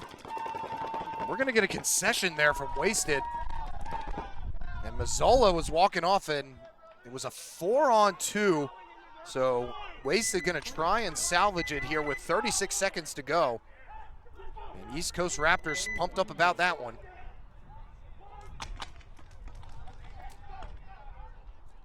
So see what Wasted Potential has in mind to try and tie things up and force an overtime point for first and second. Who won third? Well, right now they're still deciding that, but if Regulators win this next point, it'll be Regulators. They have a sizable 4-1 lead on Ghost Life 2. Can't seem to get anything going here for themselves in the finals. You know, they've had the same 5 guys going out for the last 17 or 18 points. So I imagine fatigue is becoming a factor for them, as it does for many teams at the NRXL. This is a long day for teams that make it far. You know, like I said, you're talking about 7 or 8 matches that you're playing in one day. It is not easy to do. Well, on the D3 side, it's 6 matches, and even still, that's pushing it. All right, Ghost Life, no, they got to make some moves and make them fast, as Chris Mewborn now up into the center 50, and we're going to have a minor thrown instantly on one of the Ghost Life players. So now it's a 5-on-3, and Mewborn and Troy are the only ones pushing up the center. He does manage to shoot the snake player. He's going to run down, miss Maldonado, and get pieced up, Mewborn is. So now it's a 4-on-2 with Troy Peterson in the center. Maldonado moving up the center, and Troy Peterson misses him. No, he doesn't. He doesn't manage to shoot him, and Maldonado, smart enough discipline to stop there, as Troy Peterson now is going to get taken out by, I believe that's Trey Jordan. Yes, that is. No, that's Richard Dooley. Richard Dooley moving up the center. It's a 4-on-1. Last player left on the Doritos side for Ghost Life 2, and that is going to seal the deal. Regulators are going to be taking home third place here at the Killsquad Open for the D3 edition. So Regulators find themselves back in the top 3 of the D3 league for the NRXL. Like I said, right where they belong, right where they left off last year. And they have a D4 squad this year as well, who will be competing tomorrow. I'm sure a lot of these guys will be out here helping them out. And we have entered XBall for Wasted Potential and East Coast Raptors. 36 seconds to go. Wasted Potential gonna have to make some moves.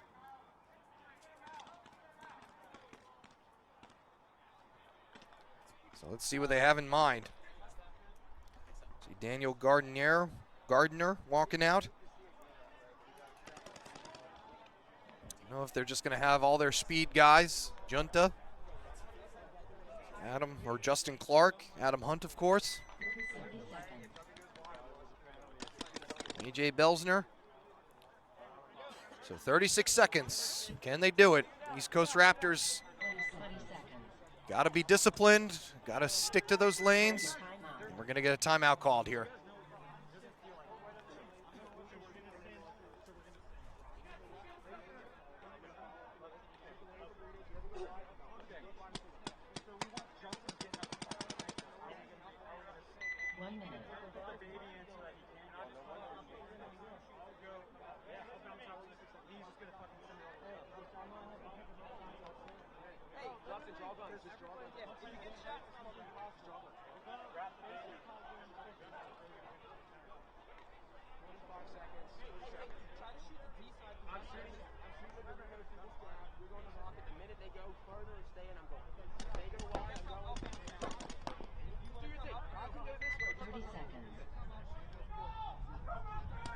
All right, big point here to say the least.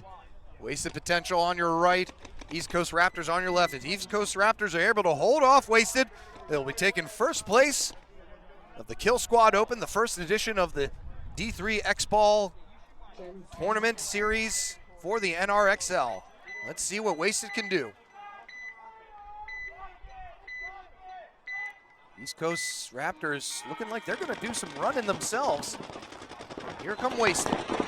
Adam Hunt up the center on their side of the field already. Get their first shot there. No, I thought East Coast Raptors took one. Adam Hunt looking at himself. First player for Wasted walking off. John doing a little reffing from the sideline as Adam Hunt may have a hit on his pack. Don't know if he does or not, but I think too much time has walked off already. First Raptors player walking off. Adam Hunt runs down the middle. Still 4 players alive for Raptors, and I think that is going to all but seal the deal as East Coast Raptors are going to start their season off right with a first place win at NXL Las Vegas and here at the NRXL Killsquad Open D3 edition. So congratulations to the East Coast Raptors winning their first 2 major tournaments of the year. And shout out also to Wasted Potential, Regulators, and Ghost Life 2. That is the order in which teams have placed today. So that'll do it for our D3 edition of the Killsquad Open. Make sure you are back here for the D4 edition.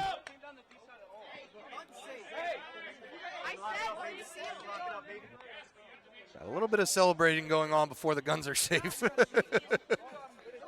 Trying to avoid some lawsuits. All right, so once again, East Coast Raptors taking first, Wasted Potential taking second, Regulators taking third, Ghost Life 2 taking fourth. That is going to do it for the D3 part of our NRXL Killsquad Open. D4 edition coming tomorrow. I know a lot of you who are watching today will be out here. Absolutely. Thank you, Rampage. Like I said, shall probably see you tomorrow. And I'll see a lot of you tomorrow, I hope. But those of you who won't be out here playing better be back here for the D4 edition because we got more great paintball coming your way. So see us tomorrow morning. 8 a.m. is our first match for the NRXL Killsquad Open D4 edition. Eric White, I will be here with you again all day tomorrow. Thank you, Dan the Man, and of course, Big John, and all the refs out here playing, all of you who stuck around and watched us all day long, and all the players, of course, who gave us something to watch. Until next time, folks, I will see you tomorrow, my friends. Take it easy.